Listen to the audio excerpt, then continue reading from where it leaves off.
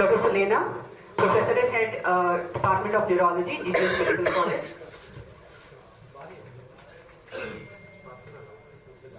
Dr. Dharam Singh, Professor and Head, Department of Orthopedics, Government Medical College, Amritsar. Dr. Dharam Singh, sir.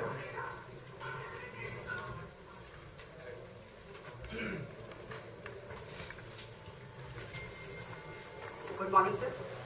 And Dr. Radesha, Professor, Department of Orthopedics, GGMCH Medical College, Faridkot.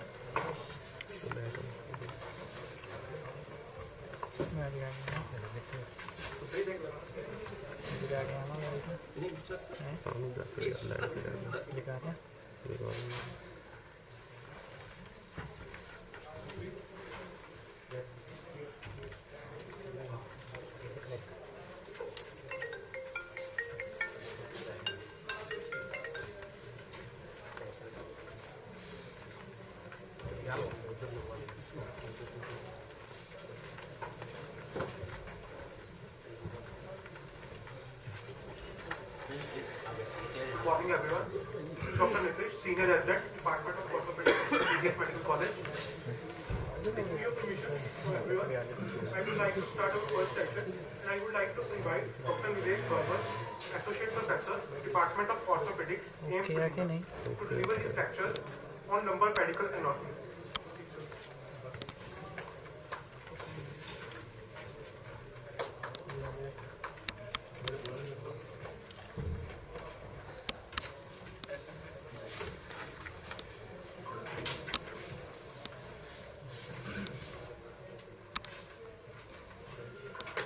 Good morning to all.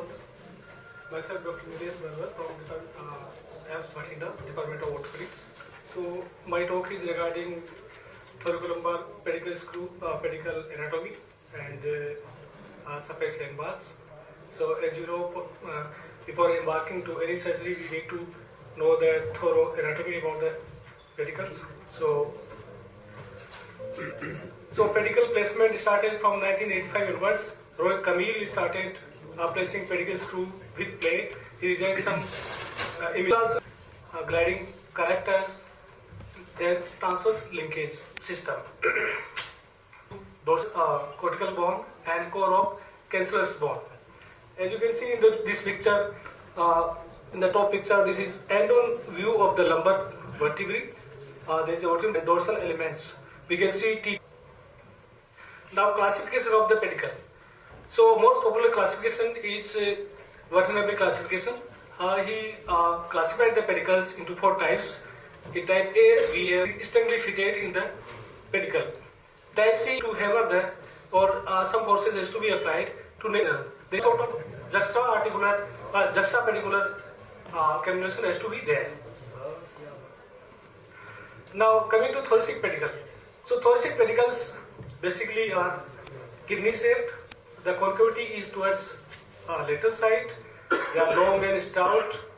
The pedicles are inclined superiorly a bit. They are not connected to vertebral body directly, but they have some angulation towards superior side. We will see in the coming slides as well. Now pedicle width. For pedicle cannulation and screw placement, pedicle width is important for all the levels.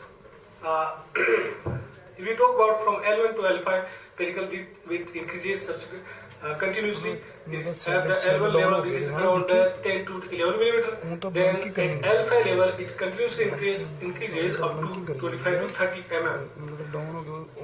Now pedicle height. Pedicle height basically in sagittal plane, that is from superior border of the pedicle to the and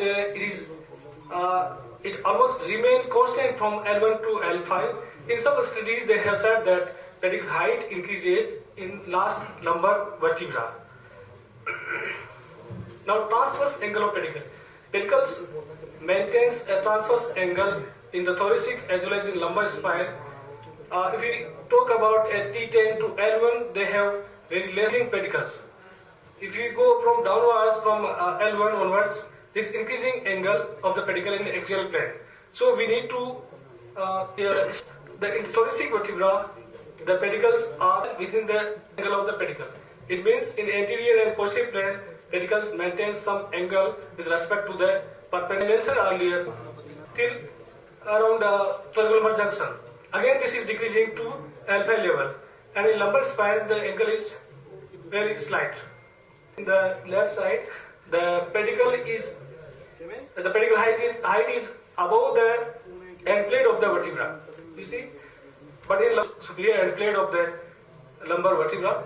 So that's why while cannulation or pedicle screw insertion, we need to have some downward angulation of the screw. Now transverse root angle. In thoracic spine, roots emerges from spinal cord like this. They maintain 80 degree, 90 degree. But when we come down from thoracic spine, the angle becomes increasingly fine. Coming to distance of the mid side, now especially in lumbar spine, they hug to the pedicles, medial siding increase the inferior side lateral distance. That is around 6 mm. So pedicle anatomy is crucial for pedicle cannulation, pedicle width of pedicle entry in the thoracic and lumbar spine. We'll discuss in coming. The pedicle insertion point should be at the mid TT line and the mid facet line. So this method. The drawback of this method is that this is violating the pedicle. Should not be a bit higher up, but it should be more. And if you talk about height of the pedicle in S1, talk about in axial plane. There's many trajectories are there, like pedicle zone first, as I depicted in this slide, pedicle zone 2. So the traditional entry point, that would be the entry point of the S1 pedicle. Then we have to maintain some angulation towards median. Then is in the thickest bone of the S1. Now complications of pedicle screw placement, because we are inserting screw or in medial screw, enter the pedicle.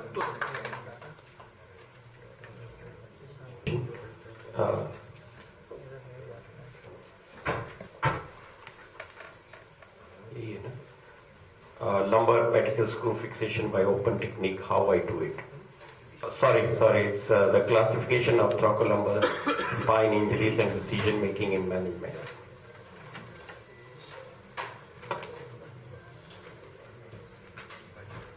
Dr. Kapil, which any spine surgeon will encounter very frequently in this part of the spine, this region, and 25% of them is associated with neurology and the spine. So whatever fracturing force happens on the spine, is the anterior column, and look what happens after force based on sound understanding of biomechanics. So coming on to as you verify instability. Now, there is certain common theme in identifying instability. Any fracture with neurological deficit is unstable, and these are the fractures which do not have neurological deficit. Critical and behind is the post-criasis at which do not have neurological deficit. Critical and behind is the post-criasis at looking at the posterior elements.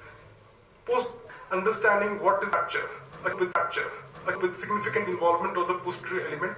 Now, if a patient is made to stand on this with this fracture, this vertical sagittal axis or the weight-bearing axis itself will create kyphosis. Dennis came up with 3-column theory. He said that the anterior column of Holtzworth actually is made up of 2 columns, an anterior and a middle column, and of course there is a posterior column. Posterior disruption of the posterior tension band, yes, of course it makes the fracture unstable, but what about the anterior column? He said that if 2 columns are involved, that is the anterior and middle column, it also makes the spine unstable. But the disadvantage of that is that these kind of fractures very well managed conservatively, and it does not address, the Dennis 3-column concept does not address those burst fractures which are actually stable. So instability, there is some fog around agreements as well. If there is a deficit, if there is involvement of the posterior tension band, this fracture is unstable and needs to be operated. What about the burst fracture? The society came up with agreement within its members only. It's not backed by sound scientific evidence, but there is an agreement that if you make the patient stand for angulation, and if it is more than 20 degrees, this is the potentially unstable fractures which will potentially neurological deficits. So all the burst fractures without posterior element involvement, if you make them stand, and if you have a significant kyphotic angulation, you will have a consensus to go ahead with surgery and operate. But if the kyphotic angulation is not too much, less than 20 degrees, just injuries and translational and rotational injuries. So hyperextension injuries are 3-column injuries. The spine opens up from the front, and these need to be operated. Again, the rotational and translational injuries, you cannot have a rotational or translational malalignment without a 3-column rotational element, and these patients should be operated. It needs a flowchart. Fractures is right out there.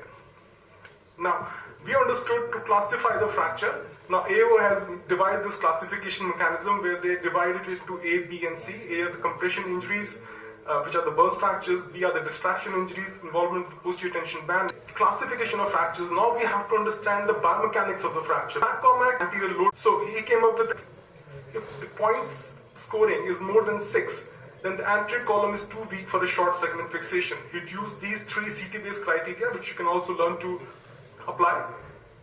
And he said that if this anterior column is too weak, then you'll be fine above and middle or in the end of the construct, because the crosslimb will create a parallelogram effect and will protect injury below.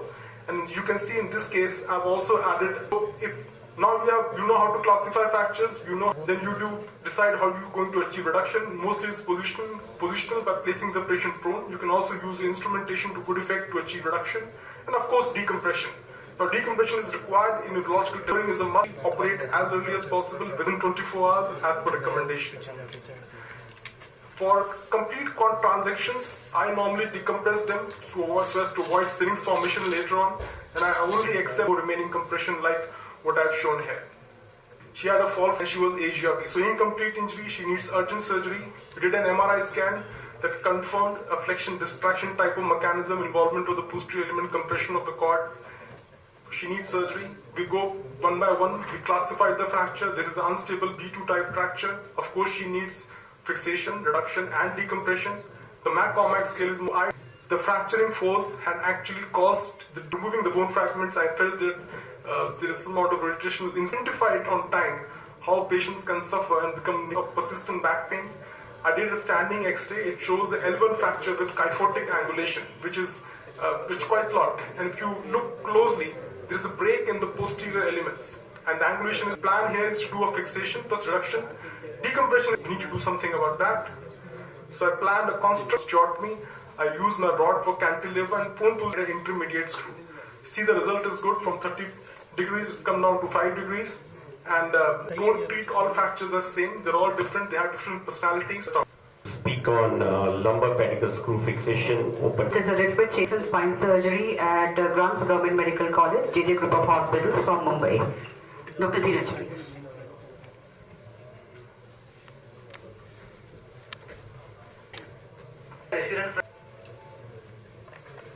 So please come forward.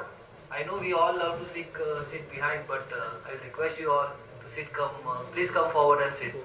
So we can have an interactive session.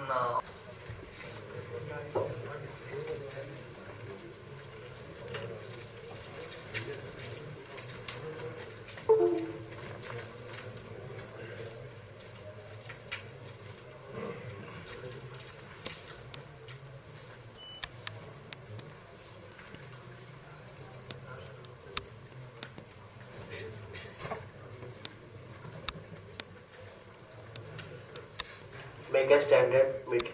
So this.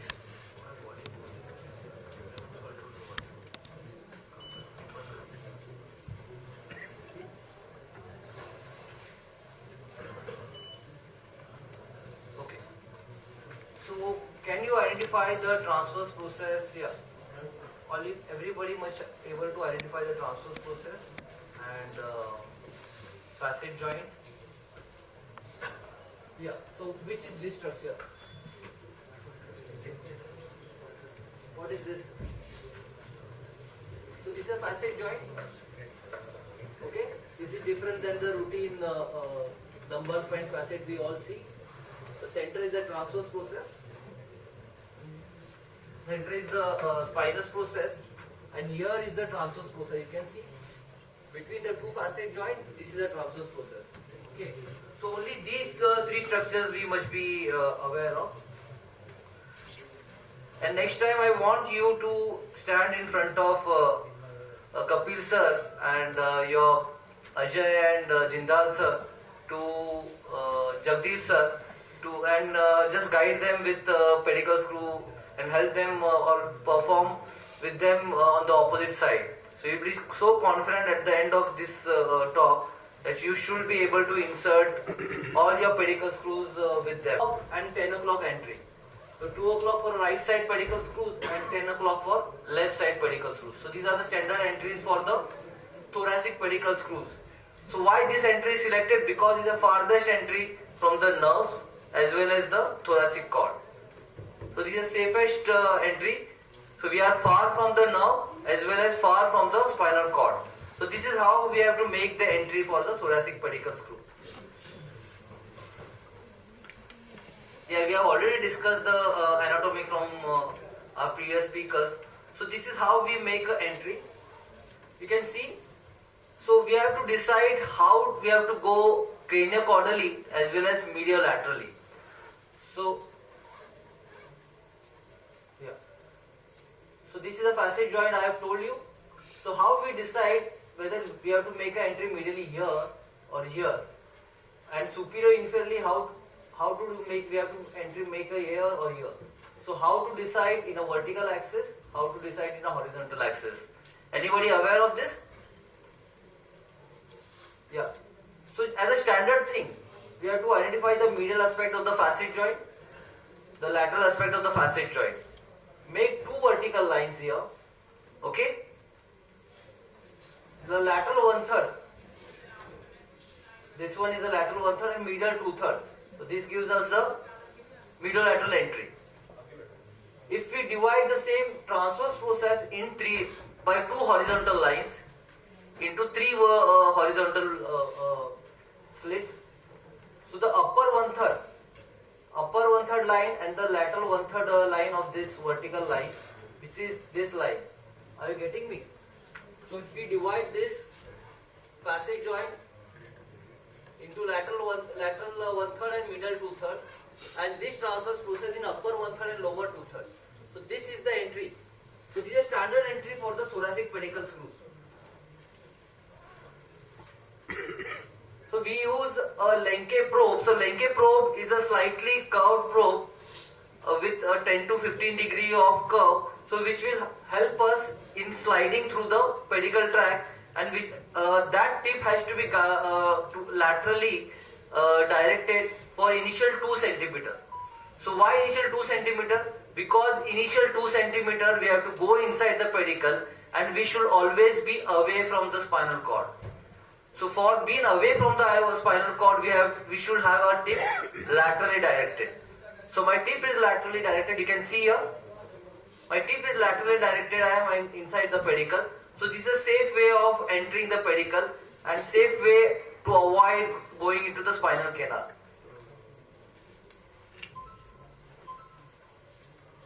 So after this is gone, this is approximately 20 millimeter or 2 centimeter.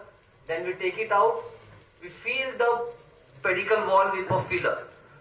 So you can see we have to walk over the pedicle. We have to go in softly and walk over the medial wall. We go in softly, walk over the inferior wall. So this is how we have to feel. And also feel at the bone at the end, whether we are inside the bone. Why this is important? We can have a breach medially or laterally here. So any soft spot, that means we are inside the spinal canal or we are outside. So we have to go and feel the bone at the end as well. Then my tip is slightly medially directed now. So then we have to, with the joystick gear stick technique, we have to shift the tip medially, and then we have to go again, because initially we are lateral. Now we can go inside the body with the tip medially directed. So we can go up to 30-35 millimeter, and then again feel the pedicle walls. Always make a habit to feel the pedicle walls with a flexible feeler. So we can have a good tactile sensation. Then we measure the so this is how we measure with the artery forceps the depth of the pedicle screw. So this is almost 35 to 40 millimeter. So these are the standard width of the pedicles. Then we have to tap the pedicle. So in a younger patient you can tap the pedicle wall, but in older patient or osteoporotic patient we can skip this. So tap must be at least 1 to 1.5 millimeter lesser than the pedicle screws. For thoracic pedicle screws, a 5.5 millimeter or 35 millimeter is the length, and 5.5 millimeter is the standard diameter of the pedicle screws for average adult. Then we have to insert the screw. So this is one technique. The screw direction should be almost 10 to 15 degree medially directed. So this is one technique of insertion of pedicle screw. Now the second thing I will demonstrate. So these are all the complications which might happen. Now I will take out the facet joint. Just for better understanding of the anatomy, I have taken out the facet joint here. You can see the underlying facet joint nicely.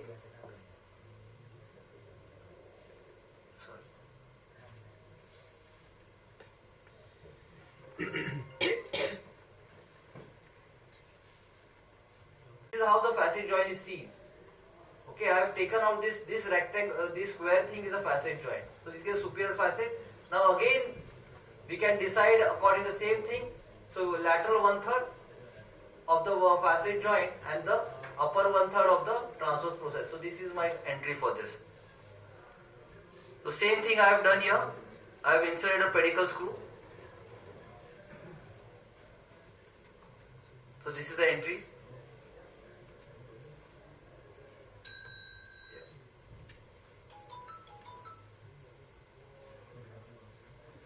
So same thing I have repeated again. Okay.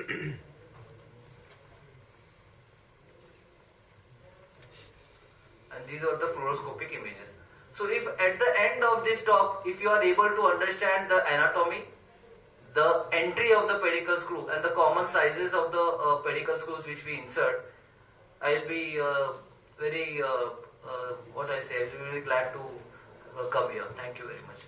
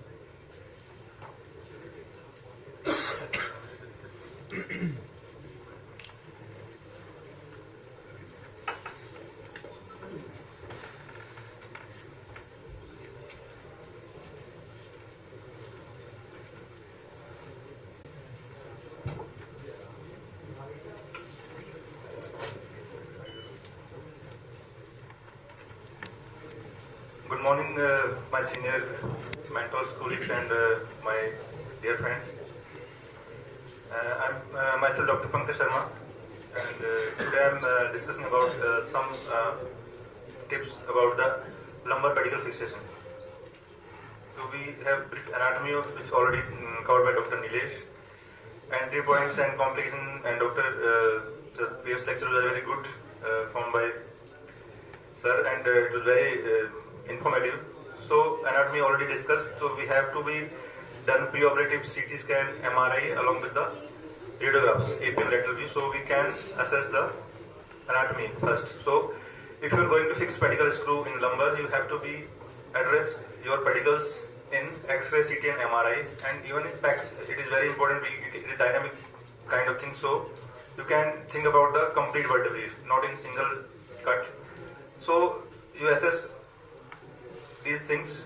So we can do by 3 approach, open, mini. We are discussing here open only because it's basic workshop. So pre-operatively we have to think about 5 things, but length of screw, diameter, pedicle and length, these 3 are more important than the rotation and facetal hypertrophy. So we can see these all things in the pre-operative your planning. Methods, there's number of methods for the pedicle screw fixation, which is intersection method, which is commonly used. Second thing, mammillary method, process method. Third is pass interarticularis. All methods are kind of same method, but there's only landmarks which we use, but the entry point almost they're same. So you can use simple method, which is next slide I will show it. So we have number of techniques, which one freehand technique which mostly used in institutes, then image guided for the learner, then the navigation guided. Nowadays we are doing navigation guided, so it is very authentic and very efficient. But freehand techniques every time we use in our student everywhere. So there is some steps for the lumbar pedicle screw fixation. The first step is entry point identification. So this is junction of proximal edge of transverse process and lamina, where it's superior facet, just lateral to mid portion of the superior process. It is very complicated, so you can just remember just junction of superior articular process with the middle of TP. You can see this, the vertical line is lateral border of the superior process, and the transverse line is transverse process ka midline. So midline of the transverse process. Both lines where intersect, you can go for your pedicle entry point. It is very easy process, not complicated like in books. And 3 methods already discussed. You can see exposure is very important. So expose your pedicles, TP, at least mid half of TP, and all these properly, and upper and lower vertebrae. So you can find your proper pedicle entry, lamina, pars interarticularis, and the canal after when you bring decomposition. So anatomy. Exploring the anatomy is very important, so always explore one level above and one level below for the exposure, in at least in beginning condition. Then the entry point preparation. So first you identify your point, then drill the cancellous bone. If you are not drilling this bone, sometimes it breaks, so always try to put your cancellous bone over the drill. So you can make little entry point.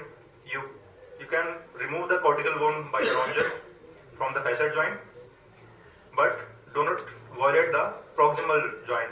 So your vertebrae will be unstable. So these are some instruments which we can use, like we always make entry from the awl, then Lanky probe for the negotiation for the pedicle length, then pedicle feeder for the check, medial wall, lateral wall, floor, and all the 4 wall and floor, and trajectory.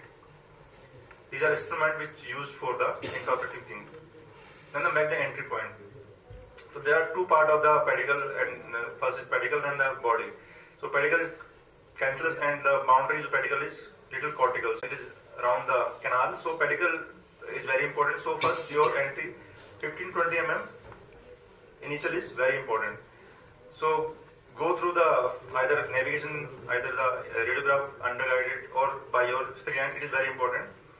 Then shift your actually it is photophorensic, but shift your probe according to your body medially. So first entry is straight or little medial, then the shift your probe medially. So these are some photo from actually from AO manual. There are some differences between the different levels, cervical, thoracic, lumbar, and according to your pedicle and body transverse process and pedicle and your facet, like all these are changed. So in lumbar, we are mostly going from caudal to cranial, from L1 to L5. L1 you can go straight, but in up to L5 there's angle up to 30 degrees, sometimes 30 degrees. So you have to go caudal to cranial and dorsal to ventral for the medial side, to medial aspect. Then the palpate trajectory. First, if you are entering into the pedicle, then your palpable trajectory with the initial 15 mm.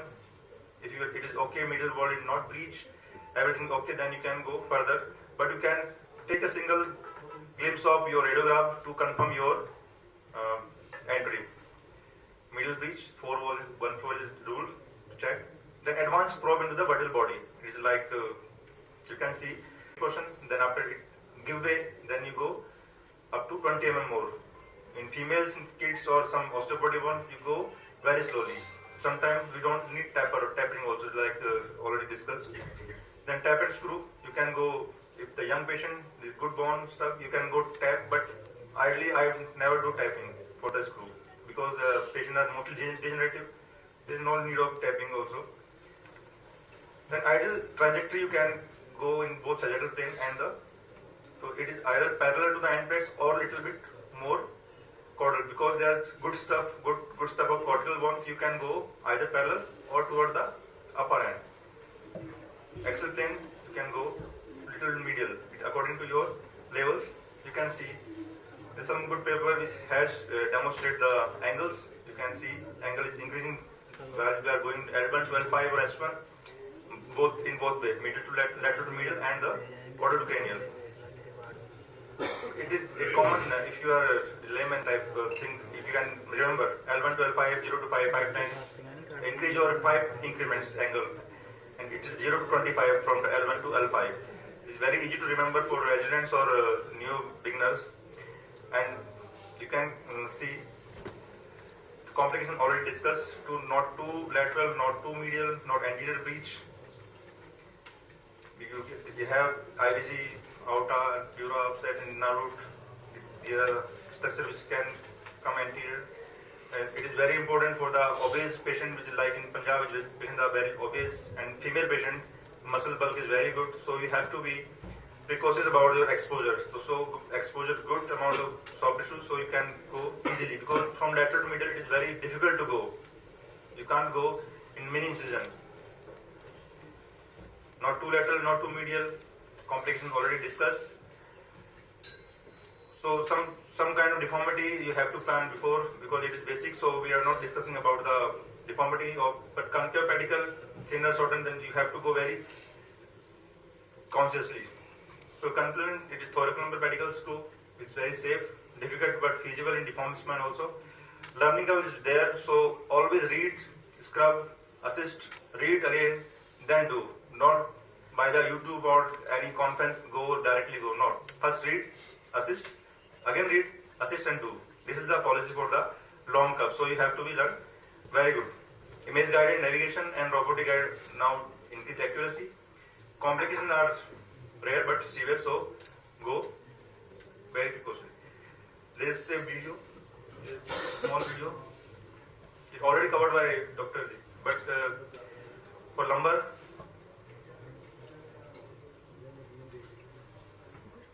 it is actually my video is lost, but so it made for some dorsal spine, lumbar spine of fourth spine, but it is. You can see the anatomy. Here you can see the facets, medial lamina, and you can go transverse process. Then you can go through entry point. This is entry point. This is a big part of transverse process, and the vertical line which intersect here.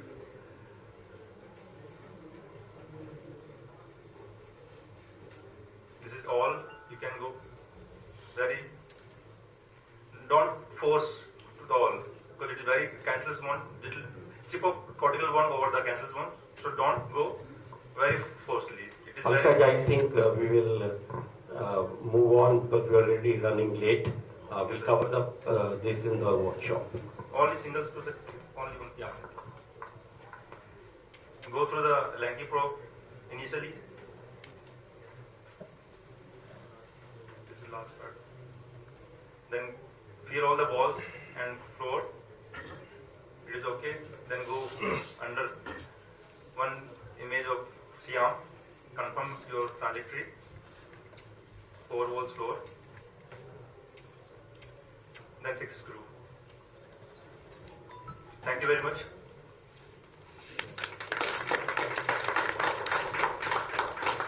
We now, any questions for these three speakers, please? A lot of post-graduation, so I expect a lot of questions from them. It's a good time to learn.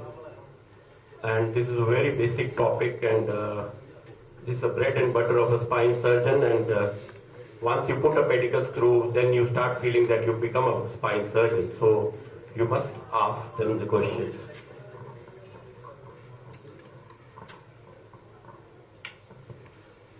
So one point I would like to stress here is, you heard about the anatomy of the pedicle and the spine, right? The bony osteology, but very, very important is to know the structures around it, because if you are damaging or going way beyond them, you should know if you're on the left side, what will you hit, if you're on the right, what you hit, and last before you go in for a minimum invasive spine surgery or robotic spine surgery or navigation, because there your only hands are working, your brain is not working. The brain is the C-arm and the navigation. So if you are stuck, your C-arm doesn't work. So many spine surgeons and all of you are now only trained in C-arms and robotics. So my sincere request is you must do some open surgeries before you proceed to minimum invasive navigation, O-arm guided, CT guided. So we have all gone through that. We have seen it's a long learning curve, but once you master it, rest comes in very, very easily.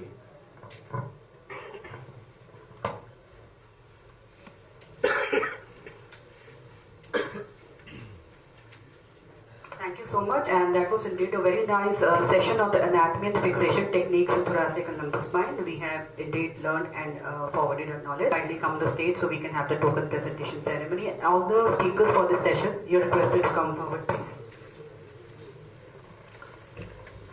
Dr. Dinesh Barwar.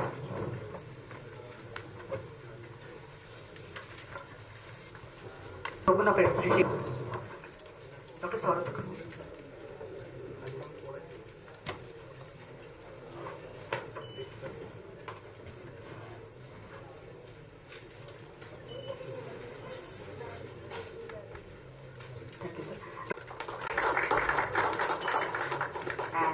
Dr. Radhesham to present a token of appreciation to Dr. Solen.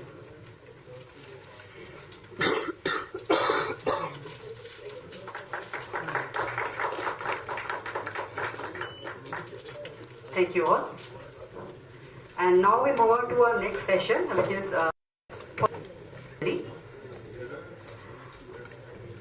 Dr. P.S. Venkata sir, President Punjab Orthopedic Association. Very welcome, sir.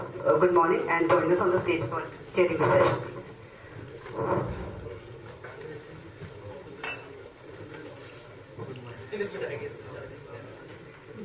Dr. Rajesh Kapila, Professor and Head, Department of Orthopedics, Lady Harding Medical College, Delhi, to join us as chairperson for the session. Good morning, sir.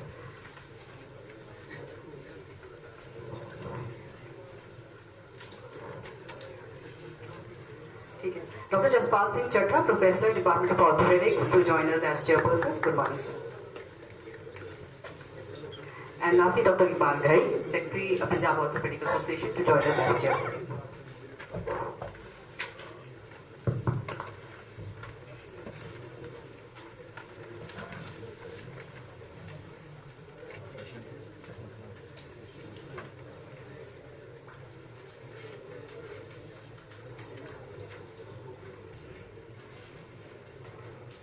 And starting with the first lecture of this thing, which is the surgical management of osteoporotic spine, I'm very happy to invite Dr. R.S. Chahal on the stage. Sir is a consultant and Vice Chairman, Department of Spine Surgery, Sir Gangaram Hospital, New Delhi. He is also Spine Society.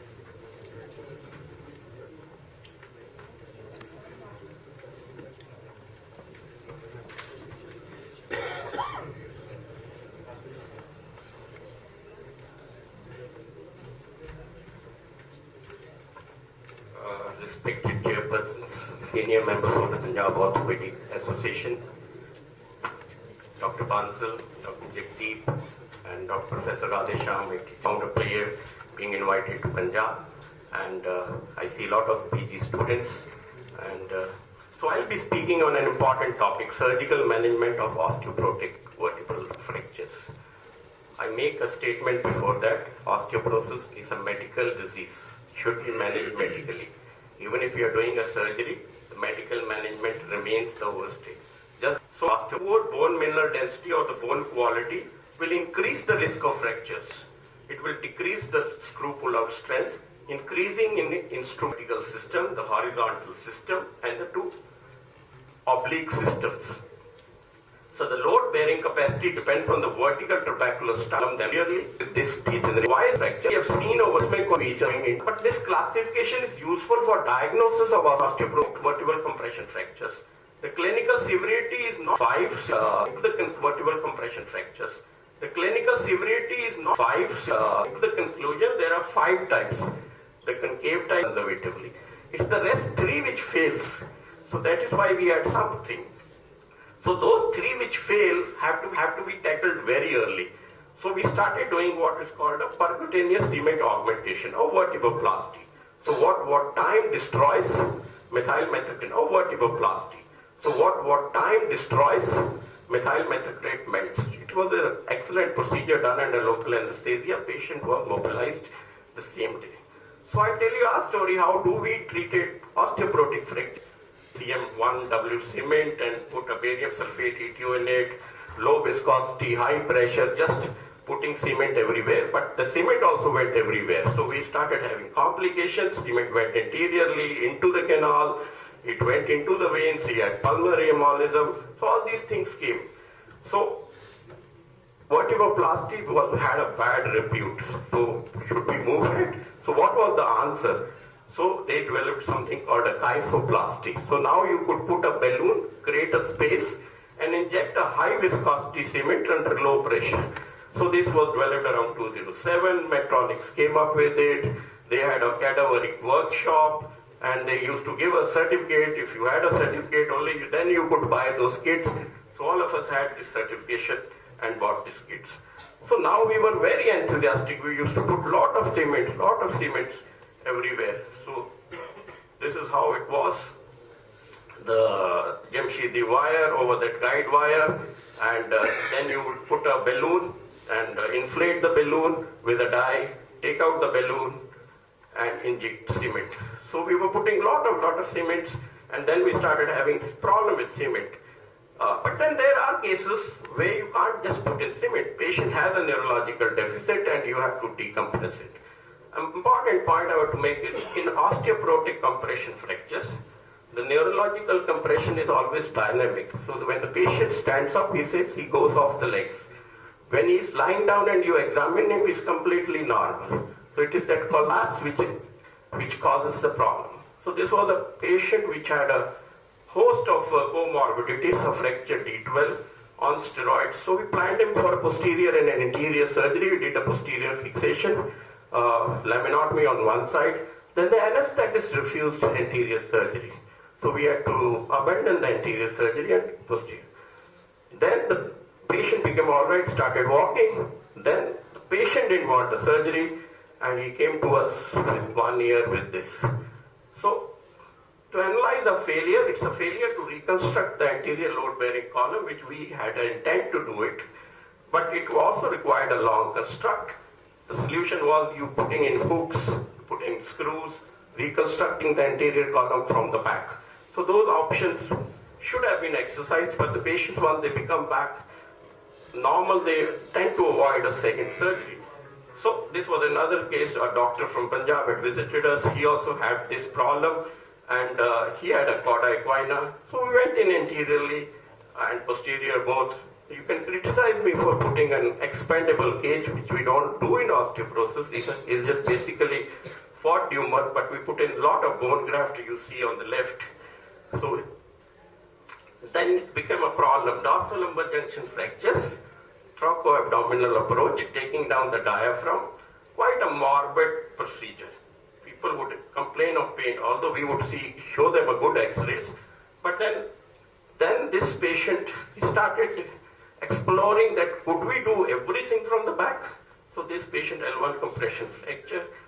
So we did everything from the back. This is an approach called lateral extracavitatory approach. Globus had just introduced these expandable cages for cervical spine, and you could push these cages from the back itself without opening the abdomen or the thorax. and the patient had similar results. So this was another fracture. You see, in the other fractures, there were hardly any bone to put in cement. Here you can see the Kummel's lesion, the white cleft, and on sitting and supine, you see it just collapsed like anything. So when you put these patients in hyperlordotic position, prone, the fracture generally opens up. So now you can do everything percutaneously. So you put up fenestrated screws, put cement through it, and you recreate the anterior thing. The patient just walks the same day. So this is very minimal invasive procedures. Now we started doing it. Then someone said, which was a contraindication, so you can, this is a by A4 fracture, so nearly you could just stabilize this part and stabilize up and down. This is what we did. So this is minimum invasive you do. You don't need to take out the whole 2 discs, 1 vertebra, put in a cage, then wait and see, wait for the fusion to occur. By that time you will have screw pull out or a fracture above it.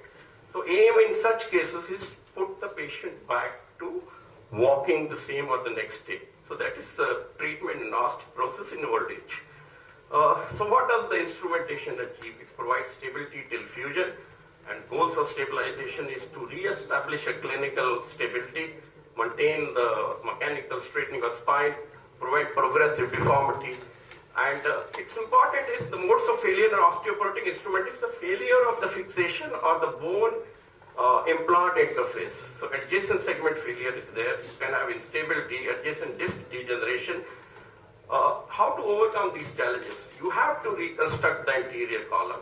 Multiple fixations, minimum 3 points fixation above and below.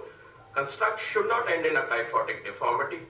And use of low hooks, laminar, TP hooks, laminar hooks, sublaminar wire, hybrid constructs. You should all use all the strong parts. Use the eyelet screws, the base should be strong, bicortical screws, fenestrated screws, all help you planning it. So treatment has to be tailor-made to an individual case. You can't apply one implant, one surgery to every patient. So the pedicle screws, now you can have augmented HMA coated pedicle screws, you have fenestrated screws, you can have a bicortical purchase, you have conical screws. How you put screws is important, triangulation is important, the parallelogram effect is eliminated.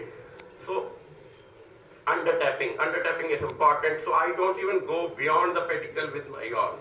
I just use the sound to go in.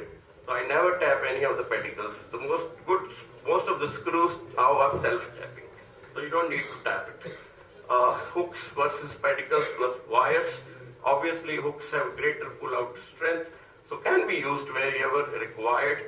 Conical screws, they are newer advisors. I have not seen this in the market. This is another thing is now we don't do a kyphoplasty. Last kyphoplasty I've done was around 10 to 12 years back. Now we don't destroy the normal bone. Earlier we used to put in a balloon, inflate it and destroy. So we don't destroy the normal bone anyone. We use the same kyphoplastic kit, but puts the cement in the cleavages which are there. So the principle of a standalone kyphoplasty now indication is only that the cement should be surrounded the disc, it will fail. In such cases, if you have put in a cement, please augment it with pedicle screws, one above and one below. So this is how we do it. The Jamshidi goes in, the guide wire goes in. This is the working cannulas there. They are radial lucid. It's the same procedure as kyphoplasty, but after this we don't put a balloon. So we directly put the cement fillers and just push in the cement, so it will go wherever there is a cleft. So this is how it is. So it will not destroy the normal bone. So some people are wary that of putting cement. So you can do the same thing and put a transpedicular bone grafting. So we put in a lot of bone into this and using the transpedicular funnels. So to conclude, stability of spine is maintained by interplay between the spinal column, muscles and the CNS. The capacity of the spine to load depends on the material, structural design of the vertebral body and the load applied. 3 key points for surgery is to understand the mechanism of spine during movements, match the instrumentation to the condition of the spine, maintain correct alignment to reduce instrumentation. Balloon kyphoplasty without inflating is a good thing. can put the patient back on his feet. Augmentation or reconstruction is must. Long segmentation must be used wherever required. Thank you.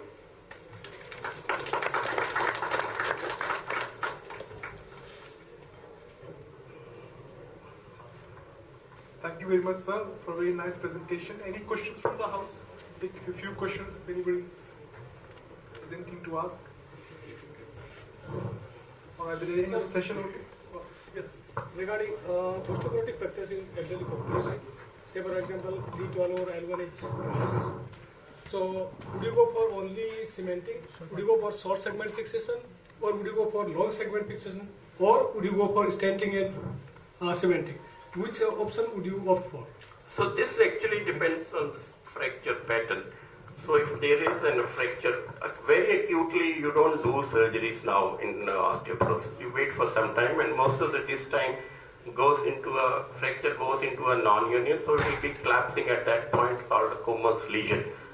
So if there is a bone above and bone below and the patient is not a very high demand, not actively moving around and just has a pain, so I would just go in and put in a small cement in that cleft. If the patient is a younger age group, around 60, very active, moves around, I would then probably do this same thing and supplement it with a single level pedicle screw fixation, one above and one below. So it all depends on this. Basically, I would normally now don't do a standalone cement augmentation unless until patient is a very low demand, very old, and there is a bone and there is a small cleft or something. Where there is a huge gap left, I just don't put a huge ball of cement and come out, because that ball will now erode the disc above, disc below, and the spine will bend over that ball of cement. So it was time when we used to put 8 or 10 cc of cement in one vertebra, and we have seen them fail. Is there any role of percutaneous fixation in the osteoporotic vertebral fracture? Yeah, the percutaneous screw fixation is there. I've shown you one case. You can use the fenestrated screws and put cement through those same screws. Thank you, sir. So we call upon the next speaker, Dr. Dheeraj Sonowane, on lumbar PIVD surgery, how I do it.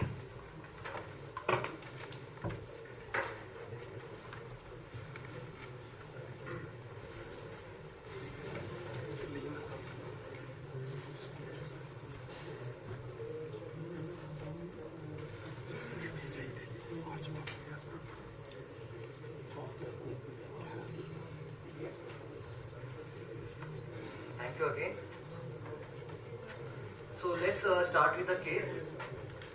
So this is a 36-year-old male having a desk job, complaining of back pain since last 15 days, have 4 episodes per year, neuro intact.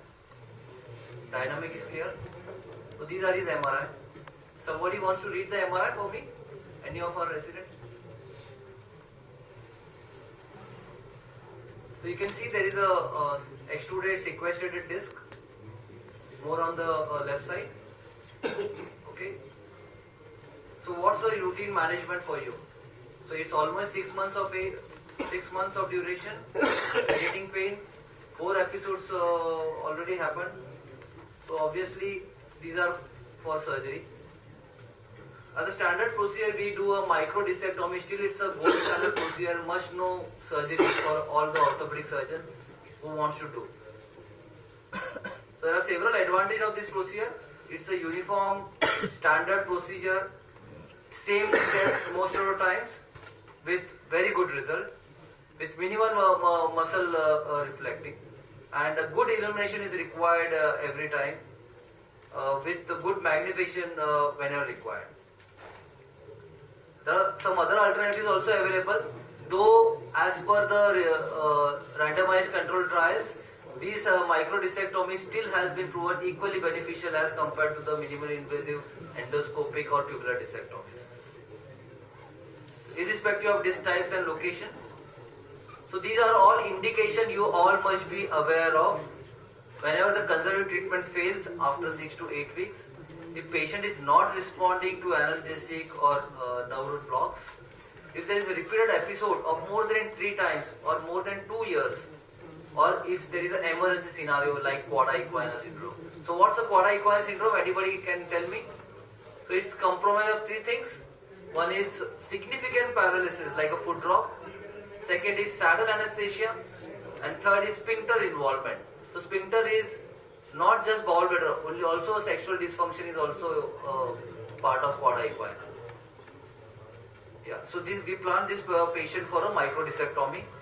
One must be aware while doing this surgery, a wrong level surgery is not at all acceptable. And it's not that uncommon for us to go wrong level, because we go at L4-5, just above will be, because of the excessive lordosis, if we don't confirm on C-arm and don't correlate that MRI image with the X-ray, we'll go for a wrong level surgery. So always try to avoid this wrong level surgery, and with all these things we can avoid.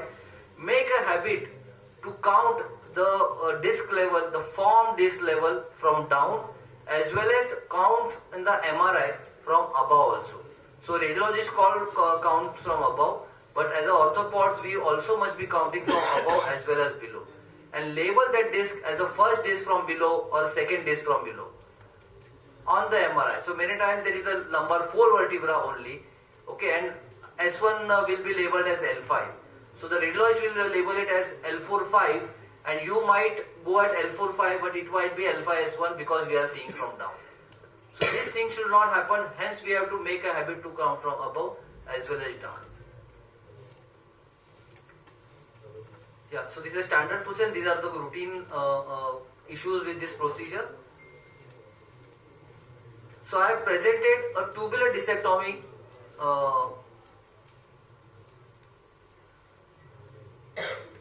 This is what we routinely do nowadays.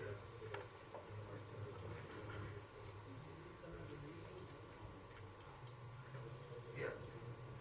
Sorry. So the site of docking the tube is at the lower part of the lamina. You can see it just flushing the spinous process. At the lower part of the lamina we should be docking the tube medial to the facet joint.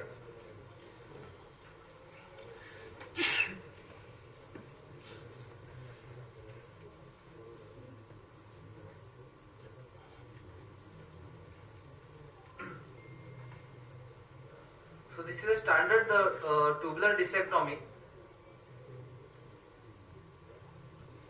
On this side is the cranial side, this side is the caudal side, and this is the lateral side. So we take out the lower part of the lamina with the help of burr, but it's not always required to use a burr. We can also use a kerrison. We can curate out the lower part of the phlegm with the help of a curved curate, and also we can use a kerrison here itself. It's not always required to use a burr, but it's advisable to have it. It's better to have it.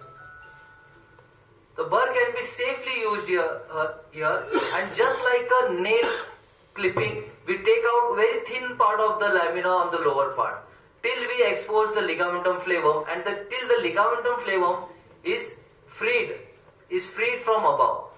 We see the fat there, and when we can retract the ligamentum flavum down, that point we should be stopping, taking out the bone further. So this is usually done, the laminotomy is usually done at L3-4 or L4-5 level. But at L5-S1 level, with experience, you may avoid this, because at L5-S1 the disc is corresponding with the interlaminar space, while at L4-5 there is some overhang, while at L3-4 there is significant overhang. So hence we have to take more lamina out at upper level. So the ligamentum flavum is out, and you can see the fat now.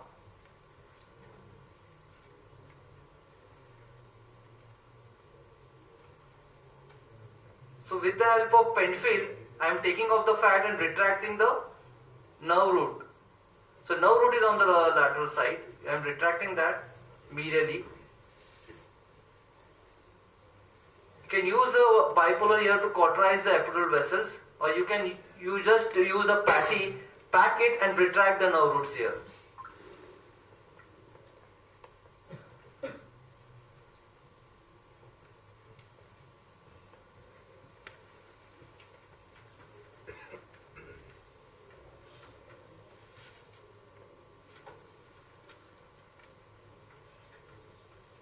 So try to identify the rent inside the annulus. If you are able to identify the rent, we can use the same rent to take out the disc fragment.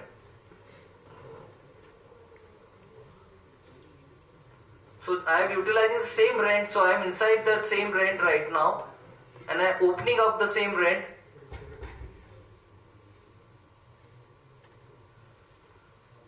Now the disc can be seen.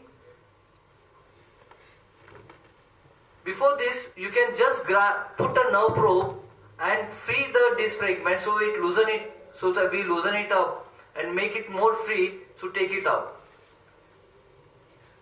Don't always try to take the disc fragment as a whole. We can take out piecemeal also.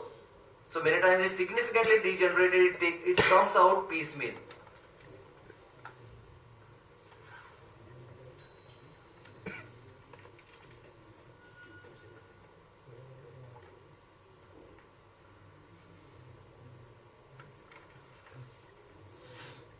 So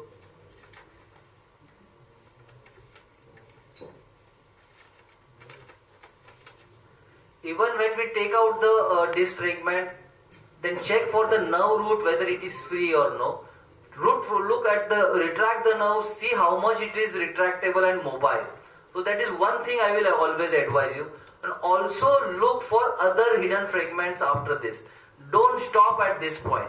So why I don't tell you not to stop? Because there are hidden fragments which can again cause a recurrent disc, very likely to cause a recurrent disc. Hence, always try to look for the hidden fragment. So what are the sites to look for the hidden fragment? First of all, try to put a probe anterior to the dural sheath between the annulus and the dura. So try to use that and pull the probe towards you. So the fragment, whatever is anterior to the dural sheath in an extruded fragment can come out. So that is one side. Again, below the annulus also, we have to put the fragment inside the disc and look for any free fragment or any fragment which is within the annulus itself. So that is the second tip. Also look for the fragment at the foramens also. So try to look at the fragment. So many small pieces come out of this rent and get dislodged at various places. Always try to look for extra fragments inside the epidural space or also inside the disc space. Okay.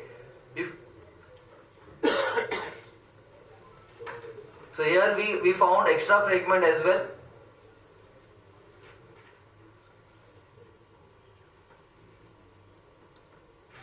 Never be happy or stop before finding the nerve root completely free or looking at, we have searched all the likely sites of the hidden fragment. Yeah. You can use the gel foam to pack and yeah, that's how, and the routine closure can be done. Thank you very much. Any questions for me?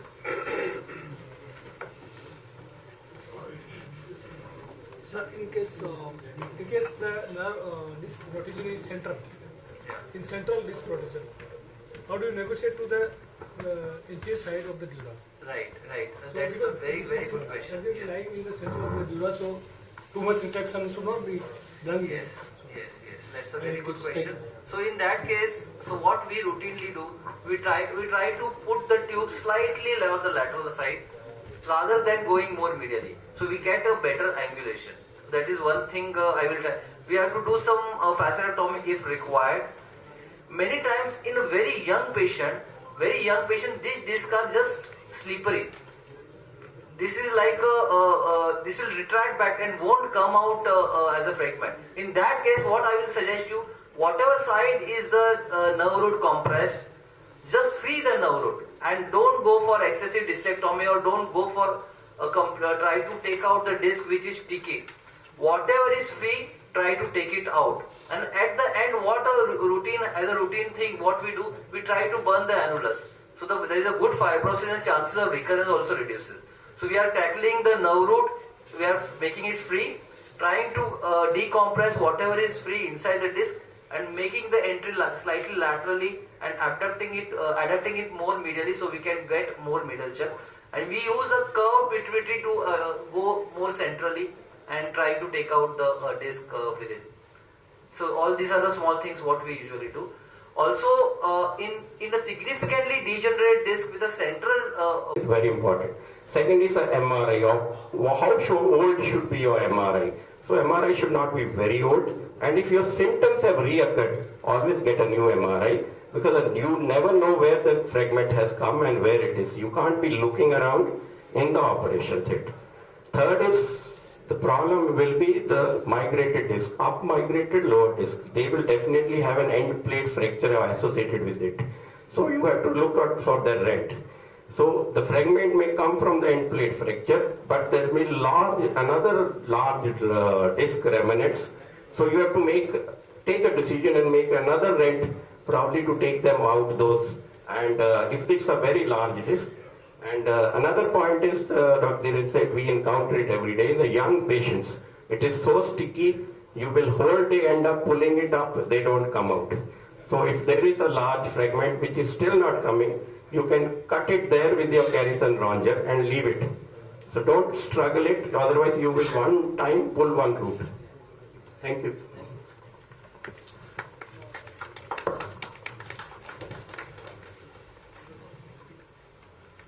So may I call upon Dr. R.S. Chahal, our next speaker, for a very interesting talk, T-lift procedure, how I do it, how do I do it.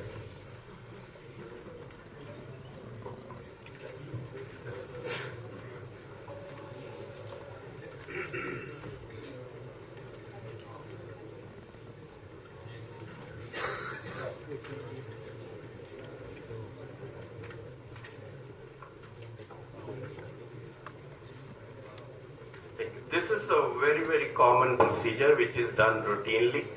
So everyone should know it. There's a very different ways to do it. And one can do by all the ways once you learn the basic technique what it is. So basically it's a fusion technique, transforaminal lumbar interbody fusion. It's one of the direct decompression and fusion methods of the falling available. And as we know, we have gone minimum invasive not only in spine, in hip, everyone likes now smaller things. So we've gone into minimum invasive and we sell it with different ways, minimum skin incision, minimum dissection. These are ways of selling your surgery, and it has some benefits. It has benefits, you can't ignore it. It has a benefit. Then there are ways to how to do it. These are instruments basically. Minimum invasive means using basically instruments to how do you go into the spine. So basically there are retractor systems, the tubular retractor systems. This is a Taylor's retractor in the center which I use, which was gifted to me by Dr. Kim from Korea, and I really love that dissector. And then there is a tubular retractor. Then there are percutaneous screws, how you thread a rod. So there's a system where you give different plucked incision, then there is an incision for the rod. So a single level T-lift would have 3 stab incisions on one side, 3 on the other side, if you're using this as a rod system. So now there are newer rod systems where you don't go through the same incision. So again you have 2 incisions. So this is, some people would not like. You may sell it as a minimum invasive, but they would not like this plucked 6 stabs on their back. This is how you do a facetectomy and gout. So we now do a T-lift by a procedure called a single incision. So we give a midline incision, do a dissection which is suprafacial, and through the muscles then put the screws. So you have a single central midline incision, don't have 6 plucked incisions. So this is where you mark the skin from pedicle to pedicle. This is much easier done in Koreans because the skin elasticity is more. Here are patients, before they decide surgery, they do hot fermentation for 2-3 years, and it is thin, thick skin which is very, very difficult to retract. So, but we still may not be able to have a good medial trajectory, but we can get away with it. So this is how it is. So you identify important is to identify the facet joint and where to do the osteotomy. So you osteomate the inferior articular process, and using an osteotome on the superior articular process is a little risky if you're not used to it. Your instruments are not sharp. So I would recommend using a Garrison Ranger to nibble the bone around that pedicle. So that is important step. Otherwise, you may fracture that pedicle and you may lose one level. So this is how the disc is exposed. This is one important slide I want all of you to see, which you are doing, whether you are doing a percutaneous stabilization, whether you are doing a vertebroplasty or a kyphoplasty, or starting to put a pedicle screw. Because this is basically a guide. So on your left is your vertebral body. So first important step which I want to tell you when you're doing a percutaneous stabilization, before starting, make sure the patient is your dead AP on the table. So you should see these two round pedicles and a midline. If your patient is tilted one side, the other side, you will definitely put a wrong pedicle screw into the canal or laterally. So on the left, A, B, C is the pedicle landmarks. So A is the lateral aspect from where you started, and C is the medial aspect of the pedicle of the vertical body. So in an AP X-ray, if you start from A with a pedicle awl or a Jamshidi needle, you should stop at C and then take a lateral view. If your C doesn't match the C on the lateral view, or you should be in the canal, or you should be in the vertebral body. That is not a problem. But if you are at a point B and you proceed further, you will definitely go into the canal. So this is important thing. So all the points should be matching before you do it.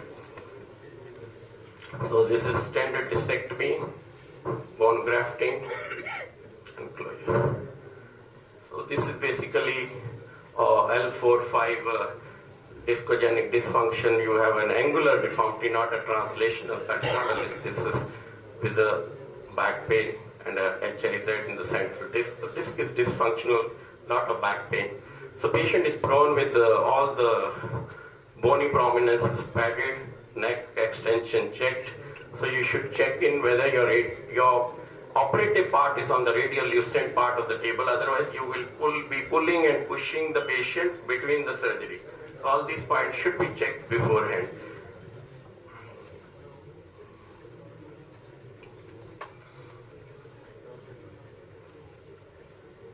So this is how we mark it, and this is the incision. So you are going above the fascia. So if you're dissecting above the fascia, and you already know on the surface marking where your pedicles are. So you should dissect beyond the pedicles, pull the skin and through the fascia and go into the vertebral body. So you have put a Jamshidi needle, a wire, and you put all your wires, and now you started doing a facetectomy. So this is where you interlaminar space. You dissect around the facet. The inferior facet is always a part of your fusion. So even if you damage it, you have to actually cut it here. So not an issue. Even in a normal stabilization, the inferior facets of your construct are always part of the fusion. So we as orthopedicians know the value of a bone, so we don't use burr. We need all the good bone graft, and before making a cut on the horizontal cut, always make sure you make a vertical cut on the lamina, because otherwise the lamina actually fractures. So if you have a cut on the medial aspect, then you take out all the bone, and this bone must be morcellized to be used as a bone graft. So this is the work you should give it to your company man who comes to assist you. So he is busy preparing the bone and doesn't disturb you during the surgery. So we've gone into the canal. So important point, even in discectomy, once you enter the canal, you will see fat. So that is the landmark in a spinal canal. So if there is a stenosis, that fat will disappear. So in the disc, since the compression is anterior, you'll see a lot of fat once you enter the disc space. In stenosis, you may not see any fat posterior. So the dura may be very thin and you may injure it. So this is a thick ligamentum flavum, you are removing it. ideal instrument to remove the ligamentum flavum is the 90-degree Garrison, but most of the sets don't have it. So it is best is to free it all around and take it with the bone, and this is how you expose the disc space. It's always a good idea to put a cottonoid above and below. It will have a tamponade effect and it will have a retraction effect also. So you will have a disc space to function, and this is the dura retractor. You should give an incision on the disc near the end plate at both sides, and then using a pituitary rhongetic. There's another thing is, since you are working in the anterior disc, so you are just taking out more bone from the contralateral side. There may be a lot of bone in the gutter on your operative side, so I normally use the forward angle pituitary, reverse it and free that gutter. But that gutter takes a lot of bone also, because the cage will go on the other side, so you need a large quantity of bone for the fusion. So this is how it is. When we started with TLIP, we had these curates. This is an important step, because aggressive curating is not mandatory. You may damage the end plate and your cage may go in. So you have to just scrape it, and you have to be very, very careful in osteoporotic that your curates and your end plate shivers are not very, very sharp. And at times when the disc space is completely collapsed, you may find difficulty in finding the disc, and you may be just hammering into the vertebral body. In such cases, it is important that you just put in your osteotome and rotate it once. Under the CM, probably you will see where the space is. Because if you enter a vertebral body and then try to retrieve your sizer or a cage, and it will bleed a lot, and you will have an irregular interbody space which is difficult to fill in with the local bone graft that you have harvested. The cage must go anteriorly, because the vertebral body is a biconcave. If you just put a small cage in the center, it will be just floating. So you must rest on the anterior body. And there are different ways. So if you have, some people would just push it from the back and make it horizontal. Some would just put it oblique. Some would put two cages on both the pillars. We generally put only one cage and put a lot of bone graft or before it on the other side. So this is the talus tractor which we use, and this is how it is. Then now the wires were already in. So now you're putting percutaneous screws over the wires. It's an important step which should be done under a lateral image. A good assistant must be holding the wires. The wire is a very, very dangerous weapon here. If it goes with the screw in, you will have an aorta or a vena cava rupture. And if you are not in line with the wire, and you are just as an orthopedician think that you are screwing a femur, you will bend the wire and wire may break it, and very difficult to retrieve it. So that is the issue. So once it is done, the rod also goes through the same assembly. You don't need a second incision for the rod. And I still have doubt over these compression devices, how much they work, but definitely for the sake of a conference video you try to put them, but I don't think they work. So that is important. But as a savior for these devices, now we have an expandable cages. So you can tighten screws on one side, put a cage anteriorly and expand it. So you will have a very good tight fitting cage. So this is the step on the other side. So this is a single incision TLIP which we do in a minimum width. Thank you. Thank you, Dr. Chahal. Very informative lecture. Now, any query, any question from the audience?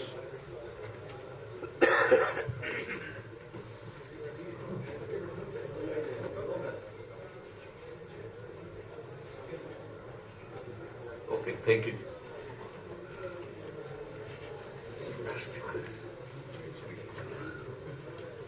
Now the next speaker is Chandrapreet Kaur. Injection techniques. How I do it.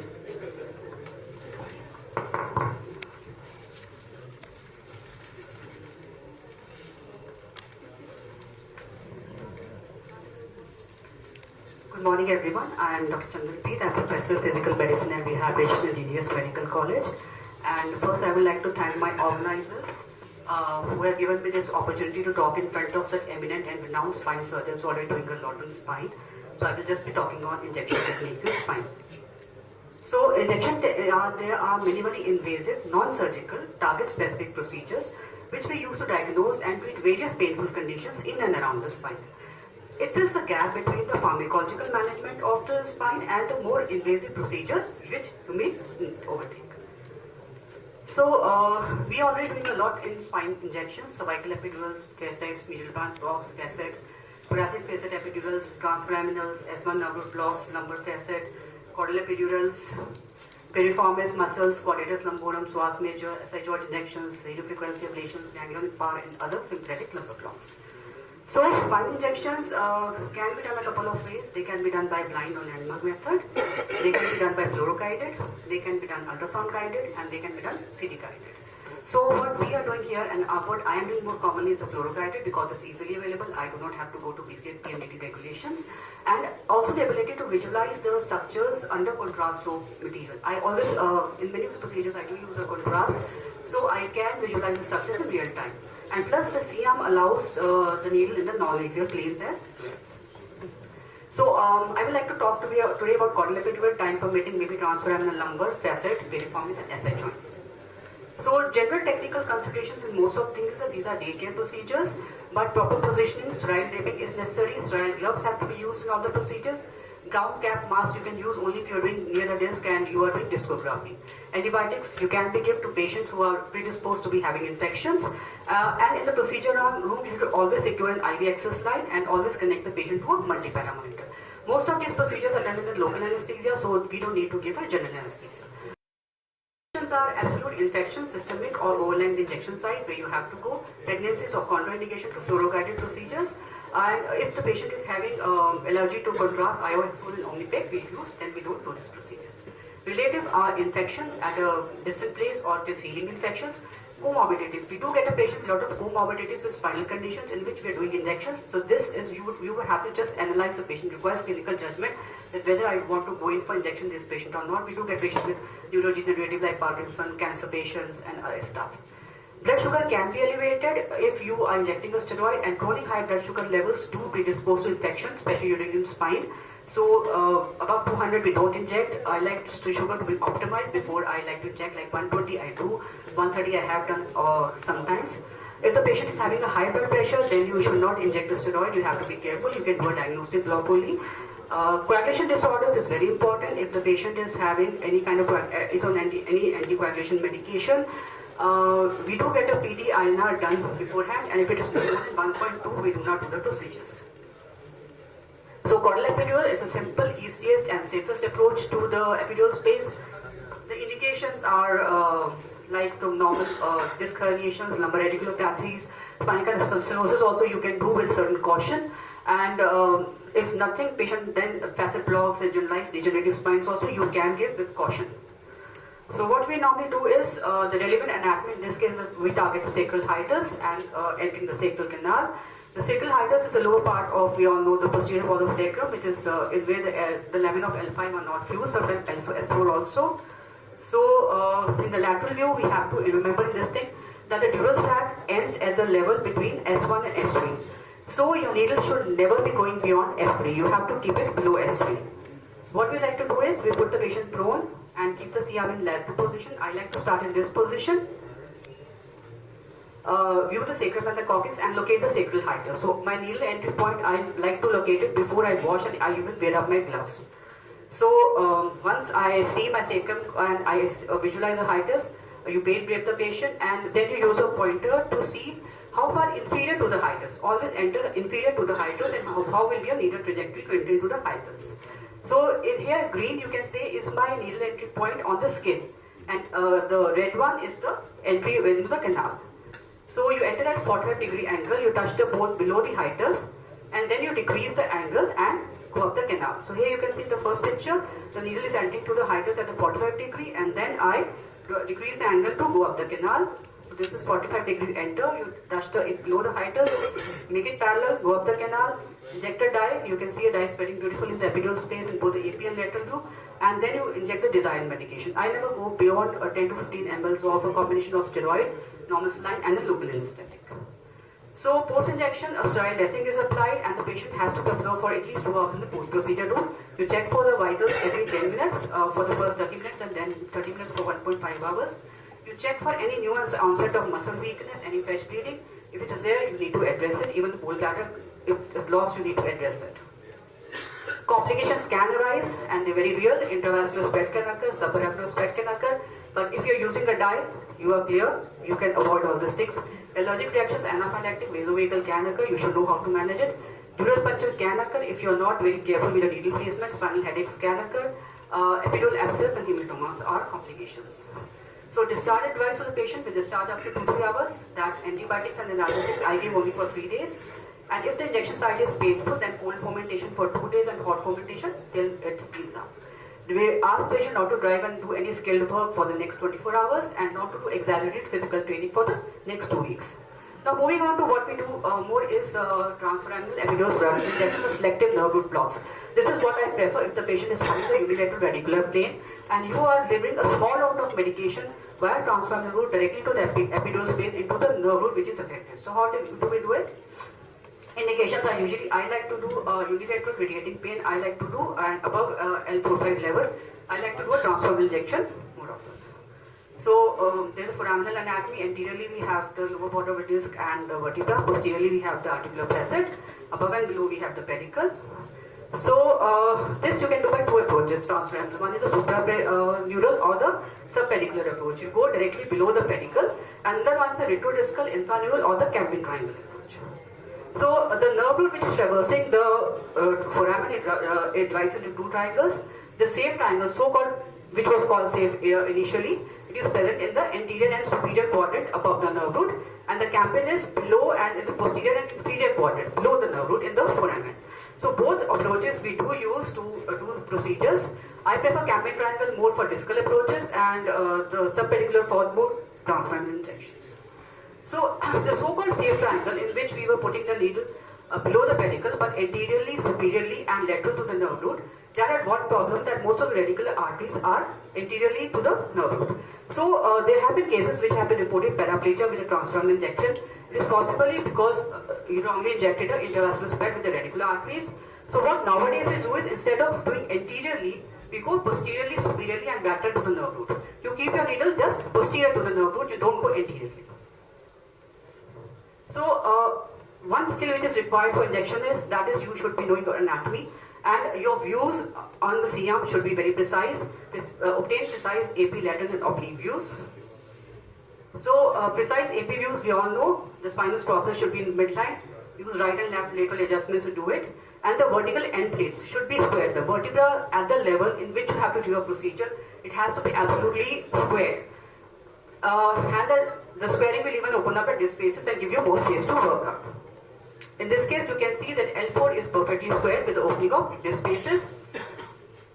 A double appearance of antebrace or posterior vertebral bodies, if you do not square it properly, it will cause a misadjustment of the underlying anatomy and dangerously long needle placement because we are just looking at fluoro and going inside, we are not opening it up, so your anatomy should be very clear and the vertebra should be perfectly squared up. Now what I like to do is, I like to do most of my procedures in the oblique lateral view. Oblique is, once you oblique it, you will see the Scotty dog. And Scotty dog is 2 things so important to remember. This one is the ear of the Scotty dog is formed by the superior articular process. You touch the superior articular process, you go inside and you are inside the disc. That is more infraneural approach or retrodiscal approach. And the eye of the Scotty dog is the pedicle. So we do certain procedures around the pedicle. Sometimes you go inside the below the pedicle or as directly at the eye of the pedicle. So this is, you can see the C-arm is slightly tilted ipsilaterally to the side of the patient, oblique. So this is where you will be seeing the Scotty dog view. And for transforaminal epidural steroid injections, what I like to do is, we just go below the pedicle, we make it oblique, and then we go below the pedicle, and the needle has to be absolutely in the gun barrel position. But you do not tilt your needle, the needle has to be parallel to the C-arm. You hit the pedicle at the 6 o'clock position at the lower end. So you can see the needle is hitting the 6 o'clock position in the gun barrel or the bullseye view, which we call as. This can be achieved by keeping the needle parallel to the X-ray beam and appearing as a single radio wave dot over the target. So once I hit the pedicle, once I hit the bone, I know my depth also. What I keep is, I keep it in oblique position, I hit the pedicle, and then I just go below the pedicle. I rotate the needle, go below the pedicle, and then I put my C-arm in the AP view and the lateral view. So once the C-arm is in the AP view, you should take care that your needle is always lateral to the mid-pedicular line, never cross the mid-pedicular line, because that is where the dural sleeve lies. You will puncture the dura if you will cross the mid-pedicular line. So in AP view, it is always lateral to the mid-pedicular line, and in the lateral view, it is always in the posterior superior quadrant. I don't go anteriorly. You inject the dye, the nerve root will be beautifully lined up. So this is another one, L5S1 also. I do a lot of S1 nerve root blocks also because I found them to be very efficacious blocks. So once you will inject the dye, you will see, you can outline the nerve root. It is in the epidural space. There is a certain specific patterns to recognize it is in the epidural space and not subarachnoid. If there is a vascular runoff, you put the dye and it runs off, that means you are in the vessel, you reposition your needle. And the flow should be retrograde, medially as well as along the nerve root. You see both the flows. This is an S1 nerve root block. So once I do a contrast, then I injected Zyme medication, which is just a 2 ml of, like 1 ml of steroid and 1 ml of 0.25% of bupivacaine at each level if I want to do it. And this is a S1 nerve root block. For S1, we don't need to obligate, but you should be able to visualize the S1 foramen by a slight bit of ipsilateral tilt to that side. And S1 nerve roots can be very beautifully done. Just locate the S1 foramen, go up and laterally to the foramen and inject it. Now, evidence of efficacy for caudal epidurals is strong for short-term relief and moderate for long-term relief. But transforaminals, I found them myself to be very good, and the evidence is strong for both short-term and long-term relief of pain from the discogenic conditions. So my message is that it should be attempted before we attempt any surgery, with caution though.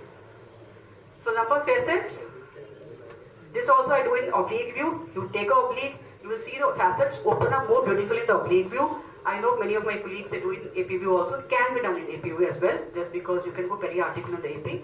But if you really want to open up the joint and see, but sometimes when the joint is degenerated, it doesn't open up that much.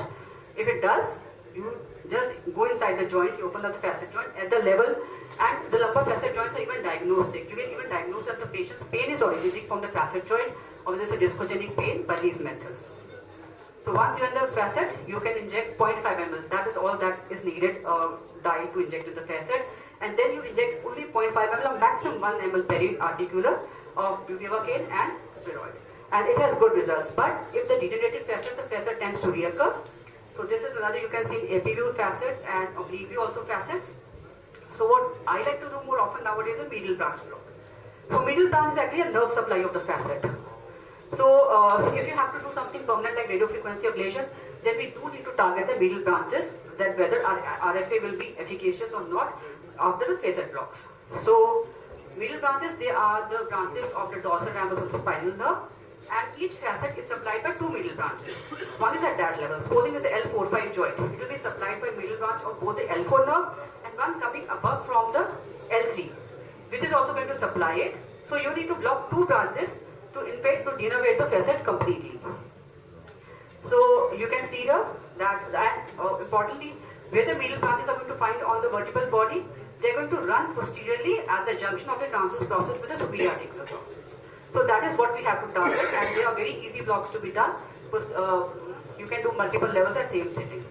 So same in oblique view, instead of going below the pedicle, I hit the eye of the pedicle directly. And you can see when you hit the eye of the pedicle in oblique view, you are directly at the junction of the superior articular process with the transverse process, that is where you hit. Then you can see slightly oblique. AP view will also confirm. This is in lateral view. In lateral view, you will have to see your needle is not in the foramen. It is much beyond the foramen, and it is not beyond the transverse process as well. So you are avoiding it. This is, you can do multiple levels at the same time. With this, I am targeting bilateral L4-5 blocks and even L5-S1 also. So L5-S1, you need to only target the dorsal rambus of the S1 only, which is at the sacral ala and the superior articular junction it lies. You inject the dye, you confirm in lateral view, then you will like to do at least 2 medial branch blocks. If the patient is benefiting with that one, then only we proceed, and if the patient comes back with the pain, then we proceed to radiofrequency ablation. So piriformis is another muscle. My colleague wanted me to talk on it. So it originates from the sacrum, goes to greater trochanter. It has close relationship to the sciatic nerve. So a spasm, trigger spot pathology around it can cause sciatica. So this is a very simple injection. You take the patient prone and do an APE view, identify the sacrum and the greater trochanter on AP view. And then your needle insertion has to be 1/3 of between the sacrum and the greater trochanter. But importantly, see AP view like this. Target any area just above the head of the femur and touch the bone. Any place, you touch the bone and you inject a dye. So once you inject a dye, always inject a dye under real fluoroscopy and the piriformis muscle is beautifully lined out. That's all. But be careful, if the patient complains of paresthesia, you may be close to a nerve, and then you inject the desired medication, which is 5 to 7 ml. I like to inject in piriformis muscle. It has got good results. You can inject Botox also if there is a spasm. So this is it. So SI joints also we can do, because SI joints are a cause of at least 10 to 27% of cases of backache are because of SI joint, and there is no definite clinical radiological diagnostic criteria for SI joints. So control blocks are one of ways of identifying that the patient is having a pain from SI joints. Many times when we do a block in the OT and we put a needle on SI joint, the patient will say this is where the pain is coming from. The pain will be typically in the buttock. Sometimes it may relate to the back of the thigh. So you can get confused. So important thing to remember in that is again put the patient prone. But important thing. Please conclude as early as possible. We are already on session. Sir, 2 minutes. So the thing is that the joint runs from posterior medial to posterior lateral direction. So you have to make it a little bit oblique towards the opposite side. So SI joint opens up, target anywhere in the joint, usually in the inferior portion. Direct confirm with the dye, and then we are done. So take home messages and notice that many of the diagnostic and therapeutic spine procedures can be performed percutaneously under fluoroscopic guidance, and knowledge of radiographic and cross-sectional anatomy together with a strict adherence to procedural technique. Techniques are very important in these things. These are key for safety and success. And thank you very much.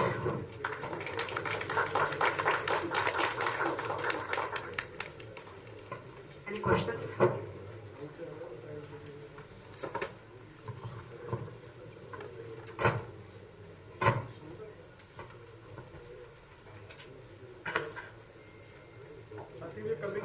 Towards the end of the session.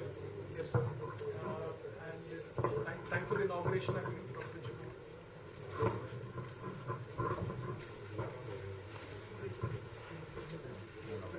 Please, chairperson, join us on the stage for mentor presentation to the speakers for this session.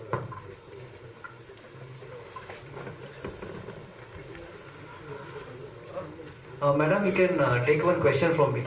Yeah. I'm here. Dheeraj, I'm this. Hello, ma'am. Very nice detailed talk, madam. Thank you very much. So how you diagnose the patient with piriformis syndrome? It's very difficult for us to diagnose that. Yes. First, this is a diagnosis of exclusion. I have done blocks of the patient's pain does not go with. But typically piriformis, if the patient is complaining of pain in the buttock and it is radiating down, then I like to do a fair test on the patient. Just fair and one more test on the patient. If those tests do, patient says positive. The moment you do adduction, internal rotation of this thing, the patient will complain कि यही pain है, यही से शुरू आ रहा है. Still there can be two things. SIB हो सकता है, but SIB do tests. Tests are like I've seen sometimes they can be positive. I've seen a patient with this thing piriformis. They give a false positive test on sometimes SLR also, other things also. So this has happened to me. I have diagnosed L5S1. I've done. The patient came back. अभी भी दर्द है. यही से शुरू हो रहा है. So I did this test. They were positive. And then I said, let me do a piriformis. The patient came back, complete pain relief. So I do the test, provocative test. Some people do get an MRI done for piriformis, specifically looking for.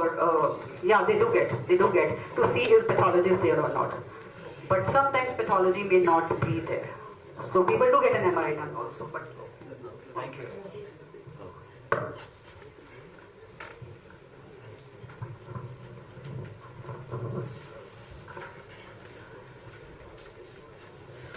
I would like to request Dr. GGMCH Faridkot to present token of appreciation to Dr. R.S. Chahal. Sir.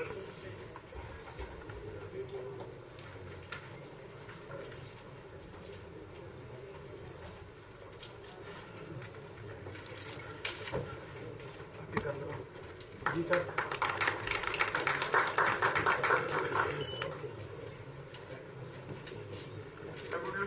request Dr. Dr. Sonavani sir to present a token of appreciation to Dr. Rajesh Kapla. Sorry, Dr. Rajesh Kapla sir to present a token of appreciation to Dr. Dr. Sonavani.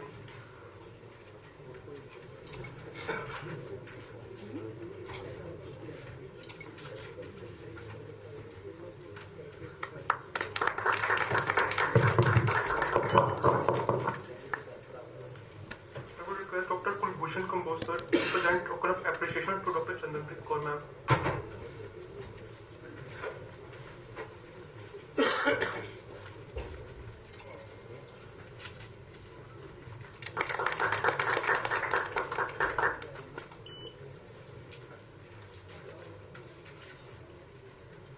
Now I would like to request Dr. Radhishan sir and Dr. Kapil sir to present token of appreciation to our honorable chairpersons.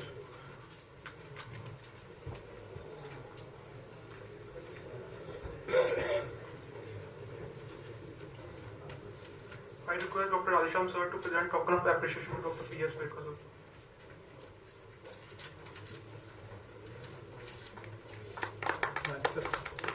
Sir to present token of appreciation to Dr. Saurabh Kapoor sir.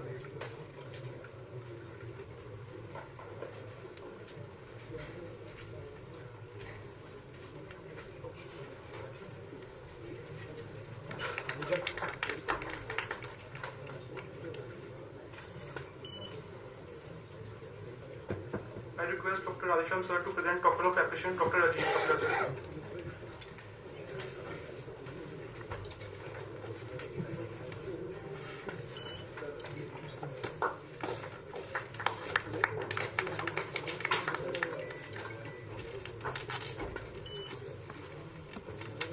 I request Dr. Radhisham sir to present token of appreciation to Dr. Jaspal Singh Chatta.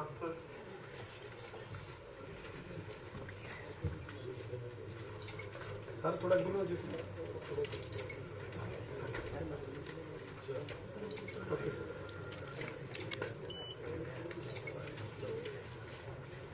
I request Dr. Radhisham sir to present token of appreciation to Dr. Iqbal Singh Gai.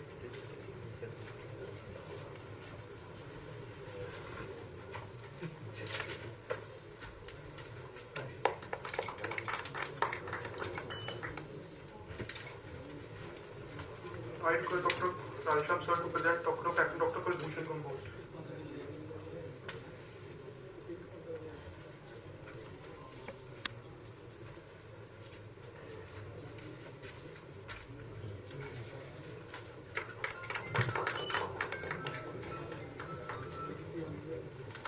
Thank you everyone.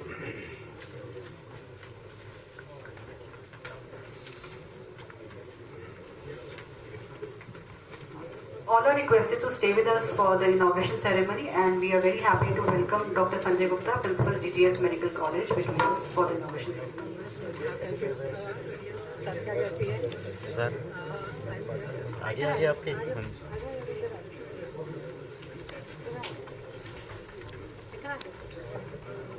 Saurabh खड़ा उधर बैठ जा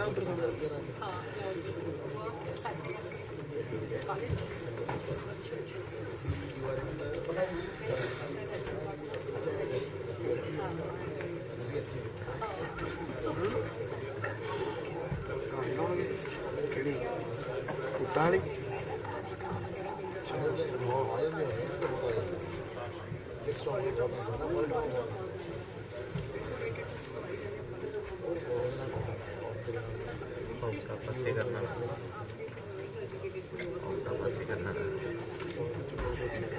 क्यों करता से कोई नहीं यार एग्जाम दे तुम करे जाओ हैं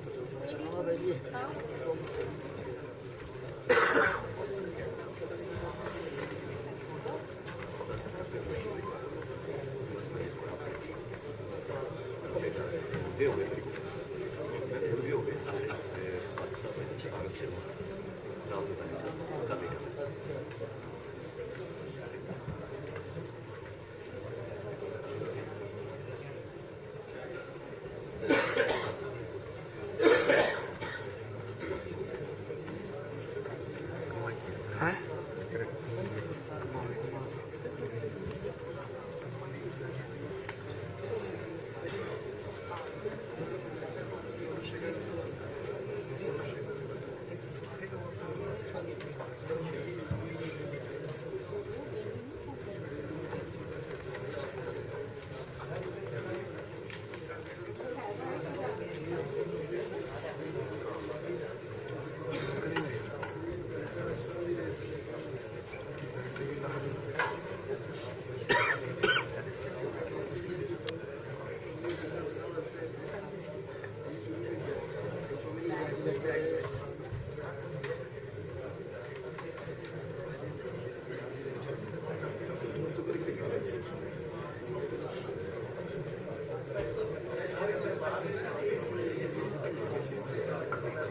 Starting with the inauguration ceremony, I would like to invite the dignitaries to the stage.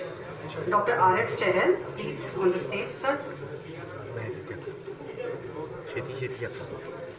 Sir has been kind enough to join us from Delhi. He is the consultant spine surgery and Department of Spine Surgery, Sir Gangaram Hospital, Delhi. He is also the Secretary of Association of Spine Surgeons of India and the President-elect of Delhi Spine Society.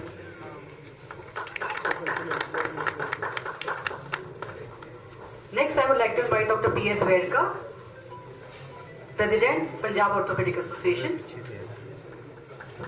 Okay कर ला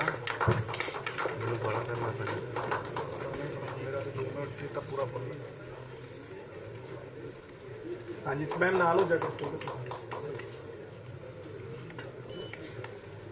Dr. Sanjay Gupta, Principal, GGS Medical College.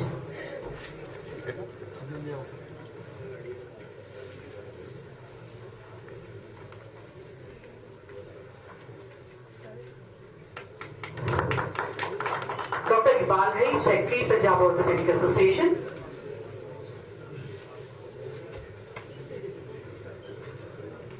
Dr. Radheshyam, Head Department of Orthopedics, Professor Department of Orthopedics, GGS Medical College.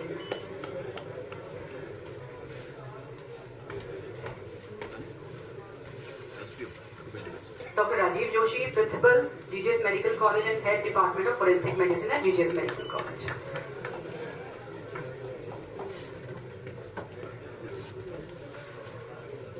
Next, I'd like to invite Dr. Kapil Bansal, Organizing Professor and Head Department of Orthopedics and Organizing Chairperson of this conference.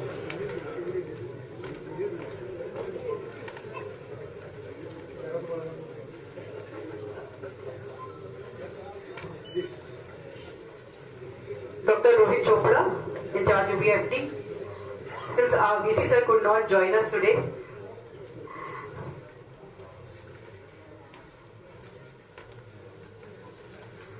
Dr. Jagdeep Singh, Organizing Secretary and the person, the very dynamic person behind this conference.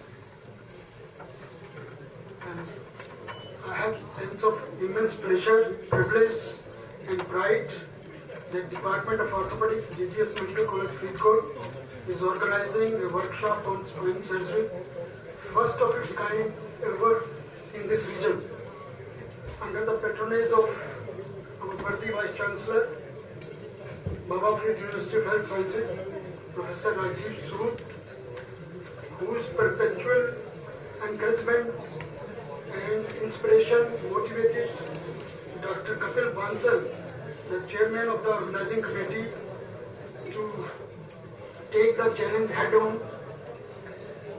with constraint of small sleepy town notwithstanding.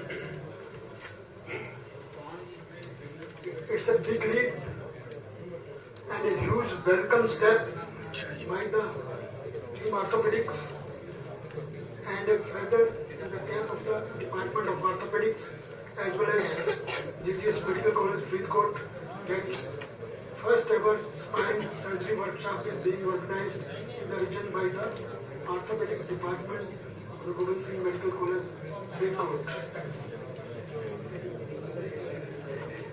I take this opportunity to recall the huge indelible contribution made by former Vice Chancellor Professor Raj Bahadur, who introduced and propagated spine surgery in this region to the present sound footing, making GGS Medical College Faridkot a hub of spine surgery.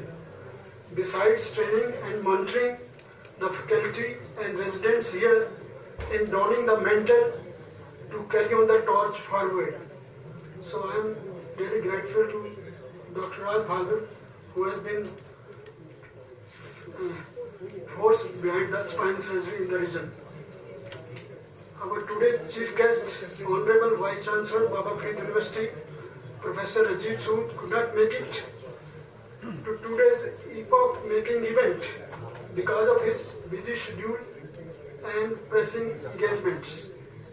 Nonetheless, my customary welcome address will give preeminent and prominent mention as a mark of salutation and high regards to our VC.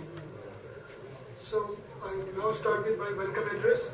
I extend a hearty and warm welcome to our esteemed Vice Chancellor, Baba Farid University of Health Sciences, Professor Rajiv Sood, to this momentous CME workshop on spine surgery, first of its kind in this region. Professor Rajiv Sood is an eminent academician, legendary urologist with numerous accolades and embellishment to his credit. Apart from being head and member of numerous scientific bodies and National Medical Commission, and a rare distinction and honor of being the surgeon of the President of India. Dr. Rajiv Sood has inimitable and impeccable vision to make Baba Farid University of Health Sciences one of the best universities in the world. I feel honored to wholeheartedly welcome dignitaries on the dais. Professor Deepak Bhatti is not here as registrar.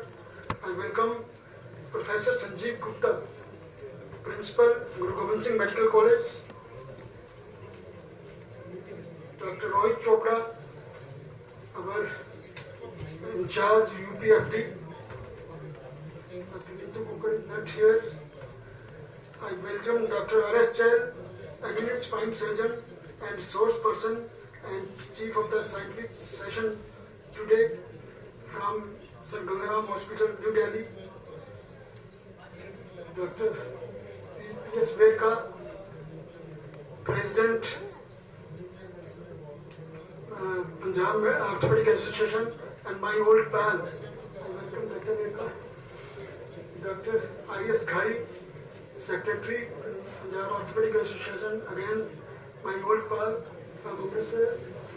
And I welcome Dr. Rajiv Joshi, Vice Principal from Medical College, Faridkot, and I welcome the Chairman, Organized Chairman, Dr. Kapil Bansal and Dr. Dept Singh, the spine surgeon here in Faridkot. Last but not the least, I officially welcome the real cynosure and center of attraction of today's workshop, young enthusiasts, delegates and participants who have shown keen interest to be part of this CME workshop in large number. So I welcome again, Swagatam, Jianu, Shamdit, welcome to everyone here in present workshop. Thank you very much.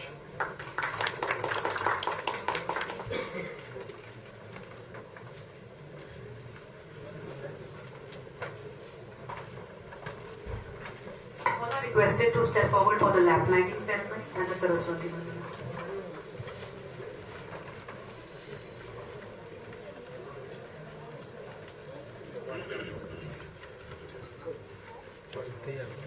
कोई नीचे कराने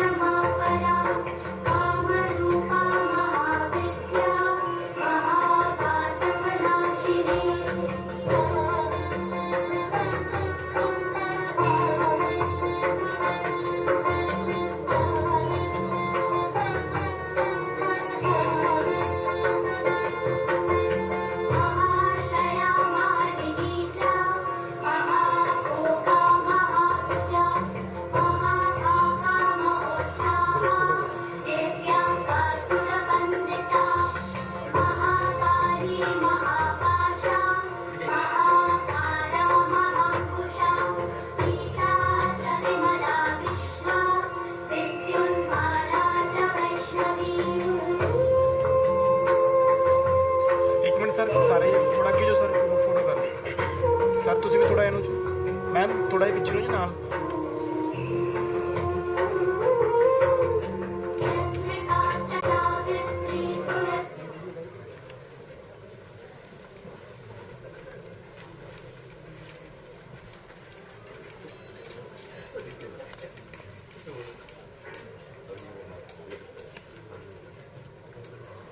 Now I will invite Dr. R.S. Chahal to please address the audience.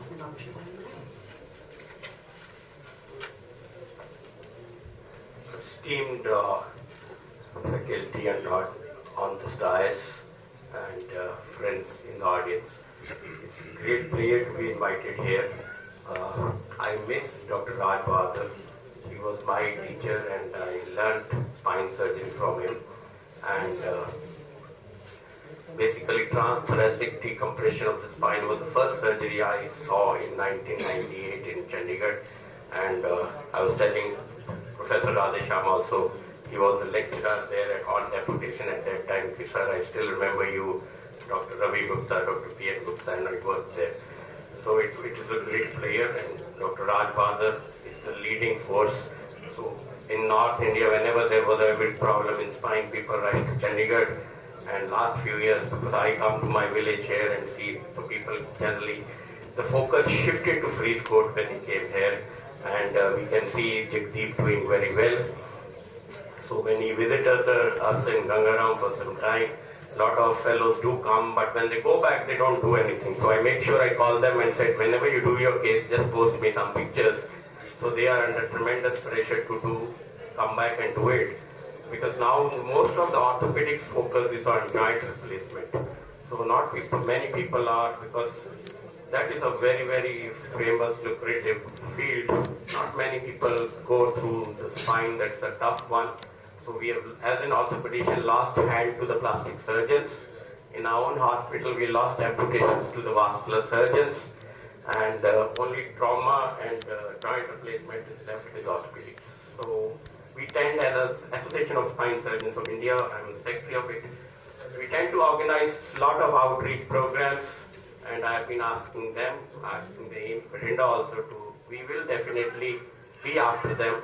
Some of you can do spine and joint both together. If you read day before yesterday's news, Professor Rajshekharan, who's a leading spine figure in Ganga Hospital, Coimbatore, did India's first total ceramic knee transplant there.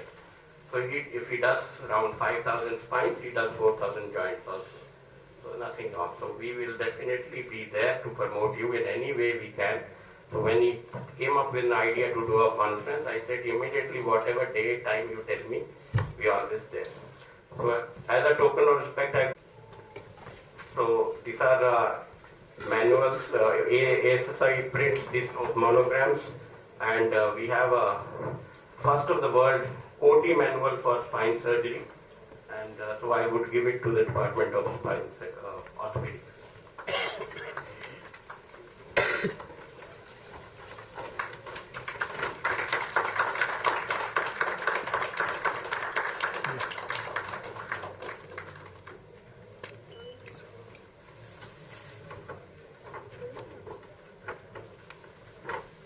Thank you very much. We will keep coming here. Thank you.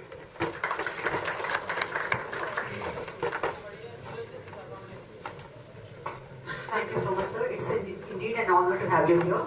Next, we cannot forget Dr. Raj Bahadur, who has been instrumental in taking spine forward at this place. So we have a small inaugural talk from his side, so which we'll like to play.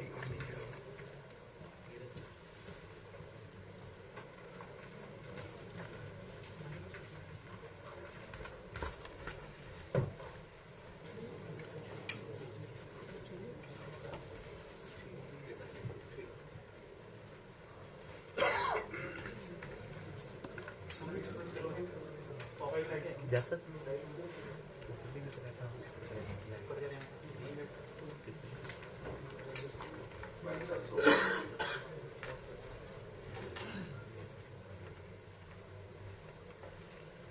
Respected Professor Su, Vice Chancellor of our University of Health Sciences, Professor Sanjay Gupta, Principal GGS Medical College, Professor Bhatti, Registrar, Bhavati University of Health Sciences, Dr. Kapil, Dr. Giddy, and the orthopedics team of Bhavati University of Health Sciences, delegates, and faculty friends.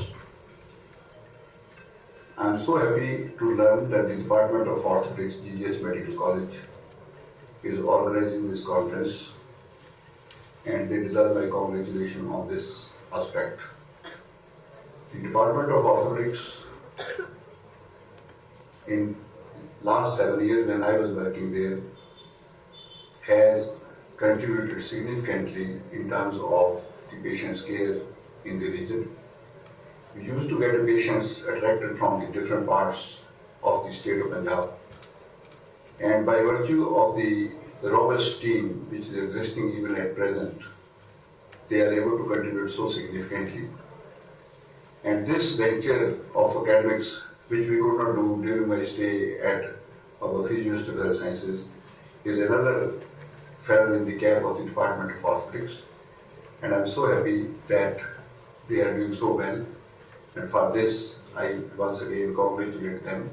And I also welcome the delegates, those who come to the GGS Medical College and the Bhavati University of Health Sciences to participate in this conference for the venture which the Department of Orthopedics has organized. I once again welcome you and congratulate the department as well as the university for this venture. Thank you very much. Okay.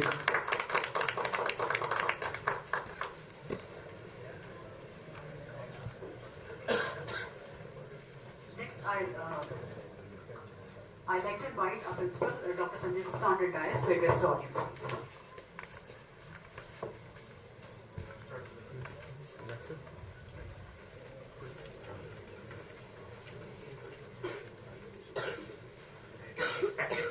President of the Orthopedic Association Punjab, Spine,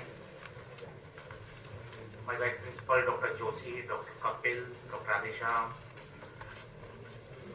Dr. Jaspreet, Vice Principal, my colleagues, delegates, students. Very good morning to all of you, and I welcome on behalf of this institution in this conference to all of you. If you see, a teacher is a person who is still learning, and I can tell a clinician is a person who is always on learning. clinician always learns from each and every case, every procedure, and every operation or any other procedure. It means we are always keep on learning. For that, we need some training. And one time training is not enough. And that training and retraining. And this work generally carried out by the teaching institution. And now our teaching institution at Guru Gobind Singh Medical College is one of them, who is continuously organizing the conferences, seminars, workshops, and it is one of them in the continent. I belong to Haridwar, Uttarakhand, and just above the Haridwar, the hills starts. And we go upward, Devprayag, Nadar, Joshimath, Gangotri, Yamunotri, Uttarkasi, and that. And from there, some streams of the water arises, and as they go downwards, they become a shape of a river, and almost the shape of a river before reaching the plains. And in the plains, the other rivers merge into that and become a big river. And ultimately, these rivers go to the ocean. And I think a spinal surgeon is that kind of a ocean. Before that, the other surgeons in the way, that is the river.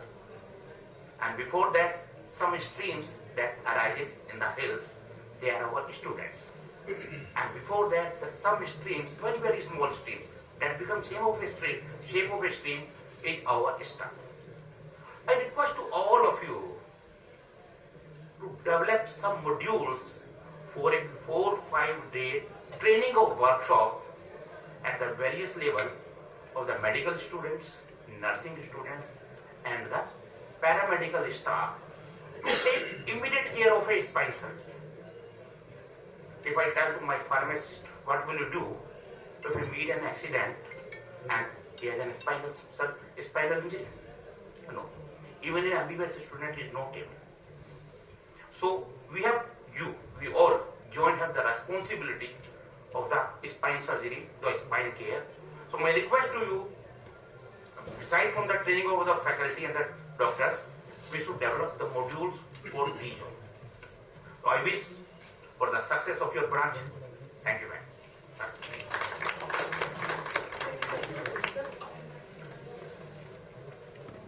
Still stay on the stage, we'd like to honor you. May I request Dr. Radhesham, Dr. Kapil, Dr. Jagdeep to give a token of appreciation to our principal, sir.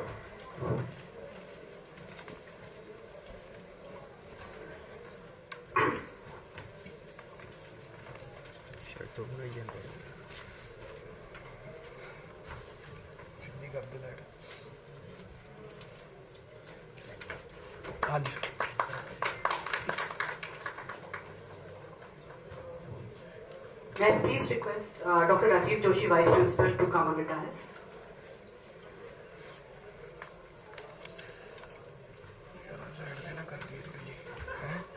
Side ते ना कर दी इधर नहीं सही है ओए pitch आई जंदी photo दे मेरे आई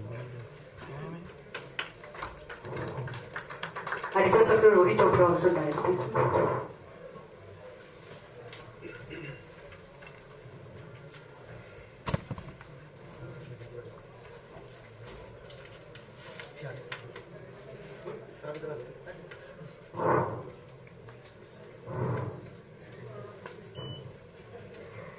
Now we request Dr. Radhesham to please honor Dr. R.S. Chair, a very eminent personality between us.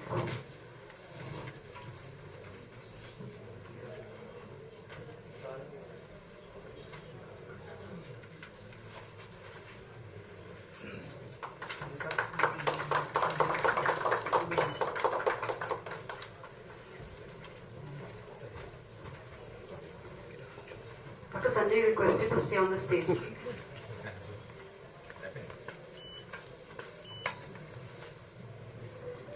My request Dr. Sanjay Gupta.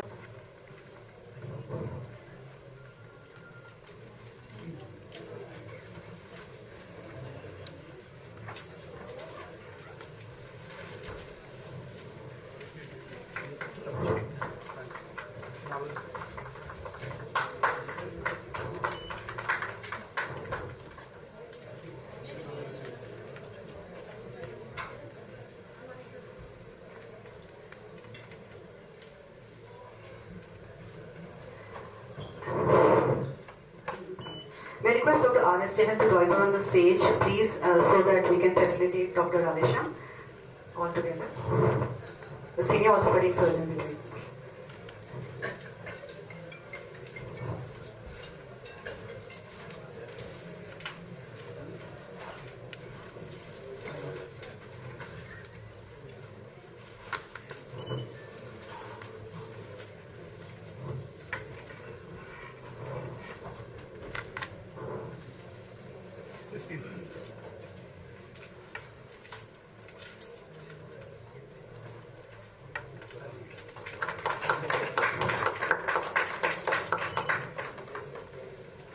Thank you, everyone.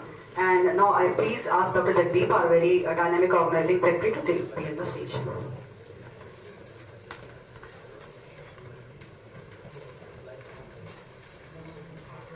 Good afternoon, everyone.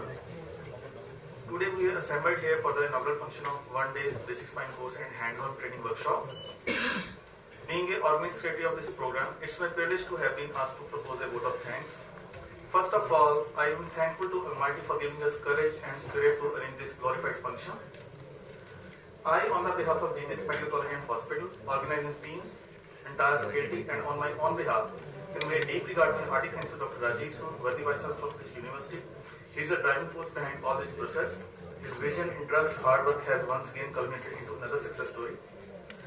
I further pass on my gratitude to our honorable guest, respected Principal Sir Dr. Sanjay Gupta. Your presence has added further glory to this event.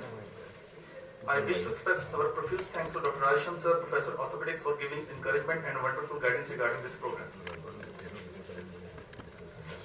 Dr. Kapil Bansal, Professor and Head, Orthopedic Department and organizing chairman of this course. He has worked extremely hard both in the foreground and the background. You deserve congratulations for this great job, sir.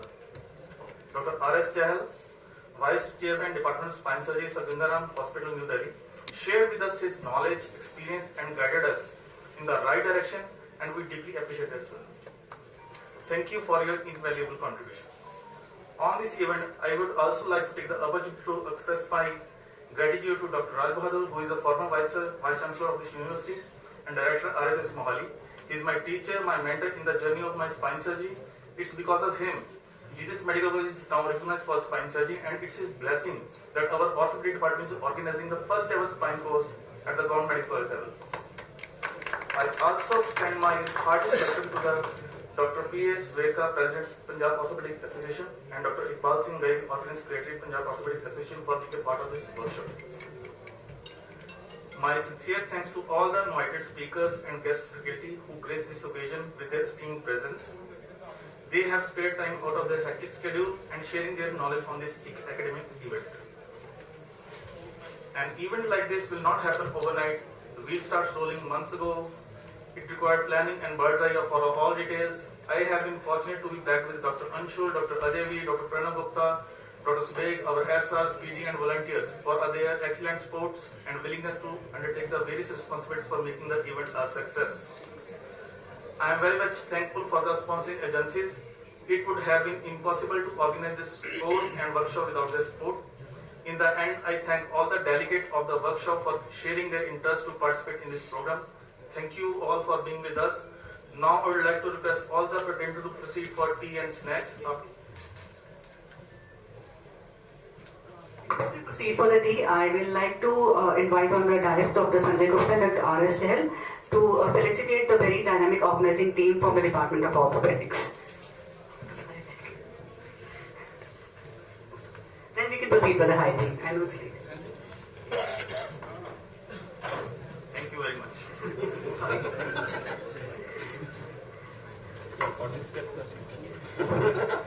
So please, first we would like to felicitate Dr. Kapil Bansal, Dynamic Organizing Chairman, Professor and Head, Department of Orthopedics. So Dr. Kapil Bansal.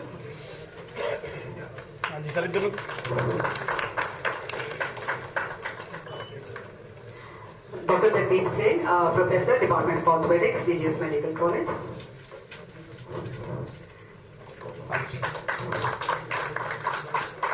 Dr. Anshul Dehuja, Associate Professor, Department of Orthopedics, and another very dynamic person in the department. is also the Joint Secretary for this conference.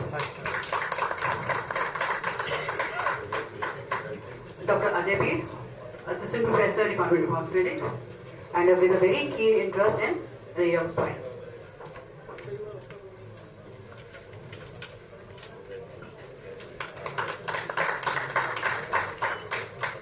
Dr. Pranab Gupta, Assistant Professor, Department of Orthopedics, TDS.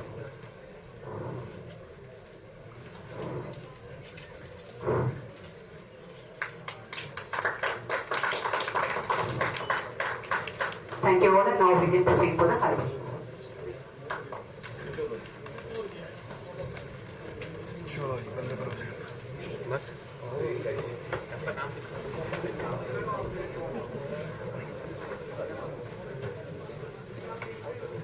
ਪੁੱਛਦਾ ਮੈਨੂੰ ਲੱਗਦਾ ਇਸ ਤੋਂ ਬਾਅਦ ਕੀ ਚਲਾਉਣਾ ਕਰ ਜਾਂ ਬੰਦ ਨਾ ਕਰੀਏ ਜੇ ਲਾਈਵ ਵਿੱਚ ਚੱਲੀ ਜਾਵੇ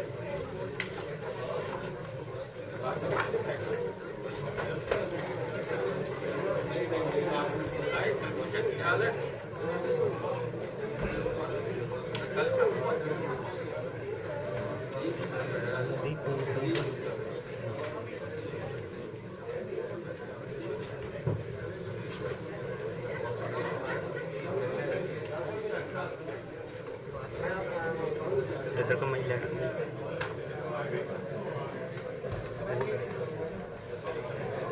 ਲਾ ਦੇ ਬ੍ਰੇਕਫਾਸਟ ਚੱਲੂਗਾ ਹੁਣ ਬ੍ਰੇਕਫਾਸਟ ਕਰ ਲਓ ਲਾਈਟਾਂ ਬੰਦ ਕਰ ਦਿਓ ਲਾਈਟ ਆਪਣੀ ਤੋਂ ਸਾਈਡ ਤੇ ਲਾ ਦੇ ਇਹ ਕਰਨੀ ਕੁਝ ਵੀ ਕਰਨੀ ਲਾਈਟ ਸਾਈਡ ਤੇ ਲਾ ਦੇ ਕਿੱਟ ਤੇ ਪਾ ਦੇ ਸਾਈਡ ਤੇ ਲਾ ਦੇ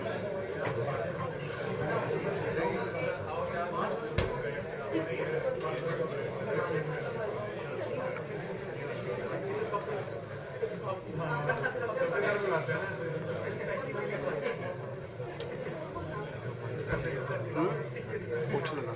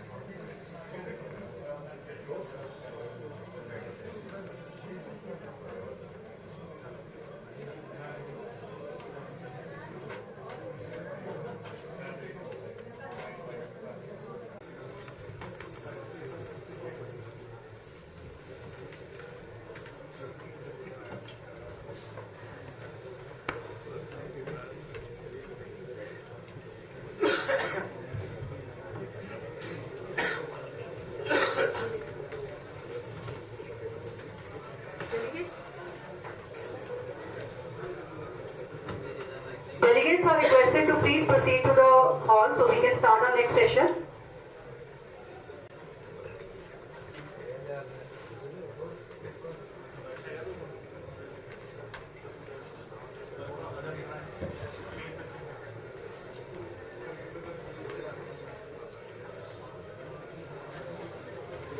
Probably the oldest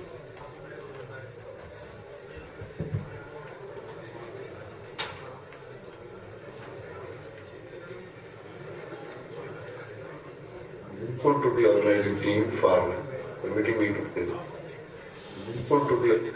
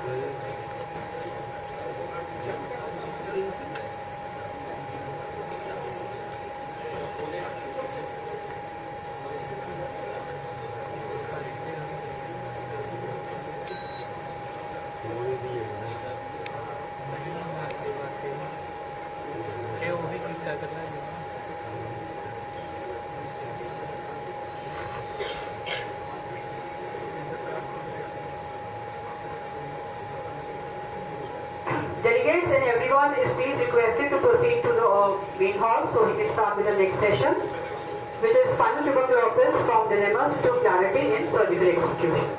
For this session, may I please invite the chairpersons to take their place. Dr. Saravdeep Dutt, Professor, Department of Orthopedics, PGI Chandigarh. Dr. Dheeraj Sonamane.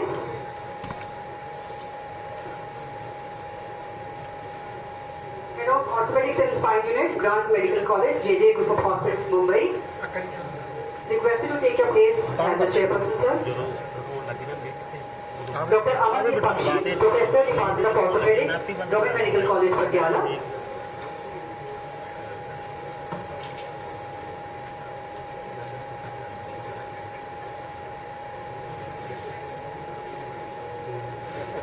Dr. Maninder Singh, Associate Professor, Department of Orthopedics, GMC Amritsar. Dr. Kevin Khatri, Consultant, Spine Surgeon and AIMS Bhatinda.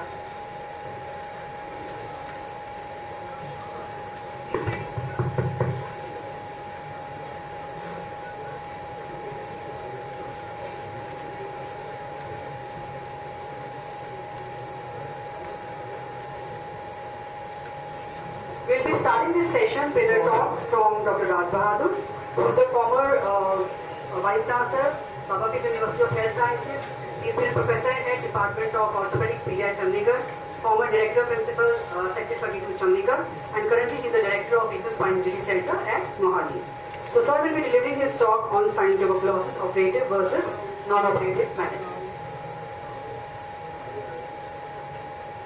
Since he has not been able to be with us physically, he has sent his presentation, which will be played.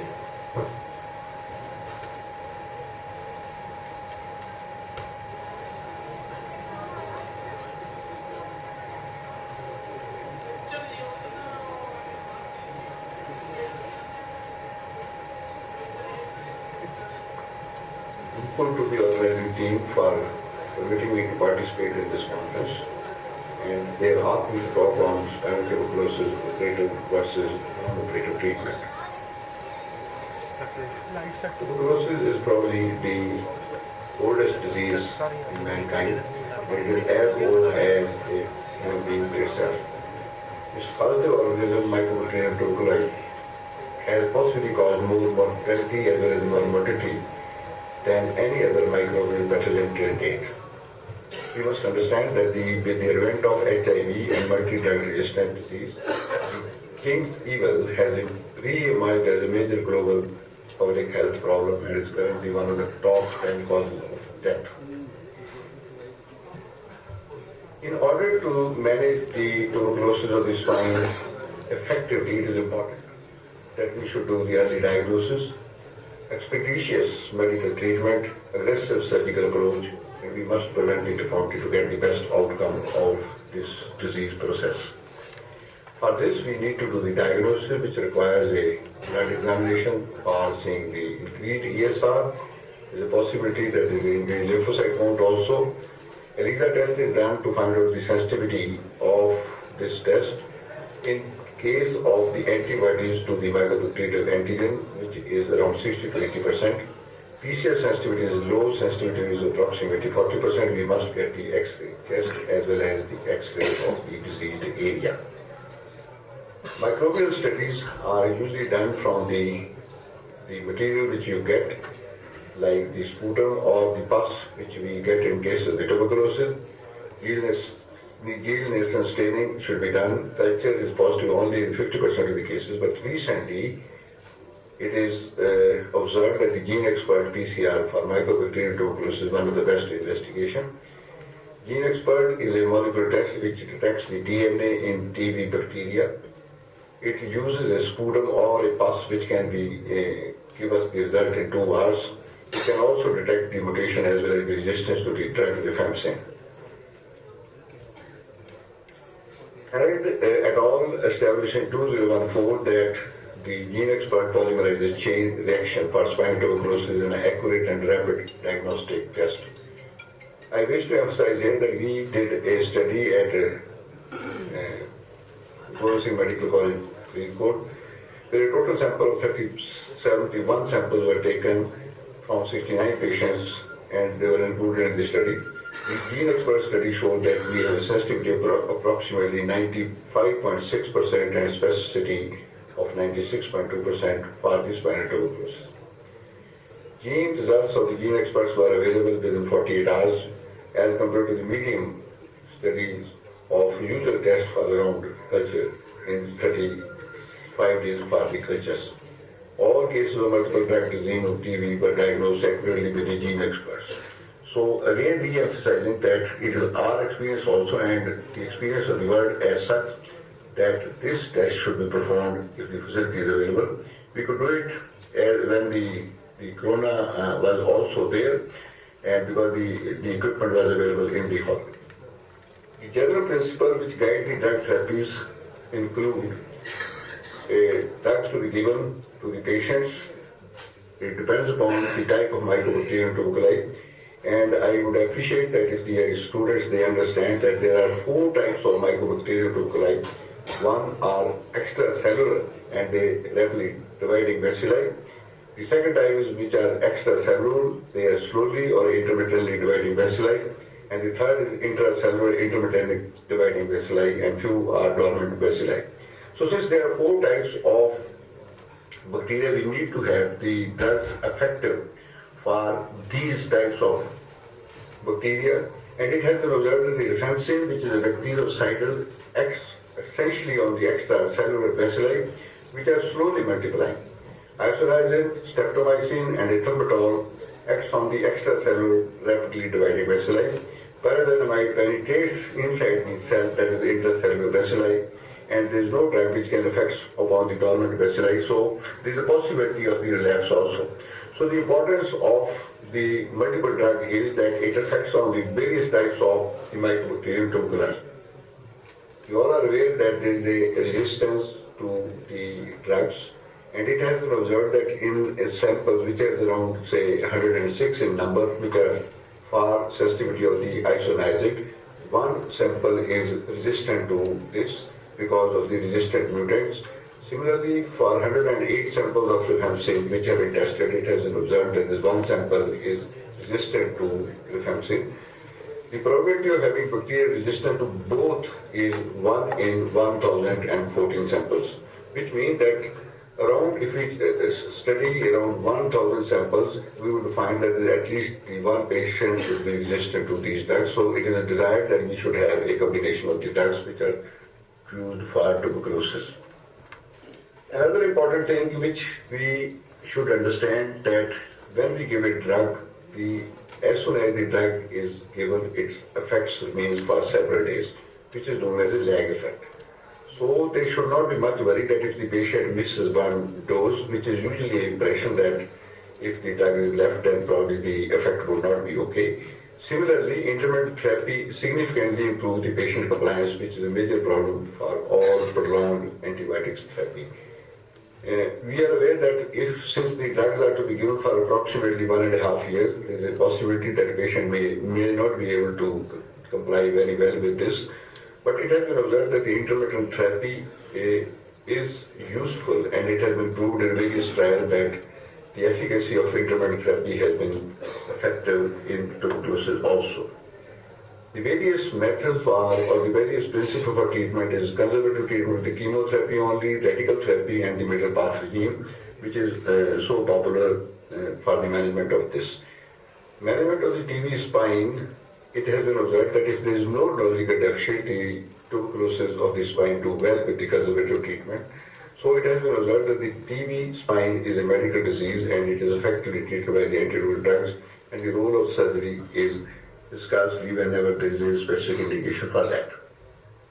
Triple chemotherapy for lumbar and lumbosacral spine. This is very important that in case of the lumbar and lumbosacral spine, if you start the drugs effectively and in early stages, patients they do well without any residual kyphosate deformity. This has been proven by studies from Moon and Moon et al.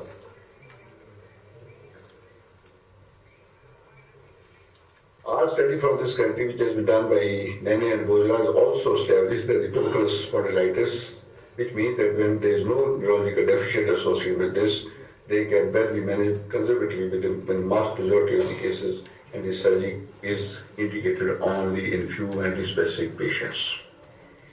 Radical surgery is needed to prove the diagnosis A, B. When we remove the fibrous tissue, the penetration of the drug is very effective. This has been established way back by Hodgson as well as Dr. Cody, who is from Maulana way back in 1967. And that is why the role of surgery is there, that the penetration of the drug is effective. The surgical indication are when the patient is showing no sign of recovery after trial of 3 to 4 weeks. Mostly you get the patients which are on ATT and then they are not showing any recovery. These are the patients which require surgery. Neurological complication developed during the conservative treatment. Patient is on ATT but still the patient is developing neural complication is the one which requires surgery. Neurodeficit, which is becoming worse on drugs and bed rest.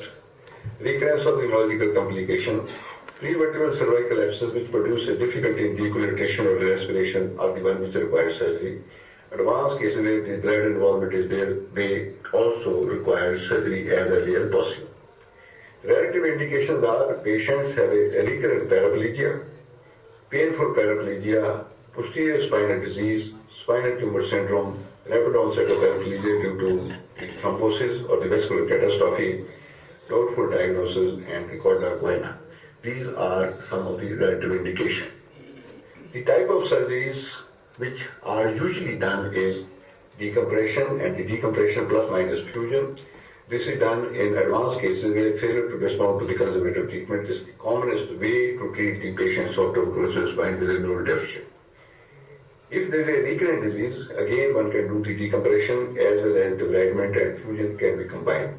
But most important is that if there is severe kyphosis, where kyphosis angle is more than 60 degrees, one should do the interior transposition of the spinal cord, which is done essentially by the anterolateral approach, which has been recommended in a middle path regime.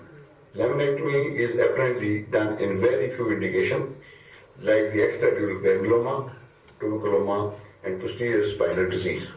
This is one of the patients which has been operated at regional spine injury center where the interior decompression and the fusion has been done. This is 4 level which has been managed. This is another patient where methods where a single stage transparticular fixation, decompression and posterior fixation can be done, but this is done in cases of very limited patient with a less destruction and a less degree of kyphosis. Very few indications they are there when you just fix from the posterior side and through the transparticular approach do the decompression. More familiar with the, more popular with the neurosurgeon rather than with the orthopedic surgeon. Surgery in severe kyphosis, which is a difficult situation, is done usually in high-risk patient whose age is less than 10 years. The lesions they are in the dorsal spine, involvement of 3 vertebrae which produces severe kyphosis deformity. In such patient, the stage operation should be done. First stage should be the anterior decompression at the site of the disease.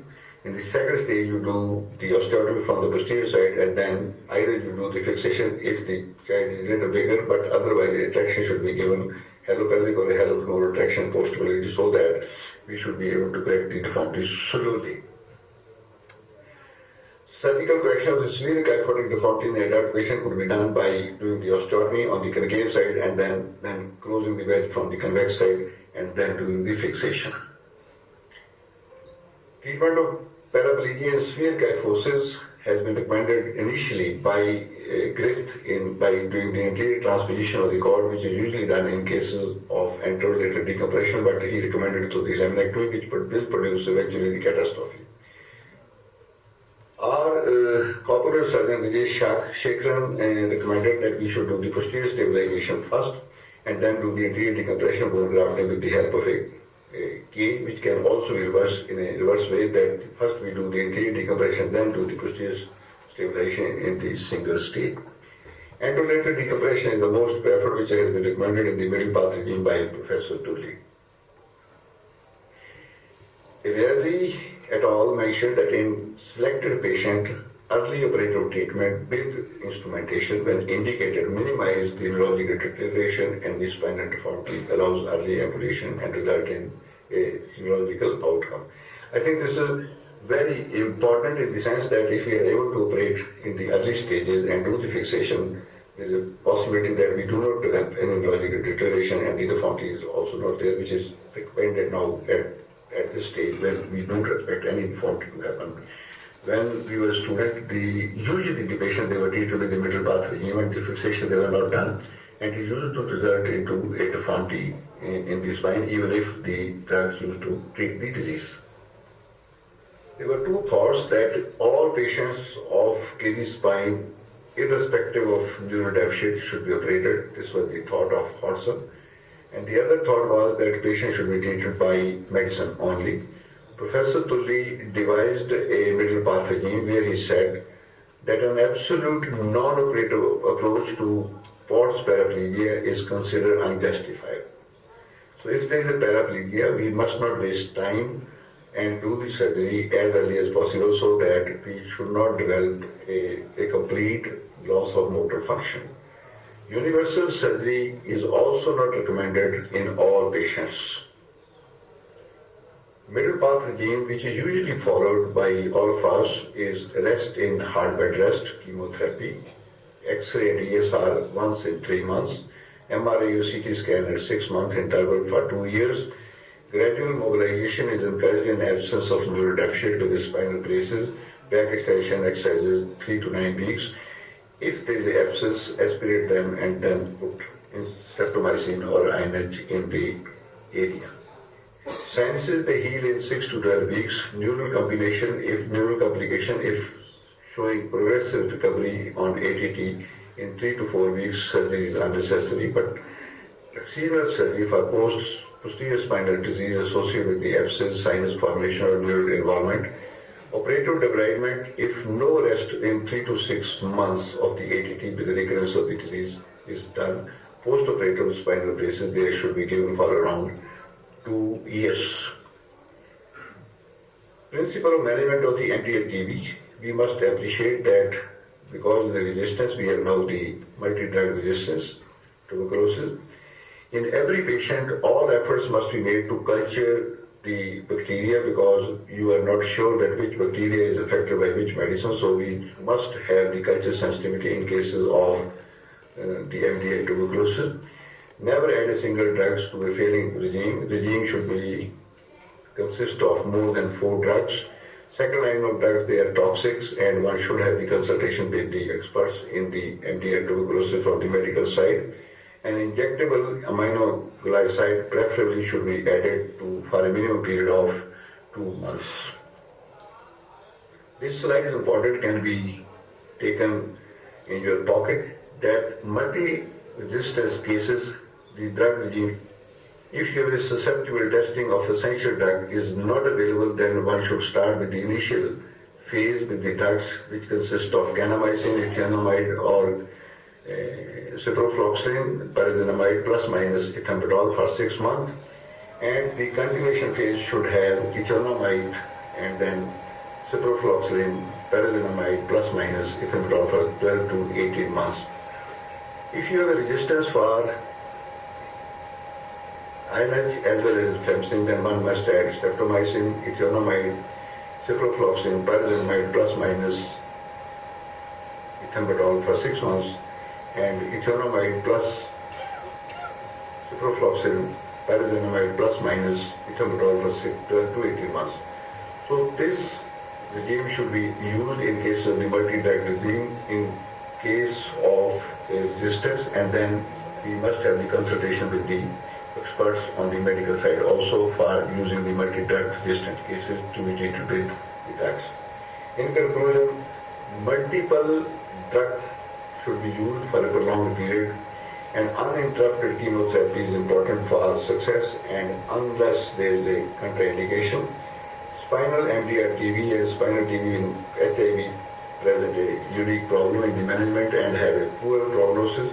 Hence, all efforts should be made to prevent the drug resistance in the patients receiving the treatment for the first time.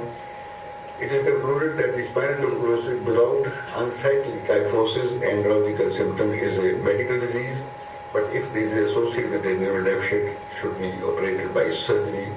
That is recommended in cases of TB spine. Thank you very much.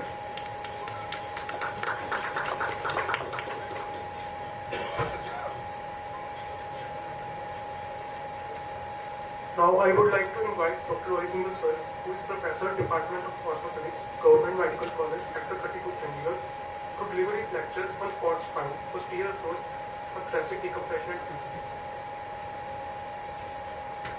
Good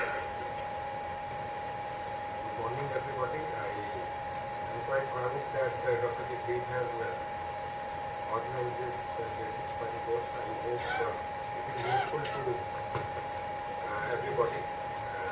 And after Dharmacharya will start. This is one of the, anybody who aspires to be a spine guy, this is one of the very basic surgery that we all have to do. And there are little nuances which I have tried to cover in this lecture so that you can do it, and it's important to do it well because it gives you a guide to the more complex surgeries which you will do later on. So, whenever, because a lot of the audience is postgraduate students, whenever we talk about posterior approach, it's the posterior incision. The operation essentially remains anterior debridement and reconstruction with the added advantage of posterior instrumentation and decompression, which might be needed in very few cases, posterior decompression. So all these terms are again confusing and have been used interchangeably also, but there are different changes. Essentially, it's a costotransectomy or a extracavitary approach which is used to access the anterior column. So this is just a diagram showing, so standard laminectomies, you get access to this. Then a transpedicular approach in which the minimal restriction is there, you can use like this. Costotransectomy gives you further access to lateral, whereas extracavitary approach gives access to far greater vertebral body.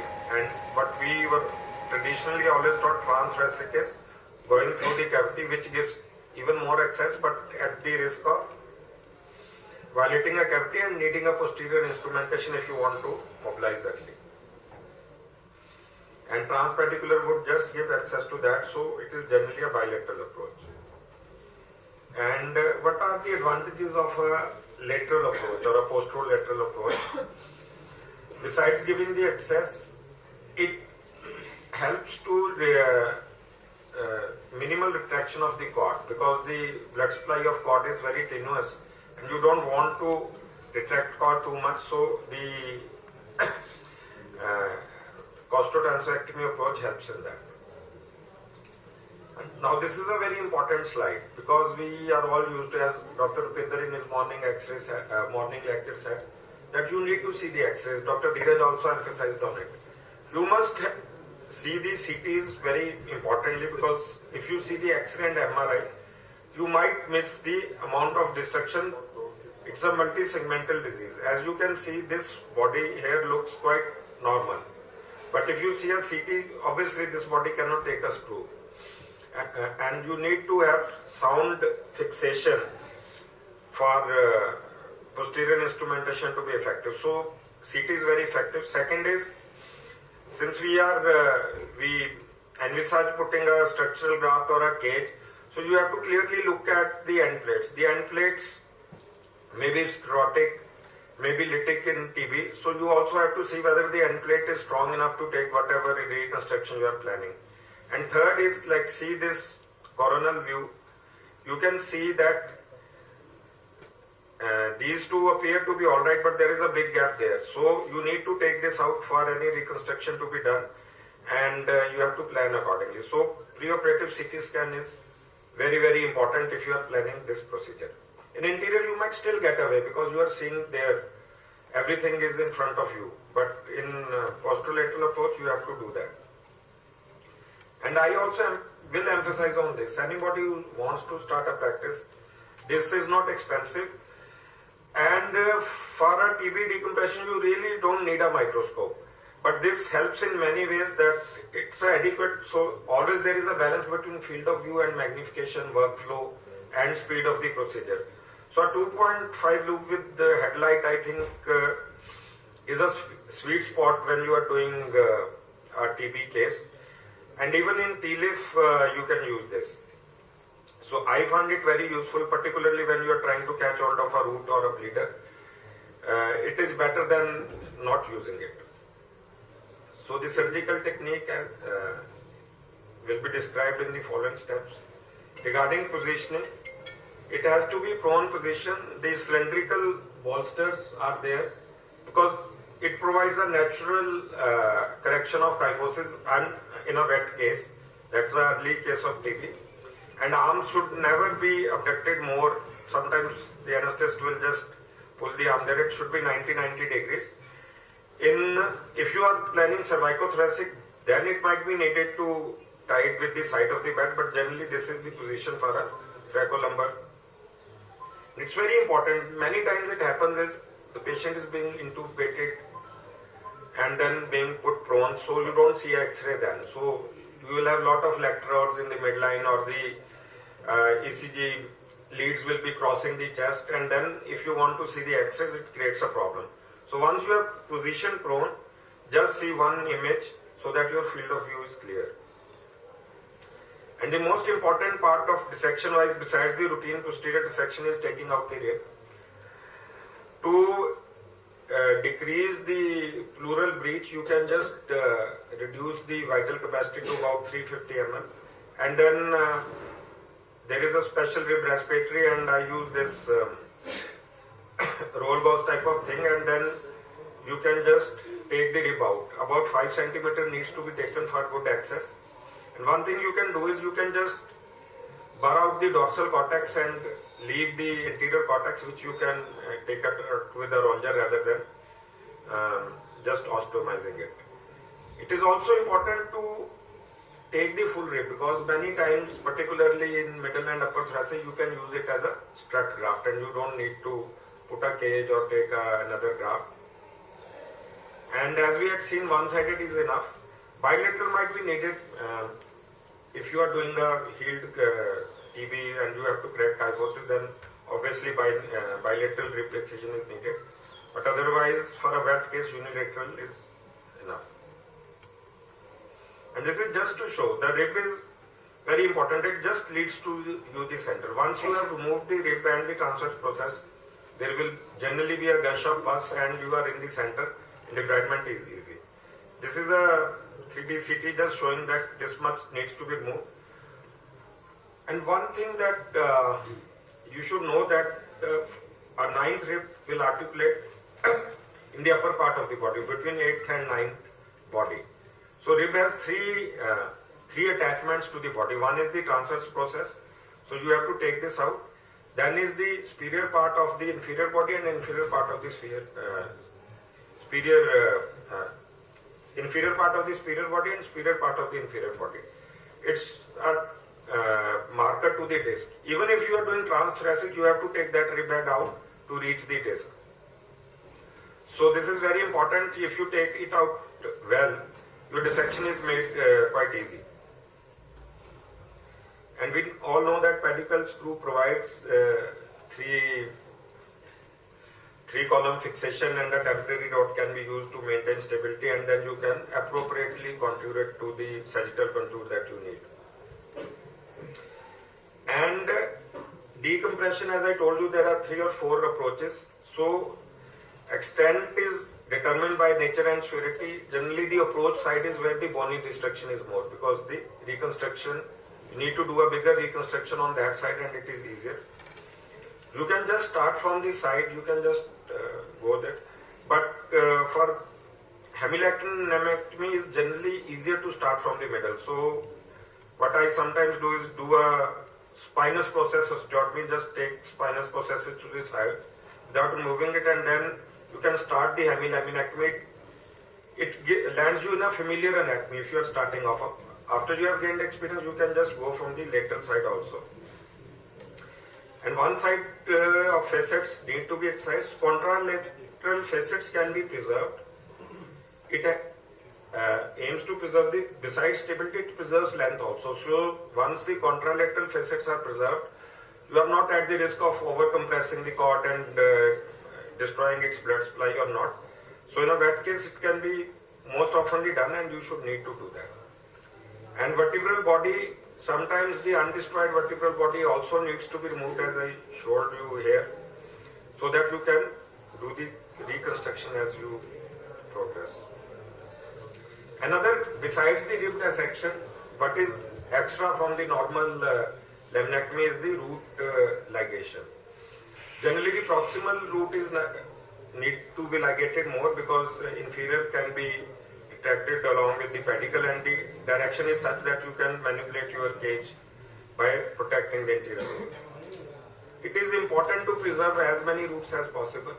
Bilaterally multiple should be avoided because it has been shown to decrease the blood supply of the cord and then leading to further. Lumbar roots you always have to be preserved because they are important motor roots. And one important way to ligate it, because the dorsal root ganglion is in the dural sleeve, so you have to ligate it proximally so that there is no leak. Otherwise you can cut through the dorsal root ganglion and there might be leak. So you just ligate it. And the incidence of neuropathic pain is less if you are doing it preganglially.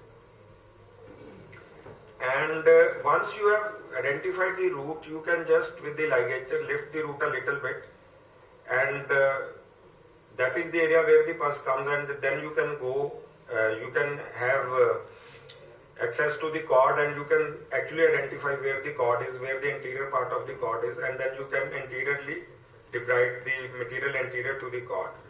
But just be aware, sometimes you think that I am going from one side. It's very easy because the angle is such to go far lateral and even far anterior, and there is lot of destruction. So just set up your instrument, whatever you are using for debridement, that this is how long, this is the extent that I will go, and just have it in your mind, or otherwise you can just go into the vista. Once you have decompressed it, then you will be left with a large void anterior to the cord. So what to do about it? So there are three strategies that anterior reconstruction can be done, either a cortical strut or a cage or with bony chips. Bony chips is a T-lift type of procedure, again only done where you have such type of picture where there is minimal destruction and there is no kyphosis but there is neurological deficit. So you need to then you can manage with chips, otherwise you have to use a strut or a cage. This is the most important part using strut because the bone is very irregular. It's not like a tumor that you have or a deformity that you have a very good bone or you have well-defined end plates. So you can size like this because instruments don't go, you can use this. I find it useful. This is a corpse that you can easily insert by side beam this and then rotate in the anterior space. It also takes out of all loose bodies and then you can size it, or you can size it with a cage. The aim is to have a rectangular parallel space which can take a graft or cage easily. So it's very important this step because many times you will just have a slippage of cage if you are not a bit careful about this. So cage preparation, I generally prefer a mesh cage rather than an expandable cage. And this helps a bit. You can tie a tip of vicryl so that at one end you have the cage holder and vicryl so that you can final position it by pushing and pulling. And it should be flush with bone. Sometimes we make the mistake of not, like it should be taking full of bone. It should be full of bone, and that is how the cage should be prepared. I'm not big on expandable cages, only in tumor situations or in trauma situation where your end plates are intact. Because one thing is, as you can see, the normal designs would have only this much bone interface. So there is little bone, although you can always put bone around it. And end plate strength and regularity is needed for it to work the best. So in TV, I don't think I have ever used an expandable cage, but If you are very sure about it, or there is just one body involved, you can still have a consideration for this. These are just some examples. This is using this because it was upper thoracic. You could easily use a strut graft. This is fashioned from rib, and even sometimes the defect is so small. Even a transport process gives about 18 to 20 mm of a strut, and this is using a cage. And besides the cage, you always pack anterior and lateral lot of graft to the cage so that diffusion takes around the cage also. And this is another case in which you can put two struts, because here there was no point of saving the other facet because it was a pathological dislocation, so you can just reconstruct using two struts. Cage would have been better, but due to financial issues and otherwise, so we used two struts and got a good reconstruction in this. And final step is rod placement, which should be contoured appropriately, slightly lordotic. When I say slightly lordotic, it means appropriate to that level. If it is a 10-degree kyphosis you think is the level, then you just contour it between 5 to 10 degree. Gently compress using a parallel compressor to lock the strut or the anterior reconstruction, whatever you have in place. And it is important to hold that material while you are compressing, because sometimes what happens, like we all do orthopedics, like when you over compress you might angulate. And check for stability and then lock the construct. This is just one example to show where all the steps that I've said have been used. Because this is an anterior compression along with a large anterior epidural abscess as well as some posterior epidural abscess. So this case was done using some laminectomy needed to be done here. And at one level you could do a transpedicular decompression and then see the amount of rib resected and a proper extra cavitary approach at one level. So you can mix and match according to whatever the need of the situation is. So I'll conclude by saying that it's an all-weather approach.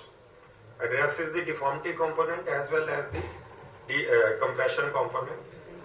Can easily be extended even at junctional levels. You can go into pelvis, you can go into cervical spine. Appropriate use of radiology is very important to achieve the surgical goals that you have set. And again, I would say that it is a great teacher for all kinds of spinal procedures or complex that you need to do later on. So thank you.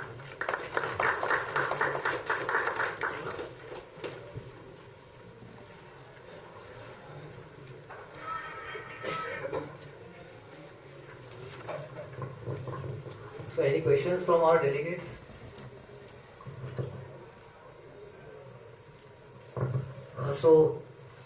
So regarding posterior approach, so since a decade or more, we have been doing transthoracic in our setup. So our teachers, my teachers used to do a lot of transthoracic approach. So nowadays almost it is stopped for us also. Yeah, so I want your take when you are preferring transthoracic approach or you are doing all posterior. Transthoracic would only be like one case a year in which L1, L2 and D12 are involved. Then you don't want to, you are wary of L1 and L2 routes, then use then it's a big thoracoabdominal approach, rare patient. Then you do a posterior position. Another, not related to TB, only one another example of anterior approach is when it's a very severely cognited L3 burst factor. So you want to save levels, you go anterior. Otherwise, almost, I think Dr. Savdeep would also have given up on.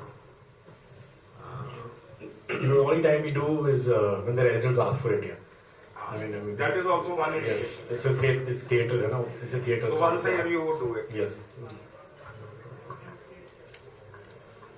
So regarding your cage, you mentioned using mesh cage, but it has got some teeth. So in the osteoporotic bone, like in tuberous spine, is osteopenia. So can it go into the body It and can place? definitely go. So you have to be very careful. You have to select where you have to use. So then what to use? Whether to use expandable cage or whether we should Expandable prefer bed both? is even more worse. Then you can as much go anterior if you feel that the reconstruction will not be appropriate. See, so sir, I will add to this. So the problem with expandable cage, it has very less tunnel for the graft. So that is the biggest drawback. and we want to achieve fusion, and expandable cages are full of metals only. So that is one drawback of expandable cage, and we have to expand. So whatever graft we have put inside is 1/3 or less than that of the mesh cage, and that also on expand it distracts. So there is more space within the graft. So it hardly unites. So, and in osteoporotic we want to achieve union as well.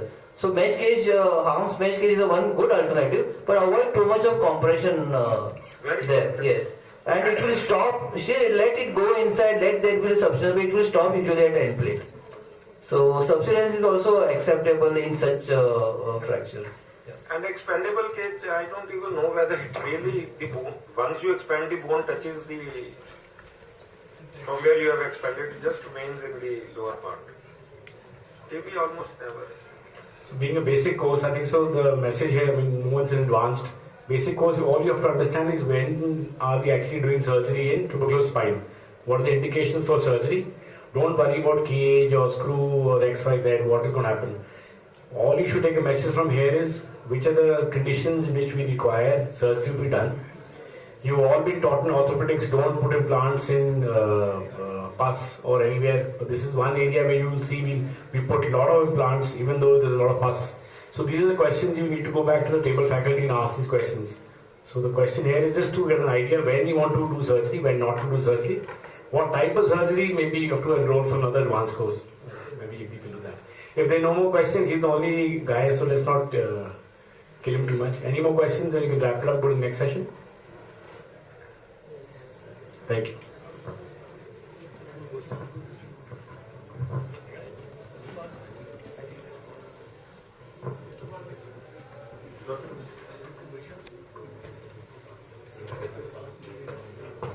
Now I invite Dr. Kulbhushan Kamboj, who is Professor, Department of Orthopedic in Lady Harding Medical College, New Delhi, to deliver his lecture on case discussion on port spine thoracolumbarism. Good afternoon to the chairpersons and the esteemed faculty and my friends. I am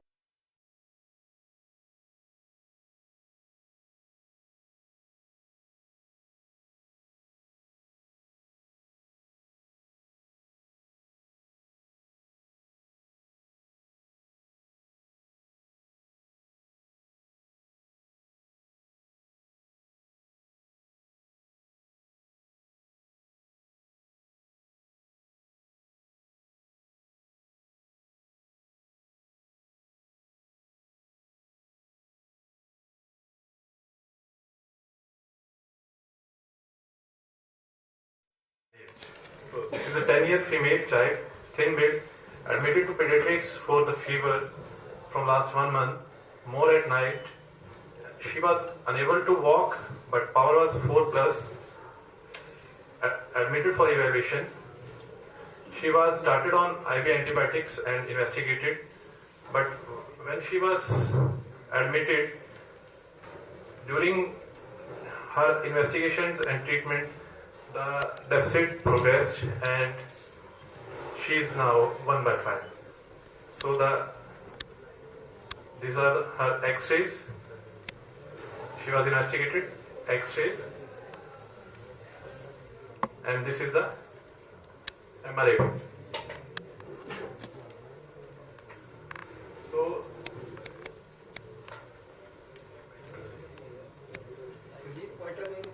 Can we switch off this light? So this is the X-ray, 10-year-old child. So we had read in the previous talks, this is one of the indications for surgery. So of late indication for TV spine, for the basic course we should know what are the indications. So the disease has progressed on ATT. On admission, she was almost 4+ power, but now the deficit has increased. So it is an indication, off-slit indication for surgery. So these are her MRI pictures. We can see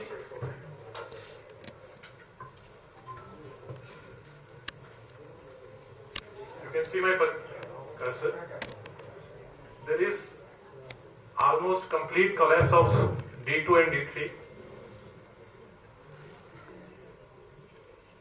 And if we go to the X-ray,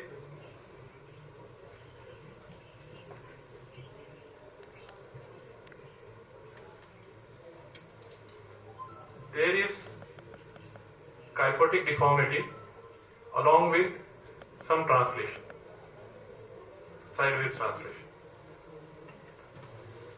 So the questions I would request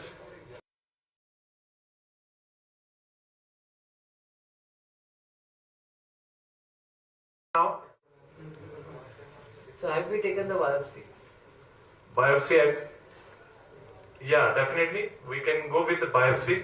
No, sir, you told that you have the diagnosis confirmed, so that's what I'm asking. Yeah, it is not a 100% confirmation, but with the clinical picture and the appearance, the appearance on MRI, yeah, and because the symptoms are worsening, right, so we can take right, the biopsy along with the surgical intervention. So for our residents, so this was a likely case of an infective spondylodiscitis, and with in front of us this patient worsened. So maybe there are many reasons for that. The abscess might have increased, or it was already unstable spine while transferring this patient, or she might be mobile. So during all this time, the cord must have got injured, or the pulse must have got compressed the cord further. So during this time, as a doctor, we should be immobilizing this patient. Whenever such patient presents with a junctional or any TB spine, we should brace them, immobilize them. We should take a biopsy on earliest possible on presentation, and start AKT as earliest as possible after the biopsy. So in many times we don't wait for the after doing biopsy, we immediately start the patient on empirical AKT, and after biopsy results come, we can then change the antibiotic as per the sensitivity pattern. So in this case, this patient has been worsened in front of us, and she has got significant paraplegia. So there is we have to obviously go for a surgical procedure, because it's a as you rightly pointed out, it's an absolute indication for a surgery. The good thing in this child that she at least has the movement. So present a sparing of some distal neurology, some sacral sparing or some toe movements is also a good sign that she is likely to recover after surgery. Yeah. So complete paraplegia means there are less likely. If some neurology is left, means there are still hope, more chances of recovery. So more severe the disease, less likely to recover it. So any other views? I think it's clear that it is a surgical indication, and we have to go for surgery. Now next, what surgery? Starting from approach, and then whether only to decompress, fixation, then fixation with what? Either only fixation or fixation with grafting or cage. Yes, so, it's a good case here. Pediatric spine, whenever you have pediatric spine involvement, blindly we start thinking that they require surgery. It's very important to understand. Pediatric spine behaves differently what the adult spine behaves. Yes. And you all know about crankshaft phenomenon, so you have to be very careful about it. In pediatric tuberculosis spine, you have to see spine at risk signs. Spine at risk signs, you know? Yes. I don't know if every resident can tell me. So what happens, one sign is that the facet opens up at the apex. Let me ask the residents, any city resident or any resident. The light is off, everyone's looking down, so no one's going to answer. Yeah. So we'll save time. There's spine at risk sign. There are 4 signs: the toppling sign, facet, posterior translation, and lateral translation. Posterior lateral translation. These are the signs. Yeah. So these are 4 signs. You will not ideally see all the signs, but you said that there's lateral translation in this. What in your X-ray which showed here. So these are signs that you have to go and intervene in these patients. Another much more important thing which people don't understand is the consent here. If you have a patient who comes to you, pediatric spine, 10-year-old child, 3x5 or 4x5, walker will become non-walker here. This is a rule. And your consenting has to be so good. It doesn't. It's not important what surgery we do here. It is so important to be clear with the parents, and we try to even get videography done of the parents, because they're going to go all over for life with whatever you're going to do. The issue is not the surgery which you do. The issue is the vascular insult which happens at the dorsal level here. Yeah, whatever surgery we do, there are chances, and we have to tell the parents very clearly, and sir has rightly pointed, nowadays a video consent is coming up, because medical legal issues are coming up, and parents will come and say that patient was having some power, now he is having no power, he or she is having no power. So it's very important to document here. These patients is so important document. Even the patient, when he's admitted, from the day before the surgery, from the day of the surgery, you should do neurological examination of these patients. Regular neurological monitoring is very, very important. What we usually do is at least once a day by a minimum SR, or we should do by ourselves. But what recommendation is, you do at least twice a day. On treatment itself, if we are giving on conservative treatment, if any signs of progression is there, we have to think for the surgery. So, and what type of surgery? No, that's again, I'm coming back to what I was just saying. That it's not important what surgery, you don't confuse people with cage, no cage, everything. They're young kids here. In a pediatric spine presenting with a deficit, especially within a week, you're already very late. Yeah. If you have a bad bone morning, it's a week, you are late. Patient is coming. So this is a surgical medical emergency, should have been done at night or whenever it's possible. It's very important to understand that it's a pediatric spine, very small. They have a workshop after lunch where they will see these things. But a pediatric 10-year-old child and putting screws, especially in D2, D3, D4, is very hard for everyone. Even the people sitting here is very hard for everyone. So my message here is, yes, you need to decompress, and fixation is very, very important, because in the long run they're going to develop internal gibbous or something. What you did, you can describe us, that's why. So going forward, so these were we were talking. So almost no space in the code. So we went ahead, started on ATT, taken for surgery as the child become fit. Surgery what we chose was posterior decompression and fixation. Fixation here is a very difficult thing, as I have told. In dorsal spine, already pedicles are small, and these kids having very, very small diameters, nothing is really available. So most of the time we have to use smaller screws and the soft bones. So fixation is not that good, but some fixation is required. We are not comfortable on putting wires. So 3.5 system from lateral mass screws was used to level up, to level down. One side rod fixation done, then decompression from posterior only. So around 10 ml of very thick pulse came out.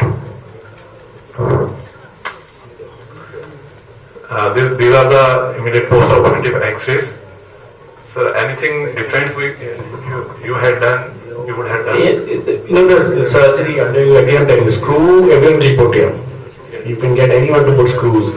The management, like I said, the vascular component, it is so important to discuss this case while positioning with the anesthetist. It's so important. You can make it worse even while positioning the patient. Positioning of a paraplegic child has to be done by the consulting surgeon himself. Yes. Number two, however you position the patient, it is very important to keep a mean arterial pressure of more than 80. The minute you go below 80, there are chances of hypoxic injury to these cord levels. Especially if this is about D5, D6, then the 100%. But D2, D3 also there's a high chance. Also when you want to, I don't know if you have a position, because when you start doing surgery on cervicothoracic region, or you are going to go to C7, you go to either kyphotic spine or lordotic spine. How you will put your rod, how you will maintain it there is different what the patient is going to wake up with. So it's very important to plan your rods and everything. I mean, it's a good surgery, you've done very good surgery, screws, everything is inside, that's excellent, all is good. As a rule, in Europe and the US, they have started saying that any child above D6 level, for X reason, has to have a navigated guided screws put now. It's like a rule now. It started going everywhere. We are still doing freehand, and I still do freehand. I support freehand. But I'm just saying, for the newer generation, they are going to be working with robots and navigation and stuff like this. This is one of those things in which we get 3D printing done in. If you have a small child like this, you can just get the CT scan done, and the CT scan people can 3D print a copy to you. You can exactly see how big the pedicles are, how thin the pedicles are. You can plan your screw to the bridge. That D1, I will put a 3.5 mm, 32 mm screw. You can plan it prior. And we should use technology while doing these surgeries. Rest, everything is good. Yeah, what sir has described precisely right. So, surgery is not that important. How you are doing, what will be the result depends on how you are doing. So, maintaining BP is very important. We are worried about blood loss, but if BP is too low, you are maintaining too low, it will lead to ischemia of the cord. The second thing, positioning. Very, very important. If unstable spine, and anesthesia people will not know, and your technician will not know the importance of instability. You have to maintain stability while positioning, because your anesthesia is putting tube in spine and then you are making it prone. So it is very important. So these things you have to take in consideration while you are doing the surgery. And then now neuromonitoring is coming, then navigation is coming. Neuromonitoring in such cases is very, very important. If you have neuromonitoring system, they will help you in the surgery. So, one day ICU stay, custom-made brace from day 5 for sitting, improvement in bladder sensation by day 10, but there is no neurological recovery at that time, no resistance on CB-net, so patient discharged on ATT with brace. At 6-6 follow-up, patient had full recovery in bladder, sensation improved, power is 4 plus, and was able to sit. This case we operated around 3 months back. So, coming down to the next case. So, this is a 4-year-old child, complaint of progressive increasing bump in back from last 4 months, history of fever, repeated episodes, power is normal, but reflex is aggravated. So this is his X-rays. Patient is not that sick, but having plantar upgoing and this bump. So there is definitely junctional lesion here also, and 2 vertebras are missing, almost missing. This is anterior compression along with lot of pus, almost gone vertebrae. Same is visible, lot of pus here, no space. So it is also an unstable spine. So unstable spine is another indication for surgical decompression. It requires fixation as well. As we had discussed, what are the indications for surgery? So, although neurology is almost normal, but such a severe deformity with MRI findings of such big pus with deformity, if we don't treat it surgically, it will lead to a deformity, and which can lead to progressive neurological deficits along with deformity. So, hope this is also a fit case for surgical intervention. So diagnosis confirmed by ultrasound guided biopsy. ATT started. Now again question, what surgery? The same signs. Going posterior, impinging on the cord, mild translation, opening up of facets, toppling. Almost all signs described in this paper.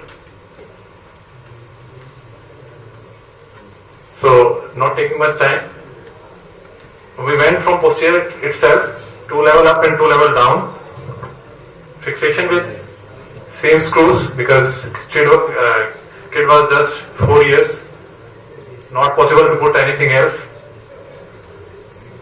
One-sided nerve roots exercise, decompression from D11, D12 along with laminectomy, drainage of abscess, bone graft and fixation. So one side fixation, decompression, final fixation. This much we could achieve. Not a good at this level, but we were not able to correct more than this. We were not comfortable putting any type of cage here, small kit, very small kit. Anything different could have been done, sir? Dr. Dheeraj?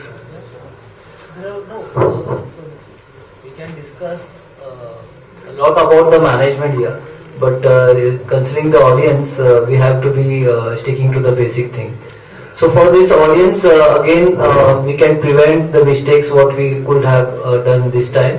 So good, we have immobilized the patient or advised rest to this patient, and the neurology haven't worsened. Good, we have taken a biopsy this time and we have got a culture sensitivity. So that is another good point. We should work out this patient with CT as well as MRI, look at the destruction patterns and look for the amount of destruction which has to be reconstructed, or yes or no. So many of these crews can be also be planned by our residents as well. So I will request them to make a habit to visit the CT consoles and look at these pedicles.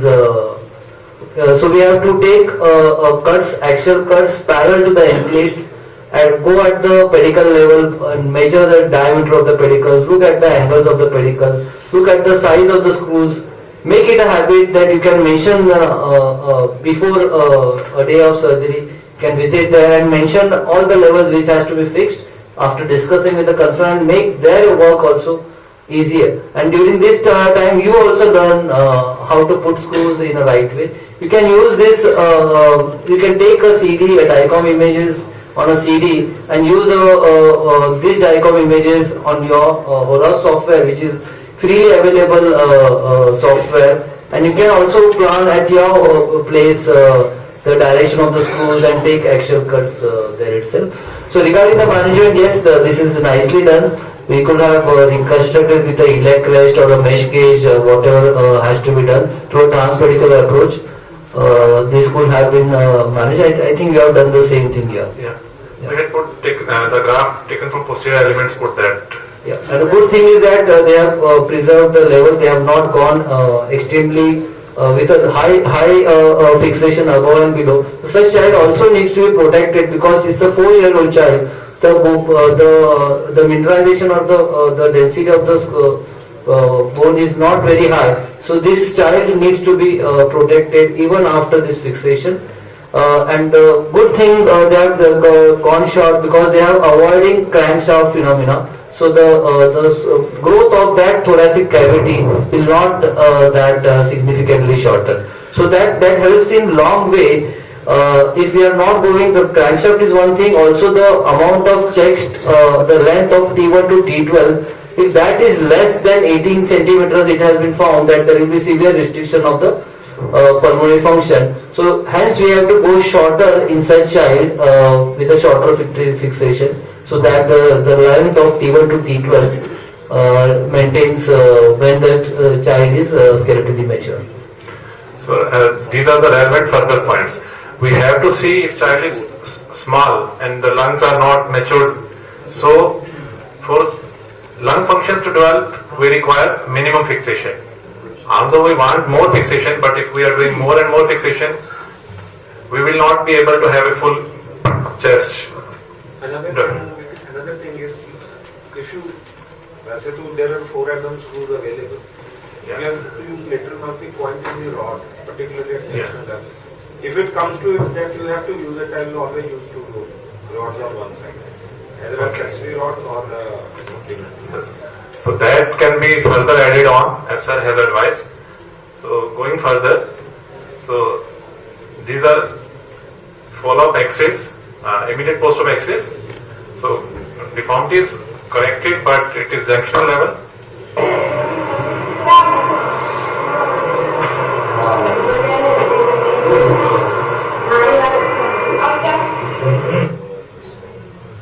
Follow-up. So at 4 months, the screws are coming out, proximal screws. What to do now? Power is still normal. We'll have to fix it. We'll have to anteriorly. We have to go anteriorly? Yeah. Or just change these and migrate proximal? Fusion is important. Now it would be doubly important because the best time was that. Like 5, as Dr. Dheeraj said, it's not the audience. Yeah. Probably a fibula could have been used. Now you can do anterior through a virgin area and then add the posterior fixation. But we have to change these screws because they are coming on. Yeah. So for delegates, for such, if there is a big void anteriorly, more than 5 mm, ideally it should be reconstructed because it's less likely to incorporate. So hence we go for an anterior reconstruction. We should have gone with for an anterior reconstruction. I don't know whether you have gone or no. That is one thing. Also, as I initially mentioned, such child should be protected always. So that is one thing we could have been done extra for this child. Now since it is failed, then we again have to go for a longer fixation, maybe a level more. Maybe I have to put bigger screws, and we also utilize the lamina which has been still virgin there. So we could add some sublaminar wires and take extra anchorage by going shorter. What we had done is we had removed the proximal screws and 1 level above and put a lot of graft posterior-laterally, and possible whatever from posterior we achieve transpedicular anteriorly, not put anything start anteriorly. So how was the bony contact anteriorly? Was there a void? There was no void, but there is we were not able to find a hard bony fusion. There is just stuff, fibrous like thing. Actually, CT actually helps. Yeah, I we think had the culprit CT. was the central laminectomy he did. That is the problem. The whole back tether has gone. The anterior it is all destroyed. So there was no compression from the back. Yeah. It should not have been So touched. at that time we could have just kept it like that only and achieve a good postural fusion. That could also have helped you. Yes. So But no decompression. yeah, because he was neuro intact. Neuro intact. Yeah. But he has a big deformity. No, you can go from the lateral, take down the parts like this. Yeah, but from removing the lamina, take out everything. removing the lamina won't help with the deformity anyway. Yeah. Yeah, I agree. So this is MRI on follow-up 1 year. 1 year follow-up. The patient improved.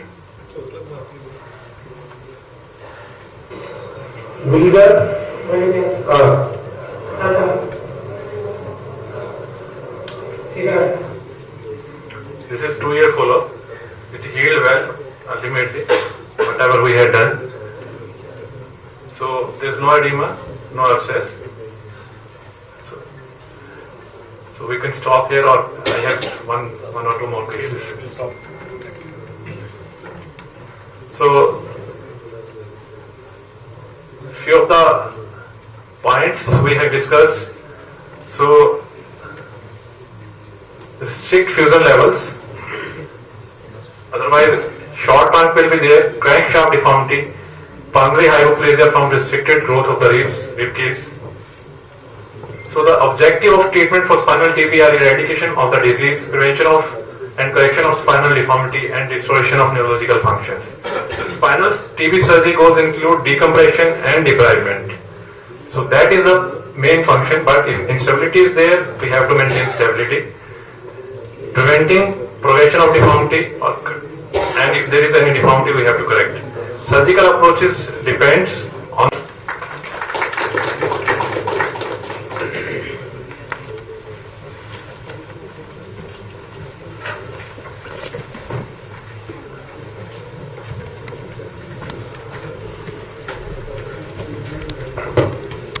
I will request all the chairpersons of this session to please come on the stage.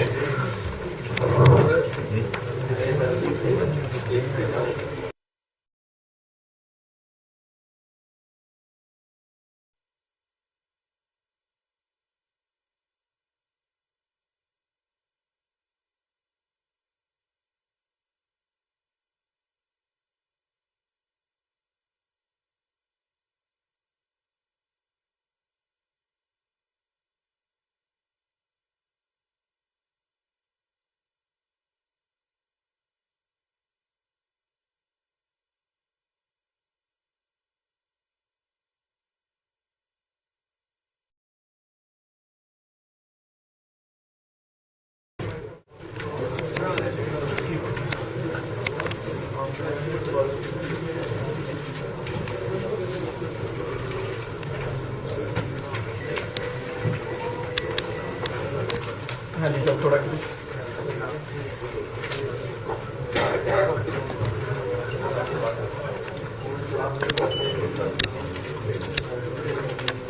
I request Dr. Amandeep Bakshi sir to present token of respect to Dr. Rohit Singh sir.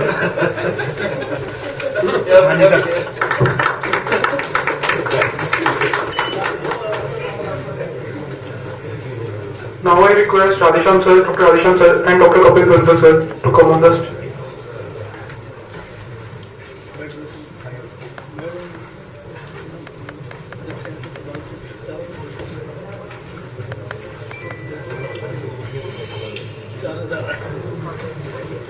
Request sir to present token of respect to Dr. Sarabdeep sir.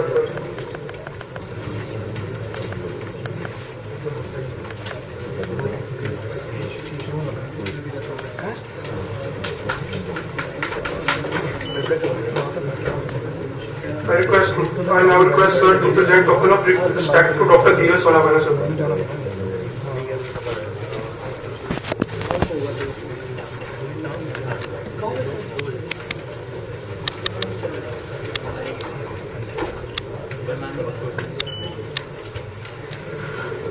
Now I request sir to present a token of respect to Dr. Amandeep Bakshi sir.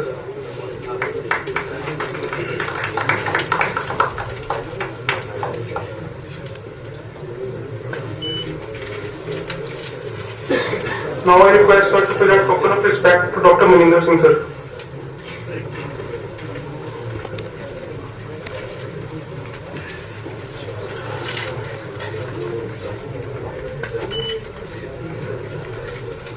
Now I request sir to present token of respect to Dr. Kavin Gachi sir.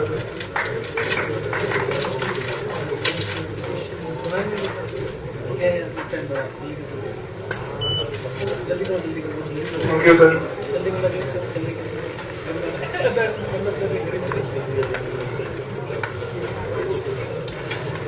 It is requested to delegates who are performing in easy quiz kindly reach the classroom.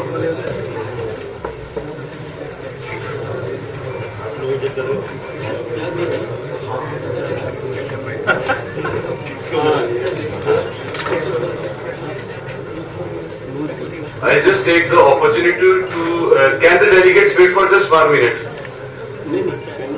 We are holding Northern Orthopedic Association Conference at Patiala, 5th, 6th, 7th of April, and all the delegates are requested and said that if they get themselves registered today, there is a standee outside, there is a QR code outside, they will be registered as early bird on lesser charges, although the early bird has stopped after 31st of December. But for today, since it is Dr. Kabil's workshop, so anybody who wants to get registered will be registered as an early delegate. So the conference is on 5th, 6th, 7th of April. We are having workshops on primary knee, complex knee, arthroscopy, then a Lizarov and a FNS system, which have been already decided, and a few interactive sessions on arthroplasty, arthroscopy and trauma, plus spine. So they can get themselves registered today only. Thank you.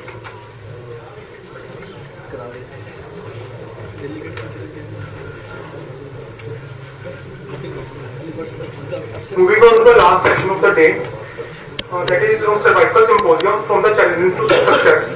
I would like to invite our honorable chairperson, Dr. R.S. Chair, Vice Chairman, Department of Spine Surgery, Sir Gangara Hospital, New Delhi, Dr. Rohit Singh, Professor, Department of Orthopedics, Government Medical College, Sector 32, Chandigarh, Dr. Shiraz Bhatti, Professor, Department of Orthopedics, Pradesh Medical College, Bathinda, Dr. Kapil Bansal, Professor and Head Department of Orthopedics, GGMCH Medical College, Faridkot, Dr. Jagdeep Singh, Professor, Department of Orthopedics, GGMCH Medical College, Faridkot.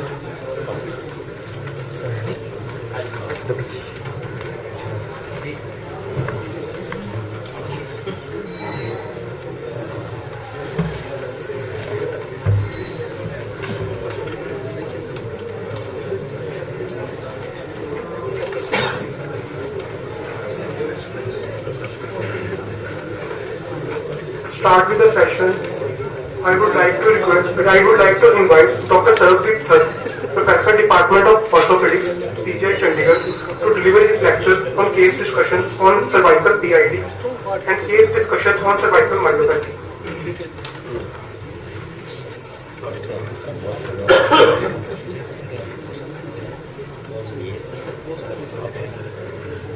Thank you, Dr. Kapil and Dr. Akwal for calling us and inviting us in the whole day. The best part of basic spine course is that you get a lot of people who have committed a lot of mistakes to come and give talks here. So if you do not ask your consultants, the guys who are giving talks here, I mean, you should ask stupid questions. This is a basic course, it's not a conference. This is more of a teaching to the basic residents. And if you are not asking questions to us, it's a your loss, because we are going to come to the same lectures we keep giving everywhere. So, but it's very important that as a basic course, you have to be bilingual. You should be asking us questions and having an idea how to become a spine surgeon if you're interested and you register for the course. So it's not about what surgery, like I was saying, the TB spine is not important how it was, what screws, what cage, what expandable. Similarly for cervical PIVD, which is very, very common. It is very common. The idea is to know when to do surgery, how long can you wait, when you should intervene and stuff like that. There's a lot of data there, and I was seeing all the residents as well as the senior faculty sitting in front. They're sitting and bending their necks and sitting and watching maybe the India-England match or something else. Or Poonam Pandey is not dead and she still likes. The thing is, you have to understand that any 10 degrees of movement, even if you do 10, 20 degrees of movement of a neck, 10 degrees is equal to 10 pounds here. So if I'm sitting there where you're sitting and sitting like this and looking at my thing, 60 pounds pressure, axial load goes in the spine here, 60 pounds. This is good for you guys, for my children, for my parents also. So having 60 pounds pressure like this at all times reading is going to cause some issues and you're going to get a PIVD. A lot of patients are going to come to you with neck pain and radicular pain. The idea to understand, because we are doctors and we are different from other people, is that they are all going to say, "Aapko spondylitis ho gaya." And it's the most common misdiagnosis in orthopedics. There's nothing known as spondylosis, and everyone is the same. Everything is this. And it's very important to understand for a basic person what is happening when a disc collapses. That when the disc degenerates, or there is inflammation due to some axial load, like using your phone, stuff like that, there is a release of a substance P. These substance P's get released and they inflame the nerve for up to 6 weeks. So you imagine the first 2-3 weeks is the most painful. Could be lumbar disc, could be a cervical disc, anything. A disc prolapse, how it happens and all is a long process, but just having a disc prolapse and pinching the nerve, exiting nerve root, or just putting pressure on the nerve is going to cause a lot of radiculopathy. So cervical PIVDs usually come to us with unilateral radiculopathy symptoms, which is very important for us to understand. A lot of patients will come to you, sir, you ask them they have neck pain, no sir, but I have a lot of pain, sharp shooting right under my scapula. And patient, what do doctors do, or residents do? They give a trigger point injection or something like that. It's very important to understand. If you're having some pain here, it could be from the gallbladder, what we learned. Similarly, if you have a pain right in the lower part, it doesn't mean that you have to get an MRI done of the dorsal spine. It has to be laser radiation or referred pain from the cervical spine. So knowing this chart is very important to understand which nerve is getting pressed. C5, C6, C7 are the most mobile segments in our spine, and these are the ones which are going to be most affected. So to know where the radiation happens is very important. There's some provocative tests, like the swelling test. You press the head like this, you have the Dermot sign, you press it in front and there's a sharp shooting pain. These signs have not to be done at every time, because if they're not done and you're not trained to do it, you may cause more harm than good. But to know them theoretically is very important, and to recognize what the symptoms are. A basic pain patient coming to you with x-rays and stuff like this, any patient coming to you, it's very, very important that at least get an x-ray done for all patients who come to your clinics. They may have come to you first time, they must have come to you up to 4th time. We've had patients coming to us with just cervical pain since 2 days. We get an x-ray done, you can find destruction, could be a metastatic from the larynx, or even could be a tuberculosis. So basic x-ray, being an orthopedic surgeon, please go ahead and do it. There are many, many centers abroad, everywhere, where they are not even doing radiology like x-rays. They are just going straight away and doing MRI, which is also fine. In India, obviously, the ethical practice is there that, you advise MRI for the patient had migraine or had some sharp shooting pain, or went to sleep in the car while coming home, had some whiplash, get an MRI done, and then the patients feel that they've been cheated, why is he getting MRI done? But it's very important to make the patient understand why we're getting x-ray done, why we're getting MRI done. If you don't explain them, you don't make eye contact and tell them, "Jaake X-ray karao and get an MRI done, come back to me." They don't know. There are a lot of people. There are 20% people maybe sitting in the audience who are claustrophobic. So not everyone will get an MRI done, and you do not need an MRI to diagnose things in spine. Your clinical assessment should be so good that you need the MRI to aid you in diagnosis. But don't rely totally on MRIs and stuff like that. But having said that, it's very important to go follow a step pattern to get X-rays, maybe some CT scan if you suspect some OPLL or some cysts and stuff like that. But MRI is very important to be done. We get a lot of patients who come to us with electrodiagnostics thing. They come to us, sir, hamara H reflex is missing. I mean, I also don't know what that, even they don't know what it is. But there are a lot of centers where someone's wife is a neurologist or some XY reasons, or you're working big setup, they refer the patient, get electrodiagnostic test done, get this done. Sometimes you go as a back pain patient, you to a neurologist, not to neurosurgeon, not to orthopedic surgeon, to a neurologist. Those neurologists have only 2-3 things in hand. They have steroids, they have interferons, and they have electrodiagnostic testing. So they will use something there to diagnose that the patient has this. So this is not basically done, but an X-ray, CT scan, of X-ray and MRI is of most important. Like having said that, we're discussing just for the residents sitting behind, about 70-80, I would say about 90% patients who come to us will get relief on their own. This could be for the lumbar as well as cervical. Lumbar is better to treat because it's more root levels involved. But the cervical you have to be careful because in case if it's not a radiculopathy, you get a centralized disc, it may even cause some myelopathic signs, spinal cord lesions. So you have to keep them in good contact. If you have an old person coming to you and he has one disc prolapse, you have to be careful that patient may have a central cord syndrome. So a lot of things should be on your mind. But if you see the patient periodically, every weekly, you may, mostly in majority patients, treat them conservatively. You should know the differential diagnosis. It could be a brachioplexopathy, could be brachyalgia, could be diabetes, could even be a frozen shoulder, could be anything. But it's very important to have a larger view what exactly is happening. Then only advise what kind of MRI and X-ray is required. There are a lot of evidence out there. I will speak about in the 2-3 slides. What is to be done? Collar. Sometimes you are treated, taught in such a way that give a collar. Some patients come back and say that my collar makes it worse. So you don't have to be very fixed to the ideas. Collars and belts are basically to remind the patient that he has a problem. They are not doing anything else. You give a patient who has cervical spine and you tell him to avoid phone, he might not avoid. You tell him to avoid traveling, he may not avoid. But if you give him a collar, he just feels that there's something wrong. I need to protect my neck. So similarly, then we have a lot of physiotherapists come who start giving traction. We've got patients, we've got a series of 30 patients plus who've got cardiac and post traction. So I would not advise traction for any issue in spine. You will be taught collar mobilization. You can give a lot of pharmacological therapy. People will advise steroids, pregabalin and stuff like that. Physical therapy and all. The basic honestly, this is a 6 to 8 week cycle here. This is part of enrolling someone in a back school. So someone comes to you with acute pain, he's going to come to you for 2-3 days. Once he doesn't get okay in 2-3 days, then his relative is going to come home and say, go to this doctor. Then they go to the next doctor. They keep doing this for 2-3 days, then they get an MRI done. And then the first person they go to, and they say it's been a week, then you need surgery. Once you say surgery is needed, big disc is coming out, get paralyzed, patient gets negative feedback, and the pain gets worse back to us. So you have to understand, seeing a larger patient, making him understand, gaining into your confidence is important to make him understand, yes, this will subside, but it will take time. Just to give an example of a case, a 42-year-old lady who's been going everywhere, she's had collar therapy, she's had traction outside, she had a lot of stuff. But when she came to me, she had severe axial neck pain, severe axial. She had a short collar, a short neck, she was wearing a collar, she was not able to move.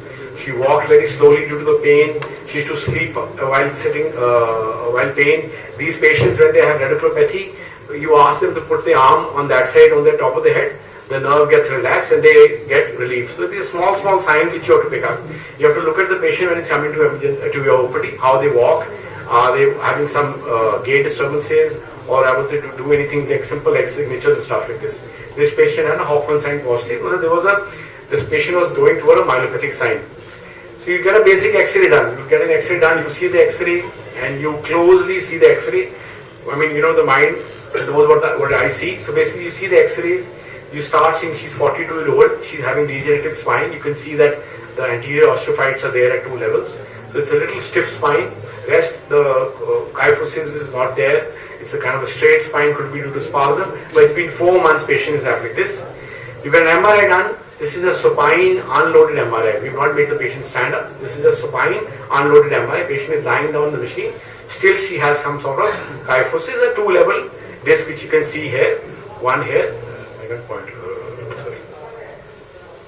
One here and one here. So these are 2 discs which are come out, and you see that they are hitting the cord, and you can see that the CSF is stopped coming here. So if you see the right side, she has a big disc on this side, a big disc on this side. I can have a discussion for another 1 hour, what kind of surgery should be done with the chairpersons, anteriorly, posteriorly, disc, cage, whatever.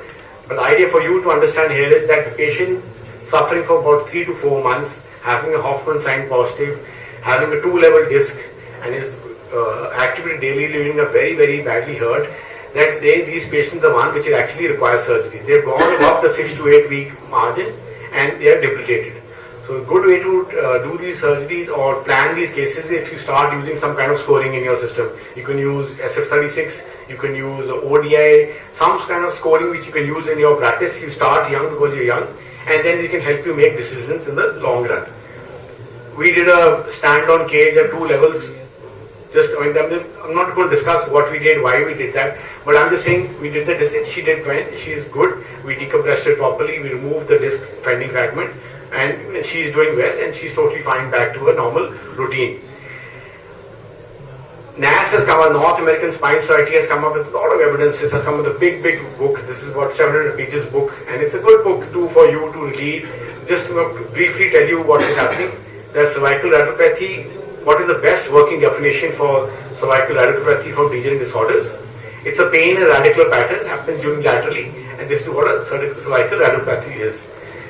What history? You should have arm pain, neck pain, scapular pain, paresthesia, numbness, sensory changes, weakness, abdominal deep reflexes.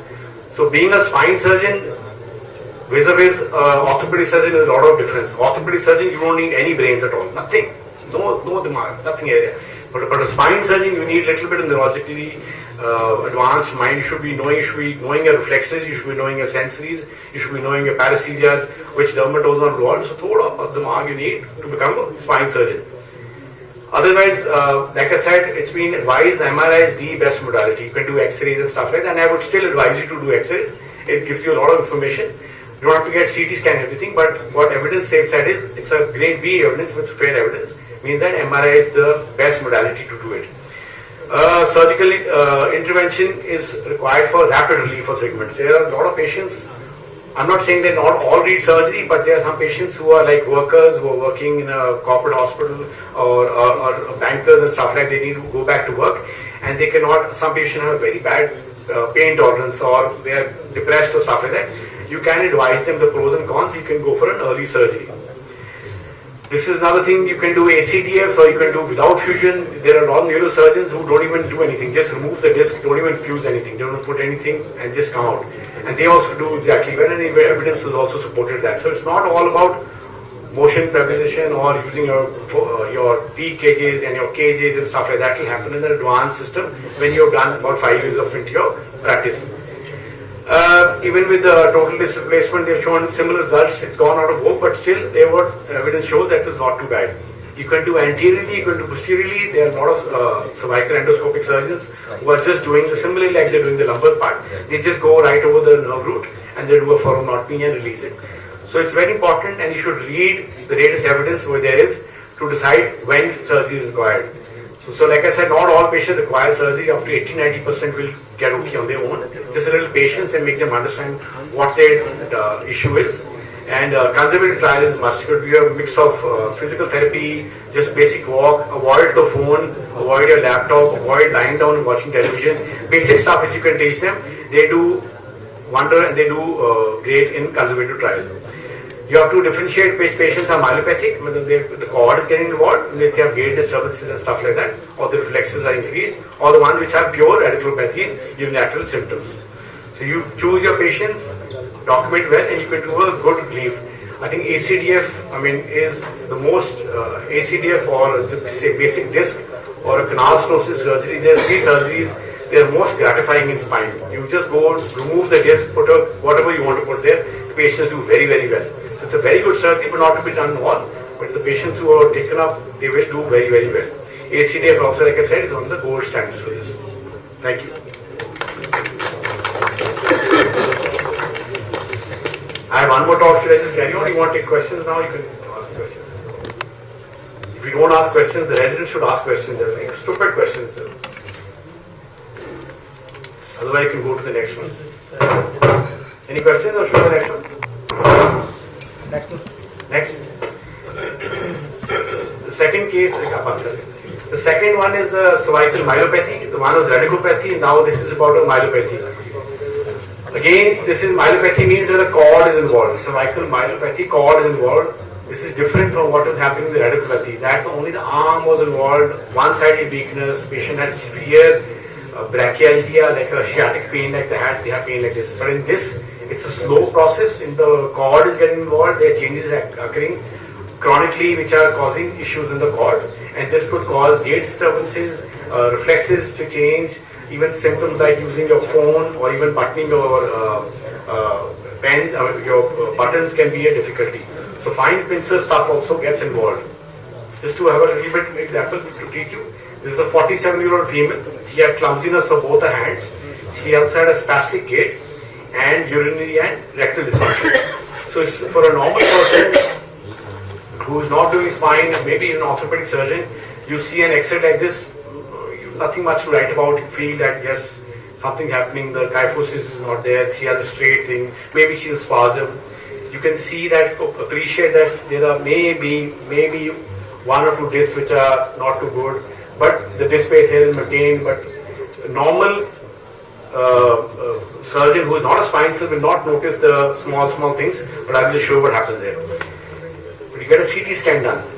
You had a little bit of suspicion on the X-ray, and you get a CT scan done, you see OPLL. You all know what OPLL is, ossified pustuloangular ligament. It's very common, and a lot of patients from southern Punjab to get this, they get fluorosis, they get OPLL, they get dish. It's very important to get these patients, because a young patient, younger than 50, come into you with a spastic sign. That means the patient is having a small canal, a narrow canal, could be due to pre-existing OPLL. So it's very important to understand these are patients which you need to get a CT scan done. So you see the CT scan, then you get an MRI done. MRI again, you can see that there's a lot of compression. It's 2, 3. From 3 onwards, there's a sign. There's a big compression here, big compression here, and a less compression here. This is the spinal cord. This is the CSF. You won't see any CSF coming after this. This is the normal T2 made of a dark cord. Out here, you can see that there's a whitening, maybe even myeloballistic changes occurring in the cord. I'm not going to go into details what features you find there, but have to understand that these are the conditions in which you'll get a myelopathic patient with this thing. In our hospital, I mean most of the other hospitals, we are using the modified Japanese orthopedic social score. It's very common. This is literally called the Japanese disease, and I think so, but maybe 20 to 30% of all Japanese adults by the age of 50 have had a laminoplasty done. That is the volume of, and they even get a prophylactic surgery. I've done my fellowship in Japan, and we saw so many of these patients OPLL and having laminoplasties. Just 40-45-year-old, just go and check in and get a surgery done. This is a very good scoring modified JOA which we use in hospitals pre-operatively. It's very important that the patient comes to you, plan your surgeries, you need to fill this up, and how much that the patient's severity is defined by this, and also your findings, and also it's very useful for a post-op follow-up. These X-rays are very important. I mean, this is a couple of things that you see in these X-rays. You see the lordosis. You plan your surgeries anteriorly to posteriorly. You can see your striatal plate translations. You can even see other stuff like dynamic cervical parameters. You can do a flexion extension views. You can see how much the movement is occurring between every disc. Is it degenerative? If facets are involved, how much stiffness there in the spine. CT scan is very good, very helpful. You can do a OPLL, you can do like a running OPLL, you can do individual OPLL, and some OPLLs are broken in between. So there are 3-4 types of OPLL which you can do, and you can see this. This is what the ossified ligament look like. This is a good occupancy ratio. we went to see the size of the canal divided by the size of the ossification divided by 100. So you can see how much of the canal is occupied.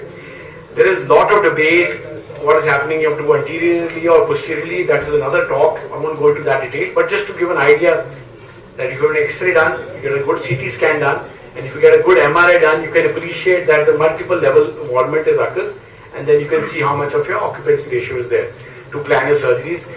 A lot of these cervical myelopathy patients will have myelomolastic changes when the whitening occurs of the cord, and these are signs which may be irreversible.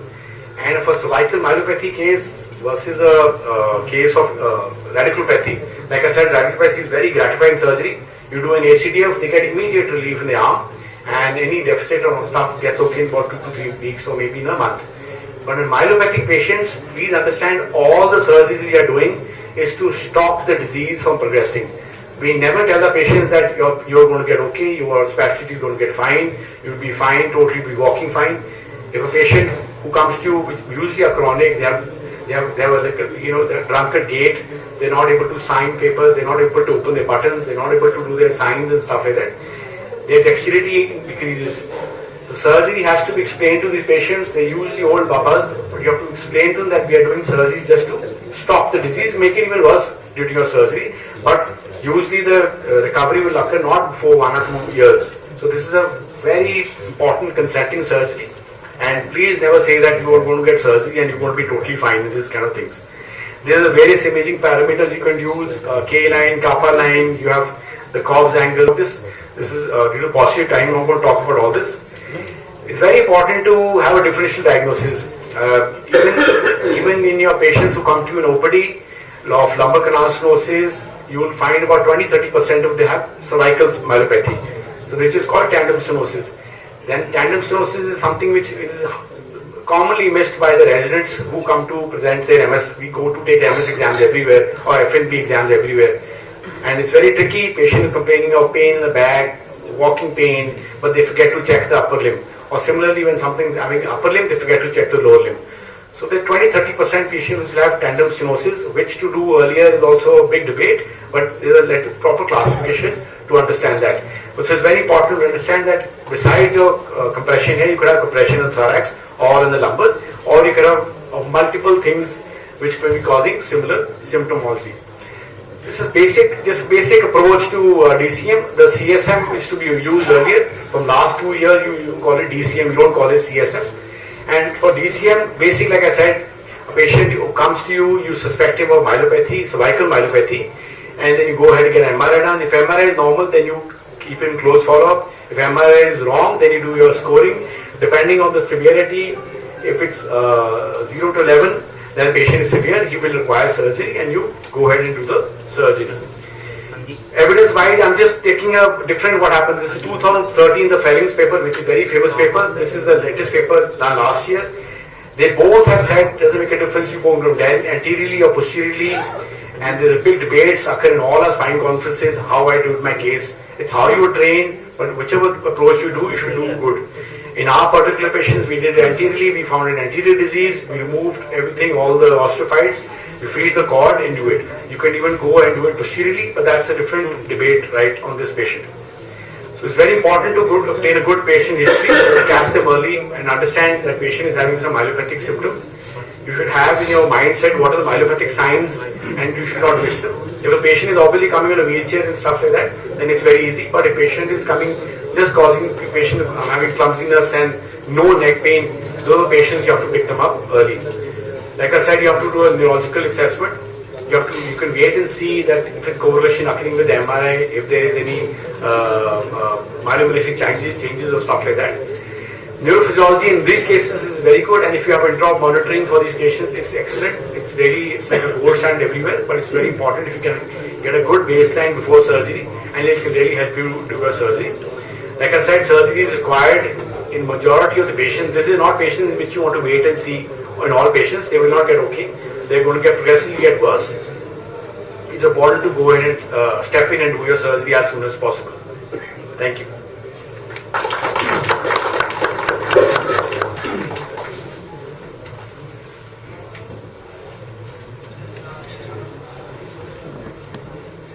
Any patient, any questions? Any stupid questions from residents? Anything? If you're not asking, maybe you don't understand, or I don't know. Yeah, persons? Quick questions? Can I ask a stupid question? Yeah, please, please. Regarding OPLL, you mentioned about OPLL. That person had OPLL company. So, did that make any difference with regard to surgery, or did you plan something else for that company? Like again, I'm saying you are in the wrong place. You're a little advanced guy, but I'll still answer that. OPLL, just an example I was giving. My idea is not to say ki OPLL or go anterior or posteriorly.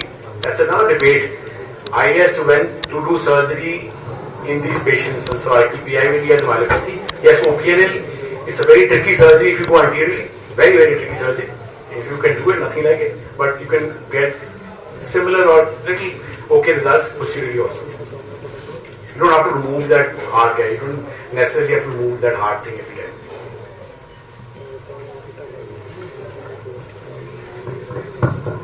So thank you, Sandeep, for a very well elucidated pathophysiology of cervical myelopathy. And now Dr.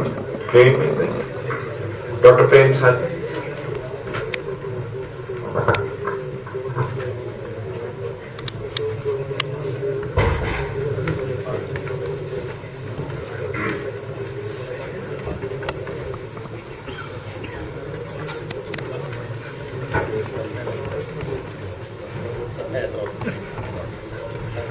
Thank you so much. It's me, Dr. Prem this side from Kathmandu, Nepal. So thank you so much, organizing committee, on behalf of Association of Spine Surgeons of Nepal. I'm honored to be here to have a talk. So before thinking to insert the lateral mass screw on cervical spine, so one should be aware of these measurements, the width, height and thickness of the lateral mass at different levels, and we should be aware of these adjacent structures also.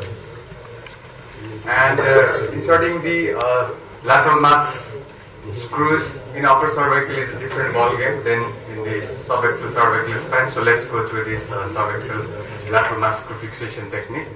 So it was initially introduced by this great man, Sir Roy Camilli, in 1964 and proposed in 1972.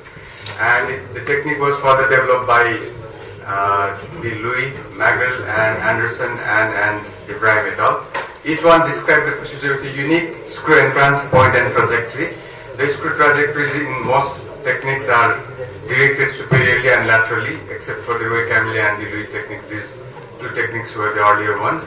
And these are the steps in surgical insertion of the lateral mass screws. But the most important thing is the starting the entry point. And according to Roy Camilli technique, the entrance point used to be in the midpoint of the lateral mass, and the lateral angulation was to be 10 degrees from the sagittal plane, and the sagittal inclination used to be 90 degrees to the lateral mass, that's perpendicular to the lateral mass. This technique has some fallback of, there used to be high incidence of the fascicle joint violation with this technique, and subsequent inclination was same as was earlier described by this Roy Camilli technique. And subsequently the Magrel technique was there. The entrance point is 1 millimeter medial and 1 millimeter cranial to the midpoint of the lateral mass, and the lateral angulation was considered as 20 to 30 degrees from the sagittal plane, and the sagittal inclination was parallel to the adjacent fascicle joint, and the insertion of the longer screws is possible with this technique. And subsequently Anderson has developed the modification on the previous techniques. The entrance point was 1 millimeter medial to the center of the lateral mass, and lateral angulation was 10 degrees. And the sagittal inclination was 30 to 40 degrees in circular direction, which is approximately parallel to the facet joint. And with the previous techniques, there used to be a high incidence of the fascicle joint violation as well as the injury to the cervical nerves. So just to avoid those things and to put the longer screws, and technique was there. So the entrance point was 1 millimeter medial to the center of the lateral mass for 60 to C6, and lateral angulation was 30 degree laterally from the sagittal plane, and the sagittal inclination was 15 degree from the 15 degree to the circular angulation.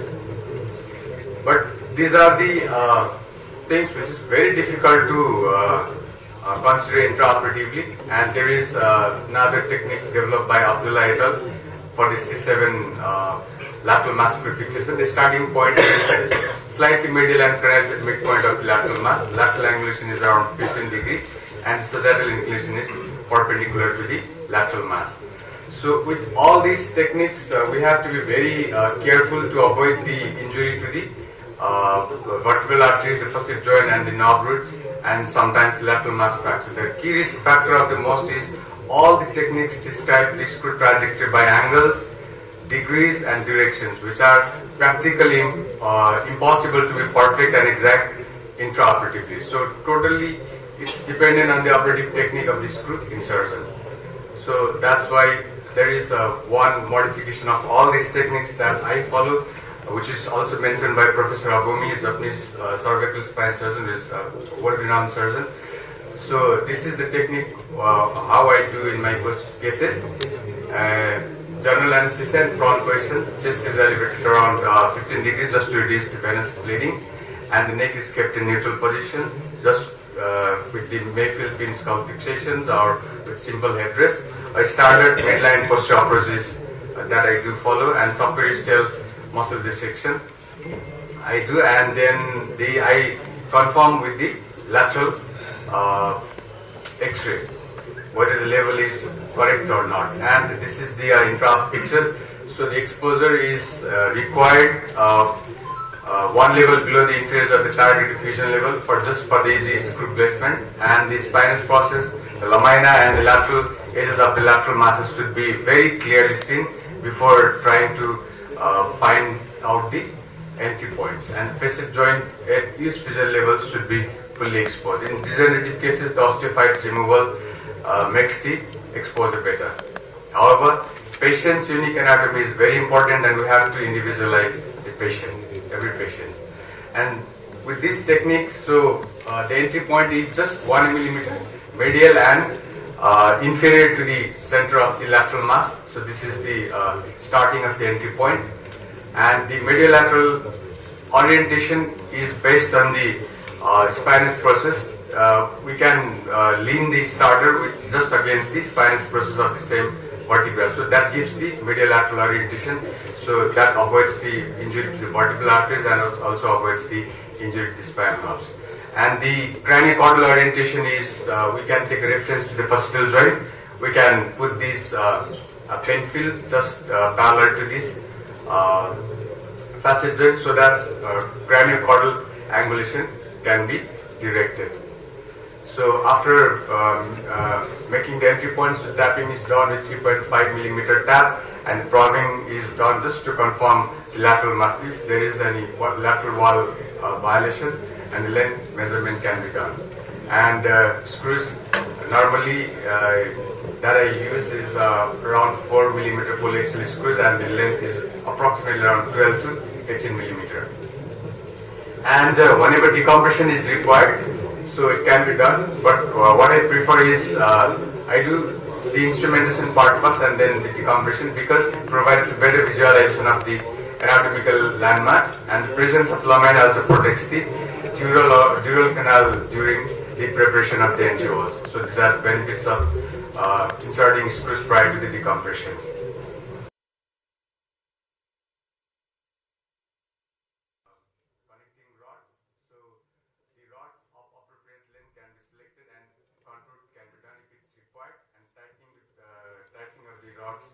Down with the screw head knot. The care is taken not to make the rods too long, just to avoid the adjacent segment degeneration on the subsequent follow-up. If compression or distraction is required, it should be done before final tightening, and the wound can be closed in layers. So intraoperatively, we can again reassess the imaging whether the screws are in place or not, and postoperatively we can do the plain scannogram, or on subsequent follow-up you can do the CT scans for the better analysis of the proper placement of the instrumentation. Why do I follow this technique? Because it's relatively easy and safe in compared to the previously mentioned different techniques, and it is associated with less radiation exposure, so less instrumentation time and less incidence of serious complications, and all the subaxial spines can be approached with this technique. So this is very easy and safe procedure. C1 lateral mass screw is another challenge. It was initially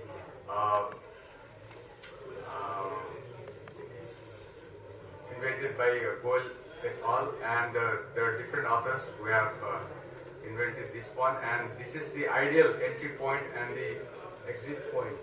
As you can see, this is the midpoint of the lateral mass, just inferior to the posterior arc of the C1. So this is the entry point, the A1, A point, and the in lateral view, craniocaudally, it should be directed to the anterior tubercle of the C1, and this is the ideal point. So this is the point B, and this is the angulation that you can calculate prior to the surgery. We can evaluate this in CT scan also. This is the alpha and beta angle. Alpha angle is the angulation at the craniocaudally, and the beta angle is the angle medial laterally. Normally, we do insert these screws parallelly or 5 degree medially, or we can calculate after finding the entry and the exit point in the CT scans. And how do I insert the C1 lateral mass?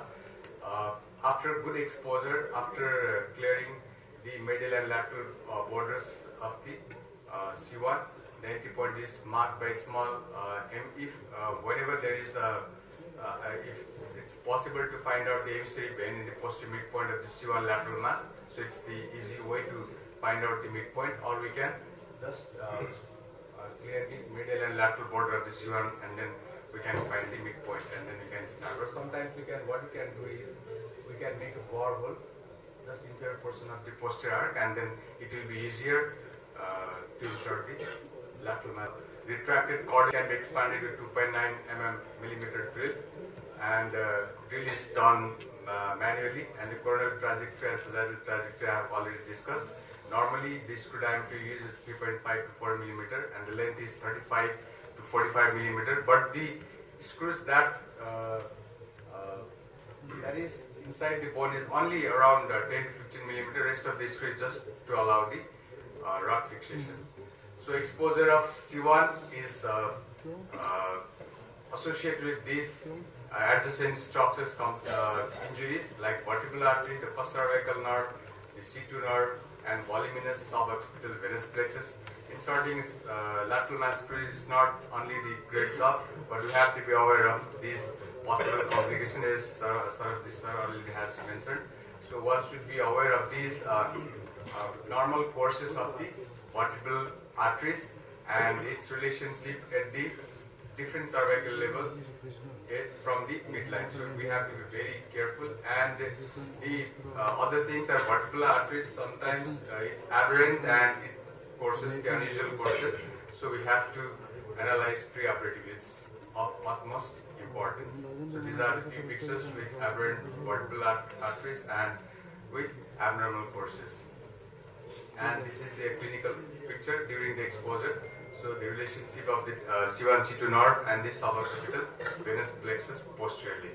And we have to be aware of this. And we have to preserve this muscle because it's very important. So these upper cervical spine muscles are very important in functional role. So we have to be careful.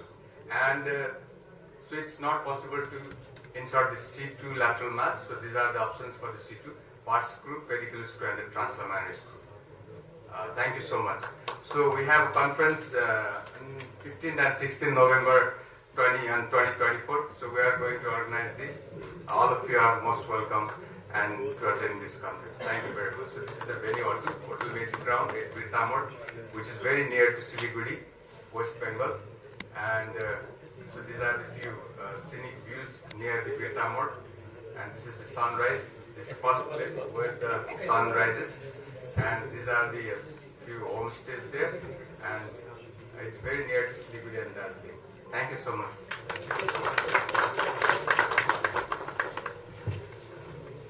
Any questions for Dr. Paul?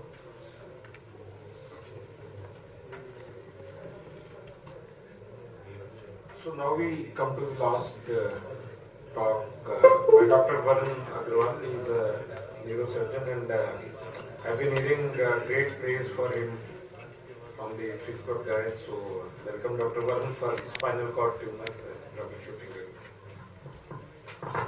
Thank you, sir.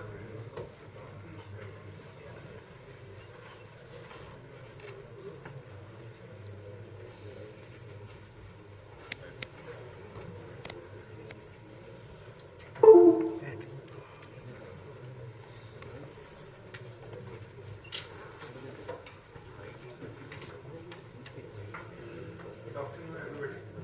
Thank you to the organizing committee for giving me this chance. Today I am presenting on interspinal tumors and there is a troubleshooting during surgeries. So first of all, in the interspinal tumor, we should know, is it an interdural tumor or a interdural extramedullary tumor or is it an intramedullary tumor?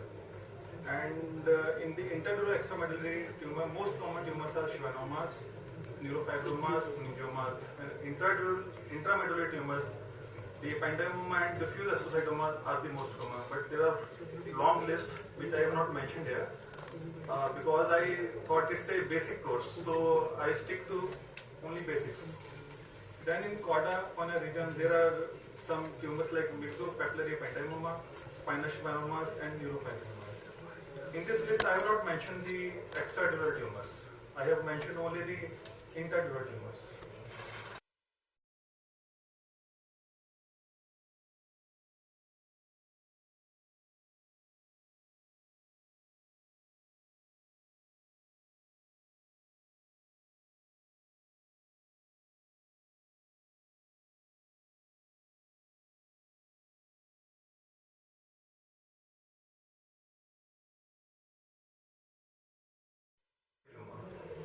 Then third is the stiffness, flexor spasms in the limbs, which may be because of there may be a cord compression.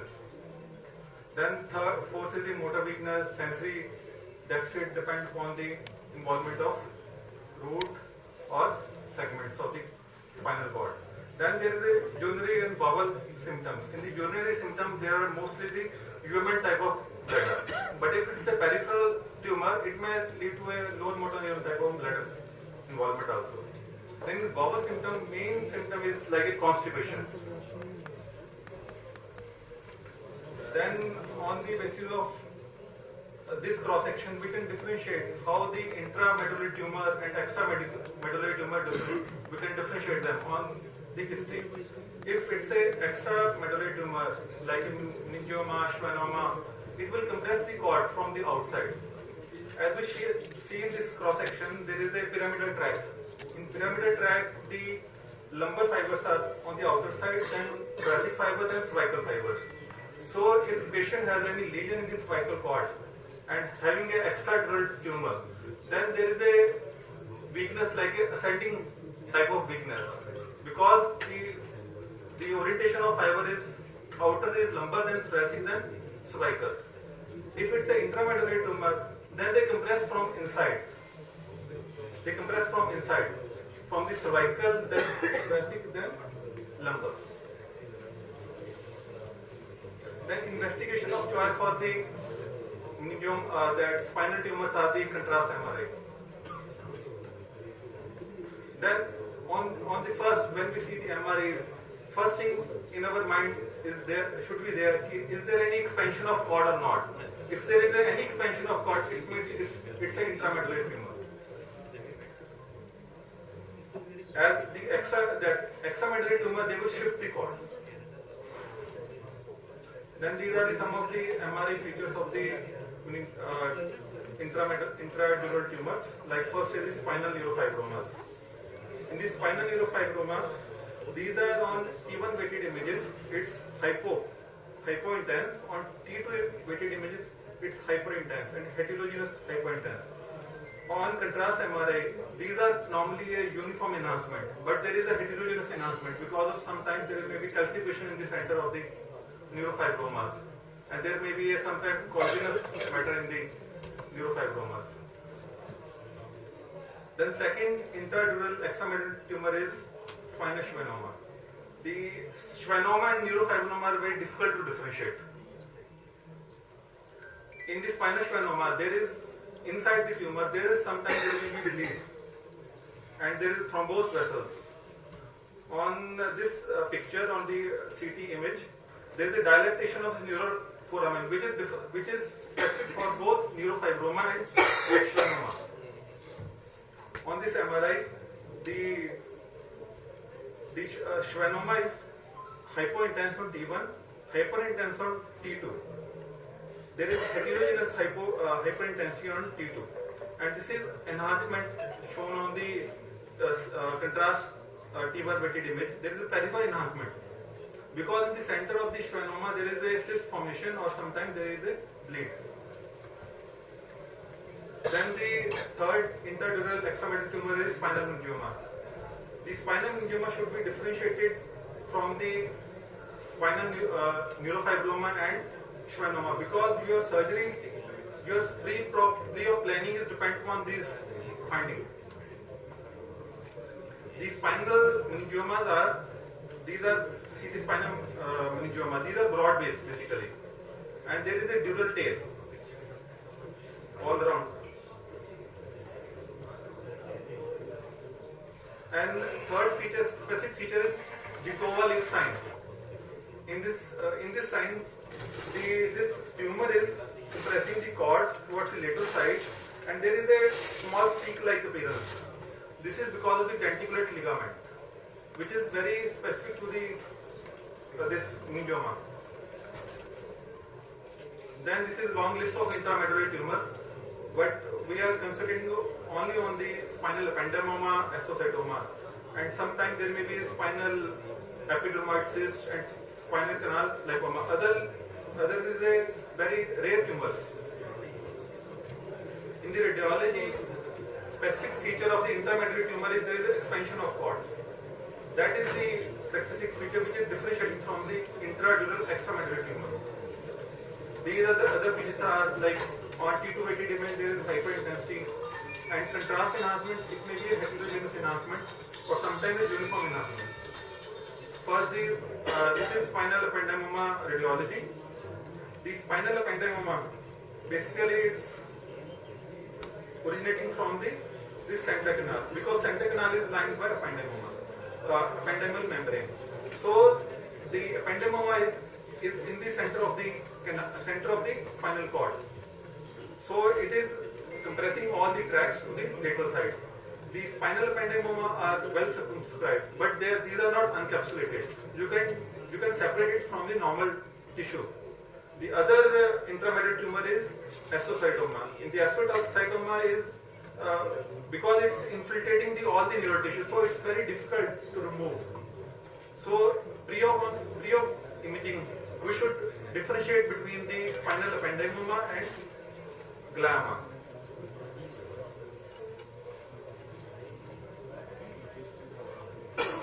These are some of the features of the spinal ependymoma. Spinal ependymoma on T1 weighted image, it's a hypointense. Then there is heterogeneous hyperintensity of on T2 weighted images, and there is a dilatation of the center canal. Because it's in the center canal, so the center canal above and below both are dilated. On contrast weighted images, these are uniformly enhanced. There is a uniform enhancement of tumor. And there is characteristic sign for the spinal ependymoma, the hemosiderin cap, which is seen in 60 to 70% of ependymal tumors. There is a hyperintensity, on the top of the tumor, on proximal distal end of the tumor. These are some of the pictures of the myxopapillary ependymoma. These are hypointense on T1, heterogeneous intensity on T2, and the heterogeneous contrast enhancement on the contrast MRI. Then see in this image, this is a spinal intramedullary astrocytoma. There is a uniform hyperintensity in the cord, and there is a mild enhancement. So next is the surgeries.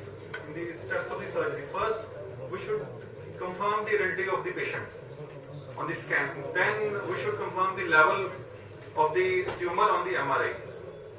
After that, there should be correct marking under the CM. Like we can count the level from L5 to S1 junction, or from the 12th rib, or from the widest intervertebral space. And we can counting also from the C1, C2. So there should be some other thing in our mind, like there should be absence of 12th rib, or there is sometimes there is an extra rib. And other thing like lumbralization of the sacral vertebra, S1 vertebra, and sacralization of L5 vertebra, they should be, we should know before the surgery. Then after that, we do the laminectomy without injuring the facet. We should do the laminectomy without injuring the facet joint. Normally we expose the lamina just medial to the facet joint. Then dura should be opened in the midline from the normal tissue to abnormal area. Then opening of the retinoid membrane on the tumor, and after when you see the tumor, we have to first decompress the tumor.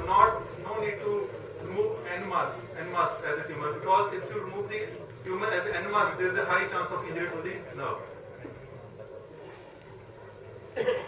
Then after decompressing the tumor becomes soft. We can easily dissect the tumor from the nerve and spinal cord. Then tumor excision should be done completely. Then after that, complete hemostasis, and dura should be closed watertight. These are some of the features we should know in intra. Like if a tumor is a schwannoma or a neurofibroma. If tumor is a schwannoma, we can dissect it from the nerve, because it's shifting the neural fibers. This is a schwannoma which is on the periphery and shifting the tumor nerve fiber to opposite side. So we can dissect these nerve fibers from the tumors. But in case of neurofibroma, we have to cut the nerve. We have to sacrifice the nerve. So we have to explain the patient. And schwannoma intraoperatively, like when we decompress the schwannoma, the tumor tissue is yellowish because of bleeds, or there is a cyst formation. Then we can identify it. Then at that time we can differentiate it's a neurofibroma or a schwannoma. Then about the meningioma. On MRI images, we should differentiate between the spinal meningioma, neurofibroma from the meningioma, because meningiomas are originating from the inner layer of the dura. If we want a complete excision of the meningioma, we have to remove the dura, that inner layer of the dura. So if you know preoperatively, then we can split the dura into two layers. Like that, dura has two layers. One is periosteal dura mater and meningeal dura mater. These layers will be separated. And then we will, after the tumor excision, we can cut all the meningeal layers where attachment is there, and then we close the dura without any graft. So this is the take-home message. We should, on the MRI imaging, we should know what is the intramedullary tumor, differentiate between the intramedullary and extramedullary tumor. Then we differentiate between the spinal meningioma from the schwannoma and neurofibroma. Then on MRI weighted images, we should know the differentiation between the ependymoma and the glioma, because the ependymoma we can completely excise, but glioma we can't excise it. We have to take a biopsy. Thank you. Any questions? So, thank you, Dr. Bharat. I'm sorry, I don't think there are many neurosurgeons around. But as been emphasized, I think for any practicing spine surgeon, it's important to pick up a spinal tumor on examination and MRI. Very often you just see a hazy shadow somewhere in dorsal area and you miss the spinal tumor. And in this region, refer it to Dr. Bharat. So I think that's the end of the session.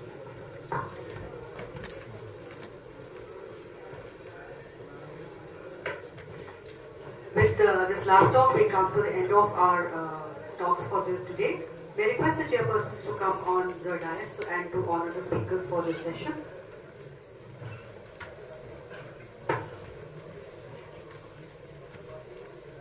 Dr. Sarabdeep Bhatt, please.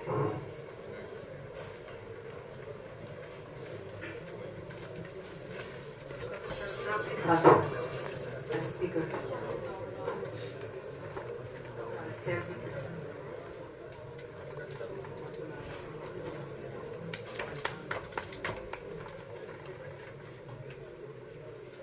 Dr. Prem Sahi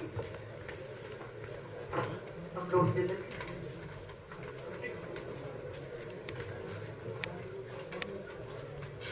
Dr. Varun Agarwal.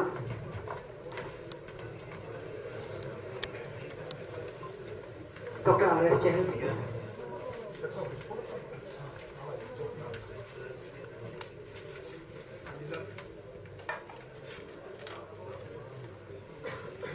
Additionally, I would request the chairpersons to remain on stage because we are going to honor our faculty, some of them who have specially joined us for the Sorbonne workshop post. So I would like to call on stage Dr. Amit Naran, a former faculty, neurosurgeon, formerly at AIMS Virginia, who specially joined us from this workshop.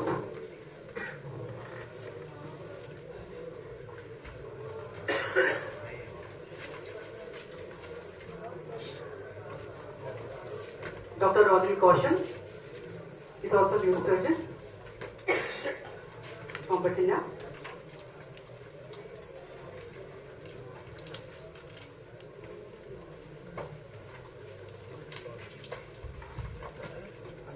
Dr. Simran Singh.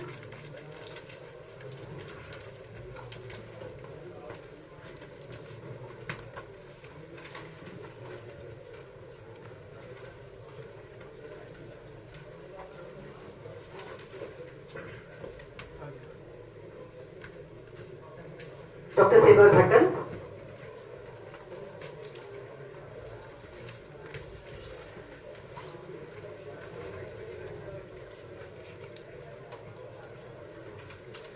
And Dr. Ankit Rai. Dr. Ankit.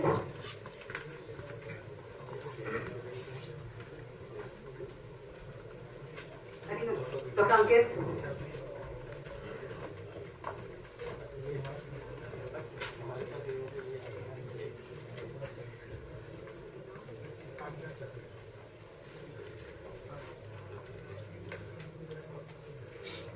And please stay on the stage, chairpersons.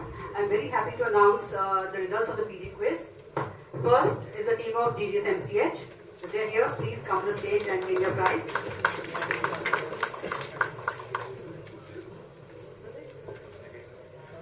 The team from GGS, please.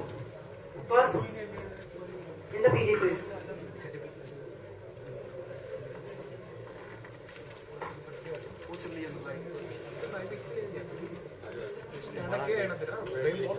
Carla, Carla.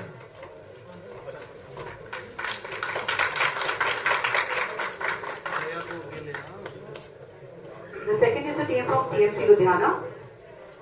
The team from CMC Ludhiana.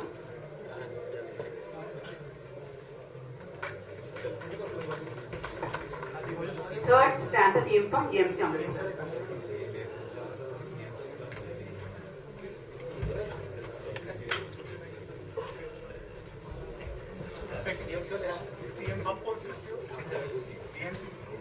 GMC Amritsar.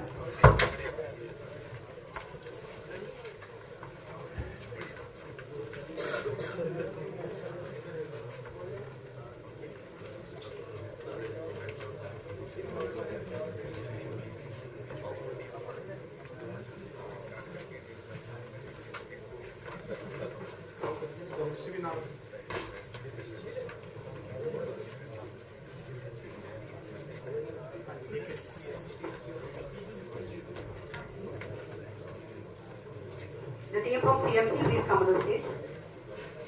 They are the second runners up in the quiz.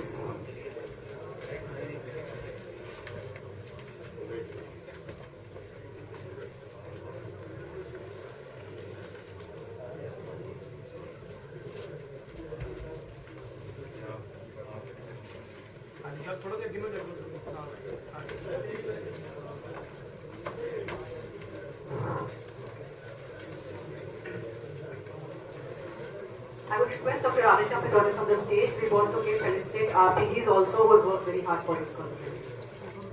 The PGs of Department of Orthopedics, GGS Faridkot. So I'd like to call all the senior residents on the stage, Dr. Nitish Garg, Dr. Nishant Minhas and Dr. Nikhil Dhingra. All the senior residents from the Department of Orthopedics.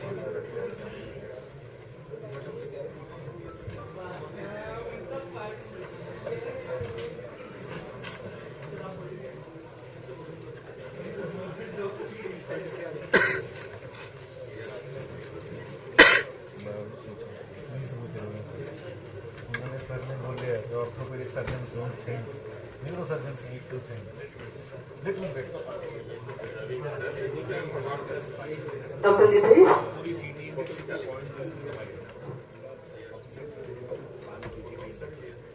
Dr. Gurjeet. Dr. Gurjeet.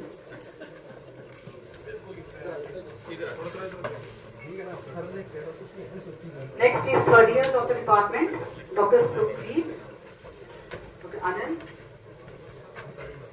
Dr. Mandeep, Dr. Anmol, Dr. Albert.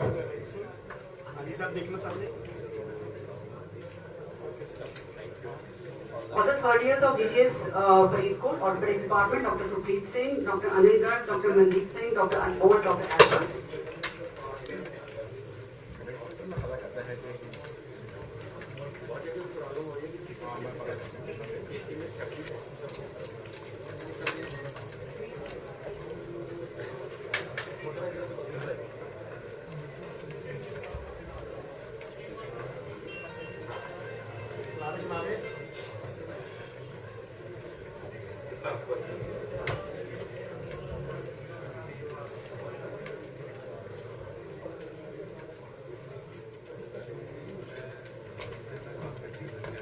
All the second years of the department now.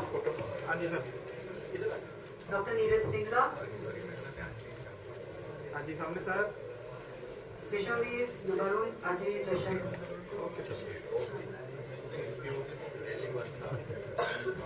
All the second year PGs of the department. Dr. Neeraj, Dr. Kishamveer, Dr. Navarun, Dr. Ajay, Dr. Jashan.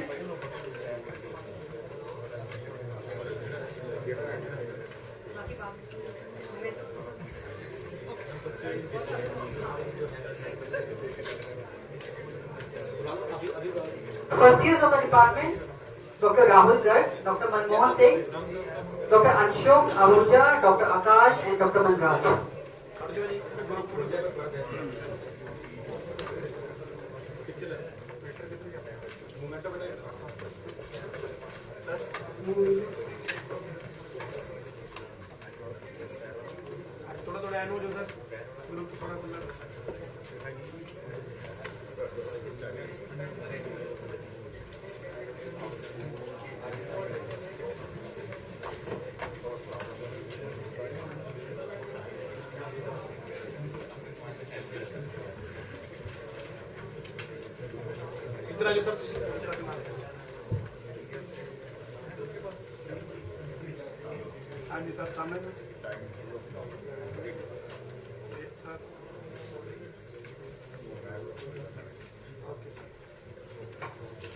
Thank you all, thank you everyone, and we can proceed for the lunch now. Post lunch, we are going to have a softball workshop in this morning.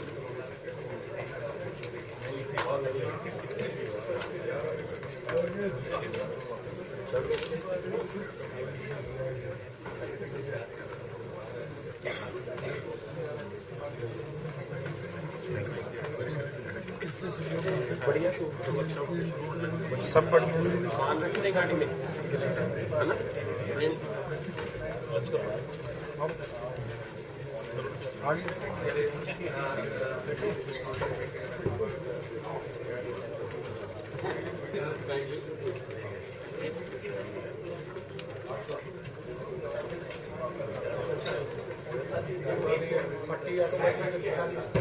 General ने कहना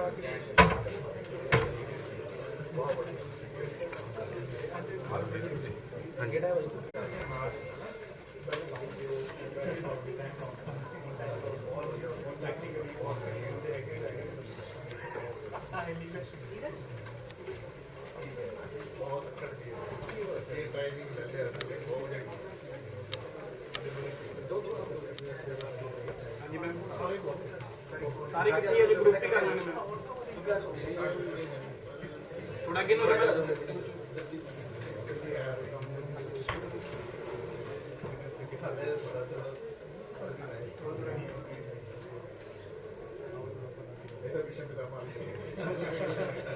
सारे जने सामने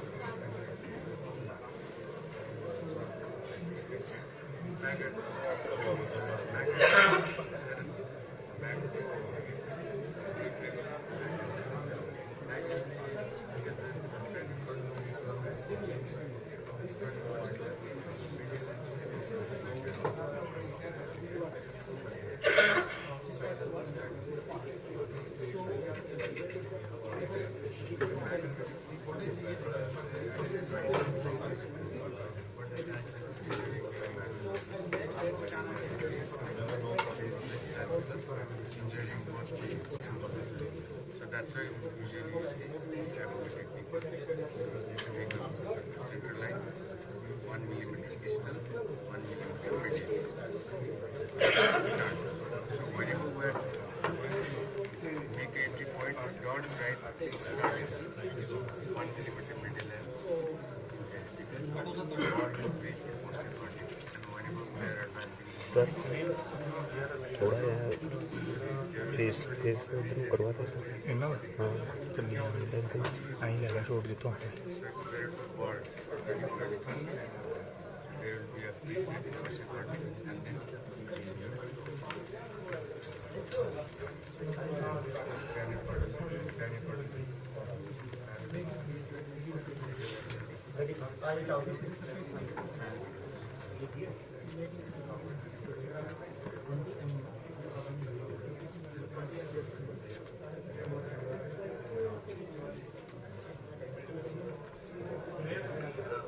Dear delegates, kindly please be just 5 delegates on each table, and the faculty will be present at each table to guide you and teach you the techniques.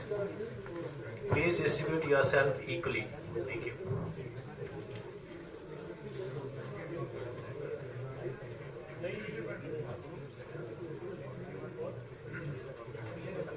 Delegates will get hands-on better if they remain lesser on a table.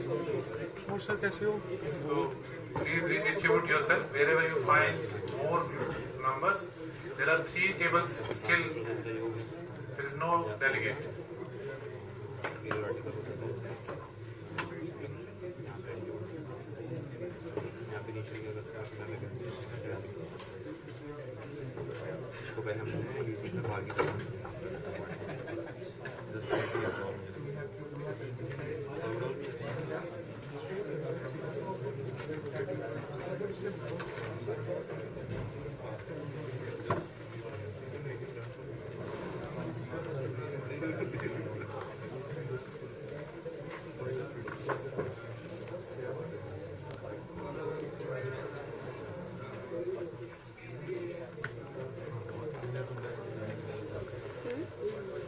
उधर गया वो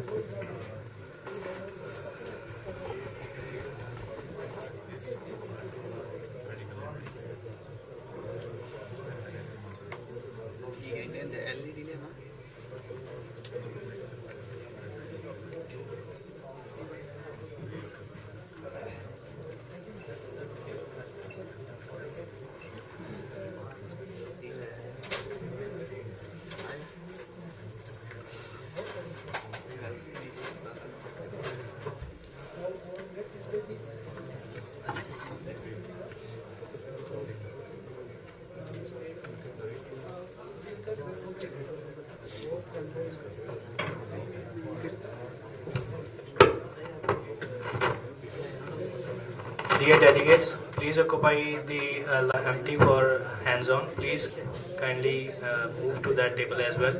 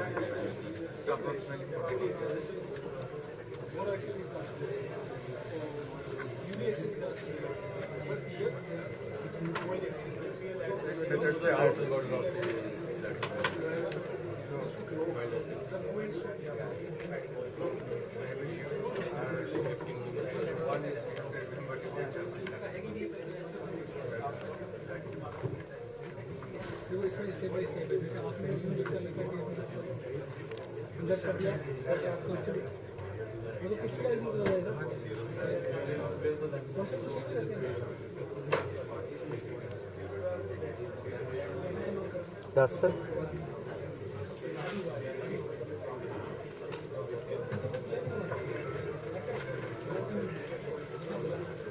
Stand up.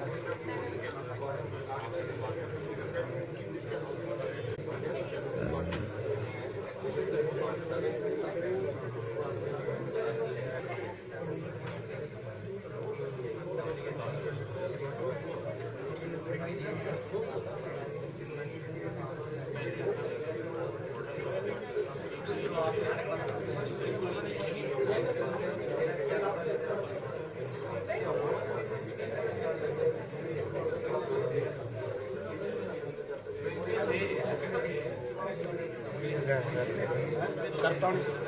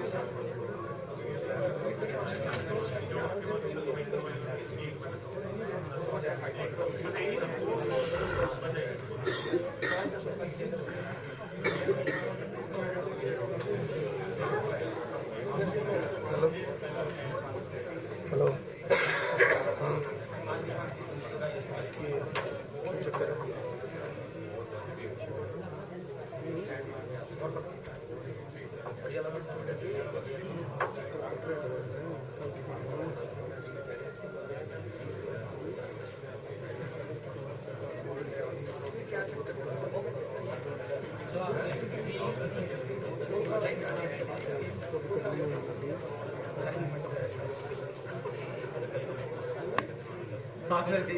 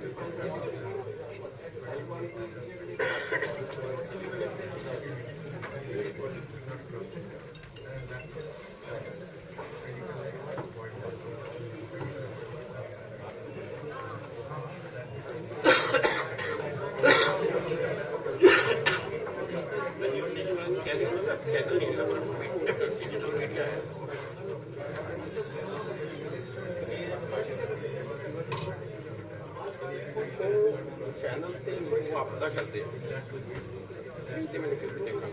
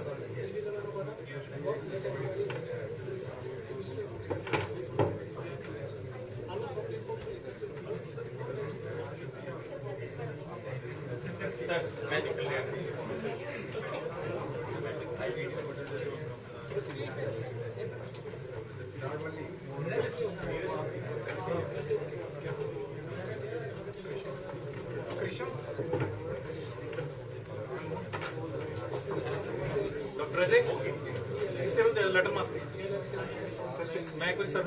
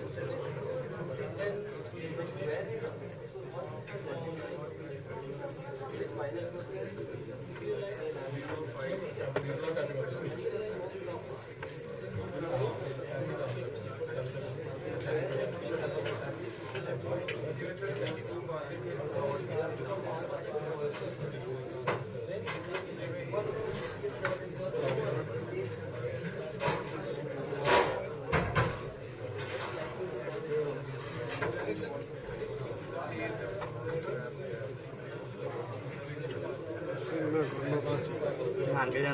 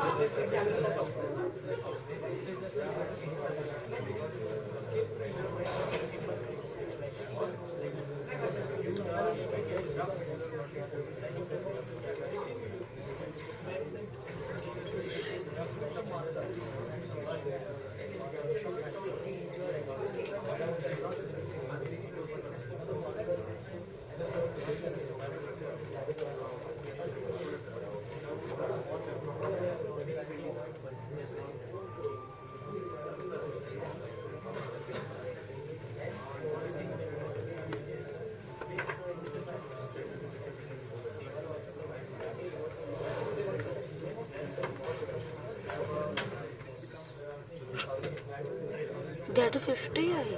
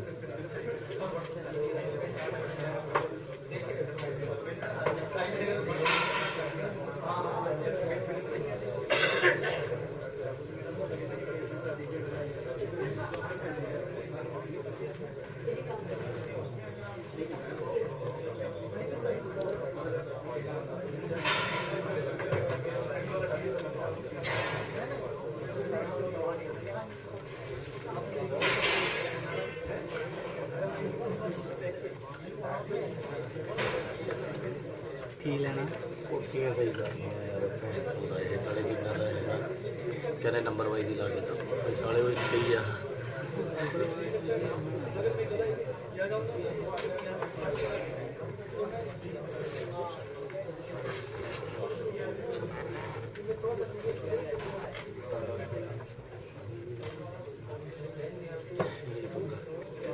एक उधर लगे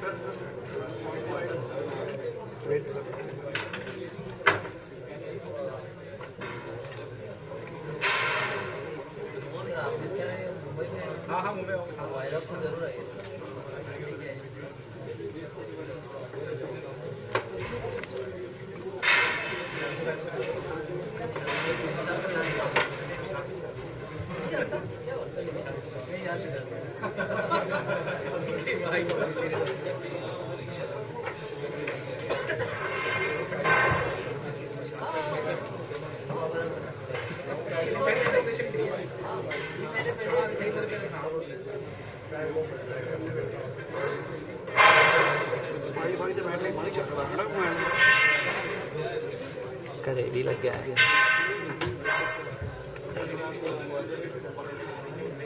₹500 महीना का 600 रुपये unlimited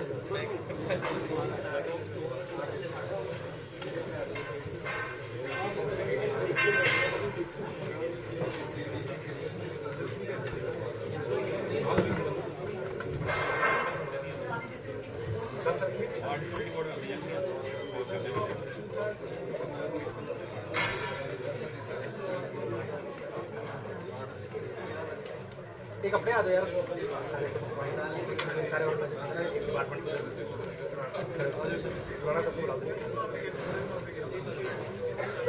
सामने आ जाओ सामने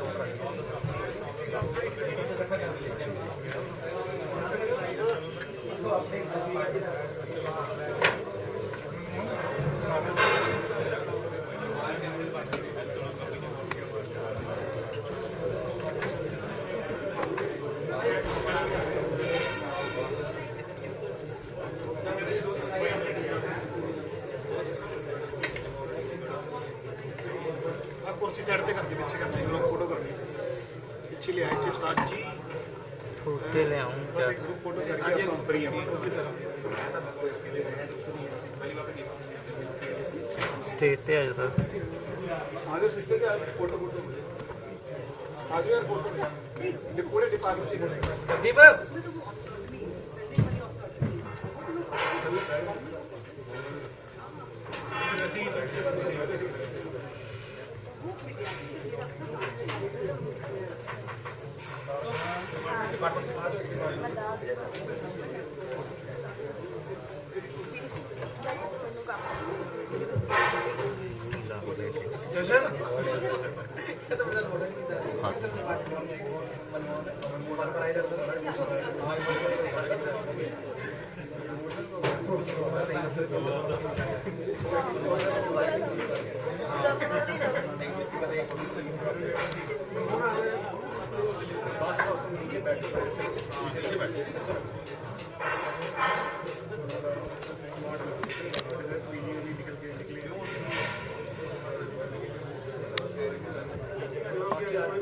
इधर आ जाओ सारे इधर आ जाओ एक बंदे इधर रोक के आ जाओ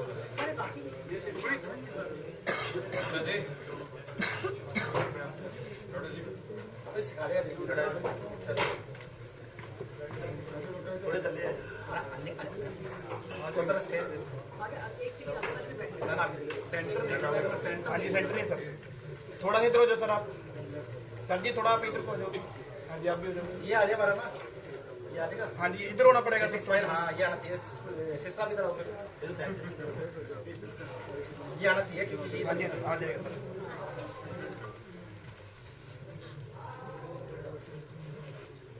हाँ जी सर सब वेट सर।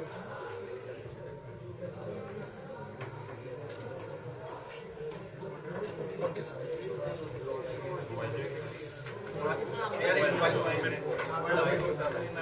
यार बढ़िया वाला बाद में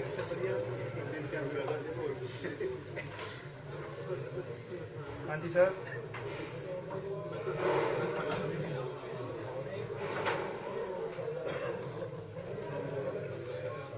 ये रह गया यार, एक मिनट आ जाओ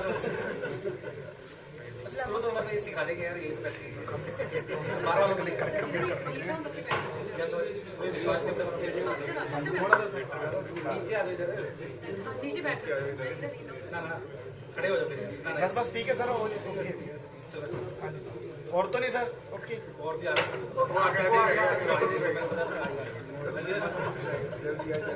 इधर आ जाओ सर, नीचे आ जाओ।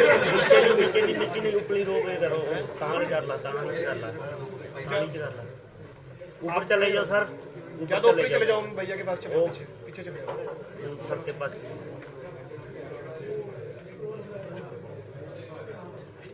सर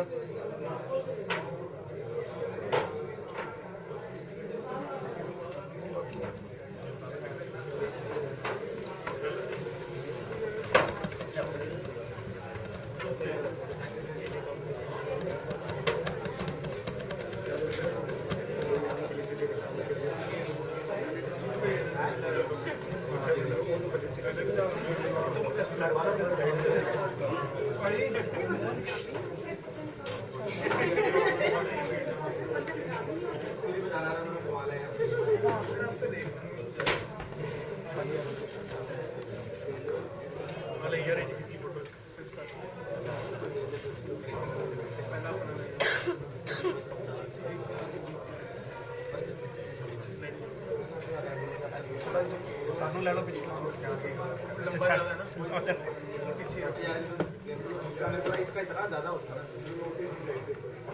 यार, मेरे को फील होती है कि हम इसको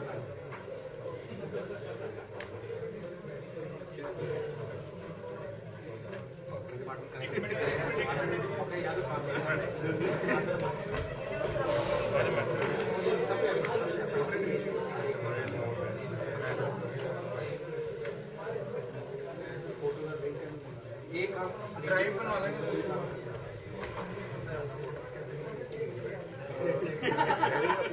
फोटो का जो लिंक होएगा तुम भेजोगे? हाँ मैं तुरंत नंबर पे भेज देना। चलो ठीक है। नहीं हर किसी को पहले मैं लॉगिन करके पेमेंट का एक बार गल करते हैं, करवावा गल करवा दो। हाँ गल करवा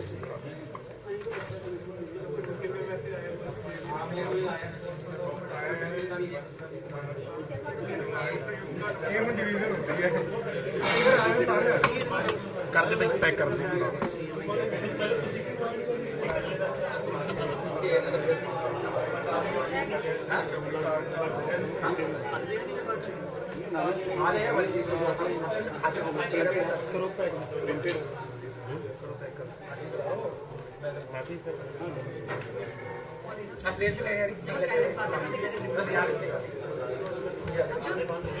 फोटो भी आंदे फोटो कर देंगे।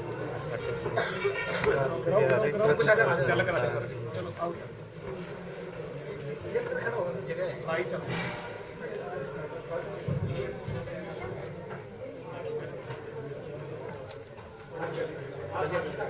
लाइट ना बंद कर, चली जाते उधरों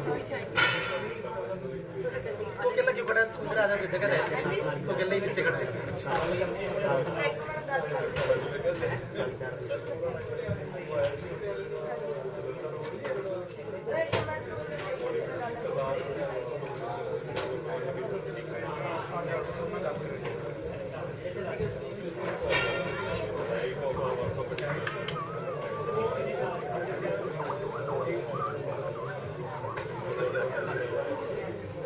रोनिल आ जा, रोनिल सिमरन पटियाला वाला अपने उसमें डाल देना, ग्रुप में डाल देना अपने वाले में अभी वो अपना 2005 वाला ग्रुप है।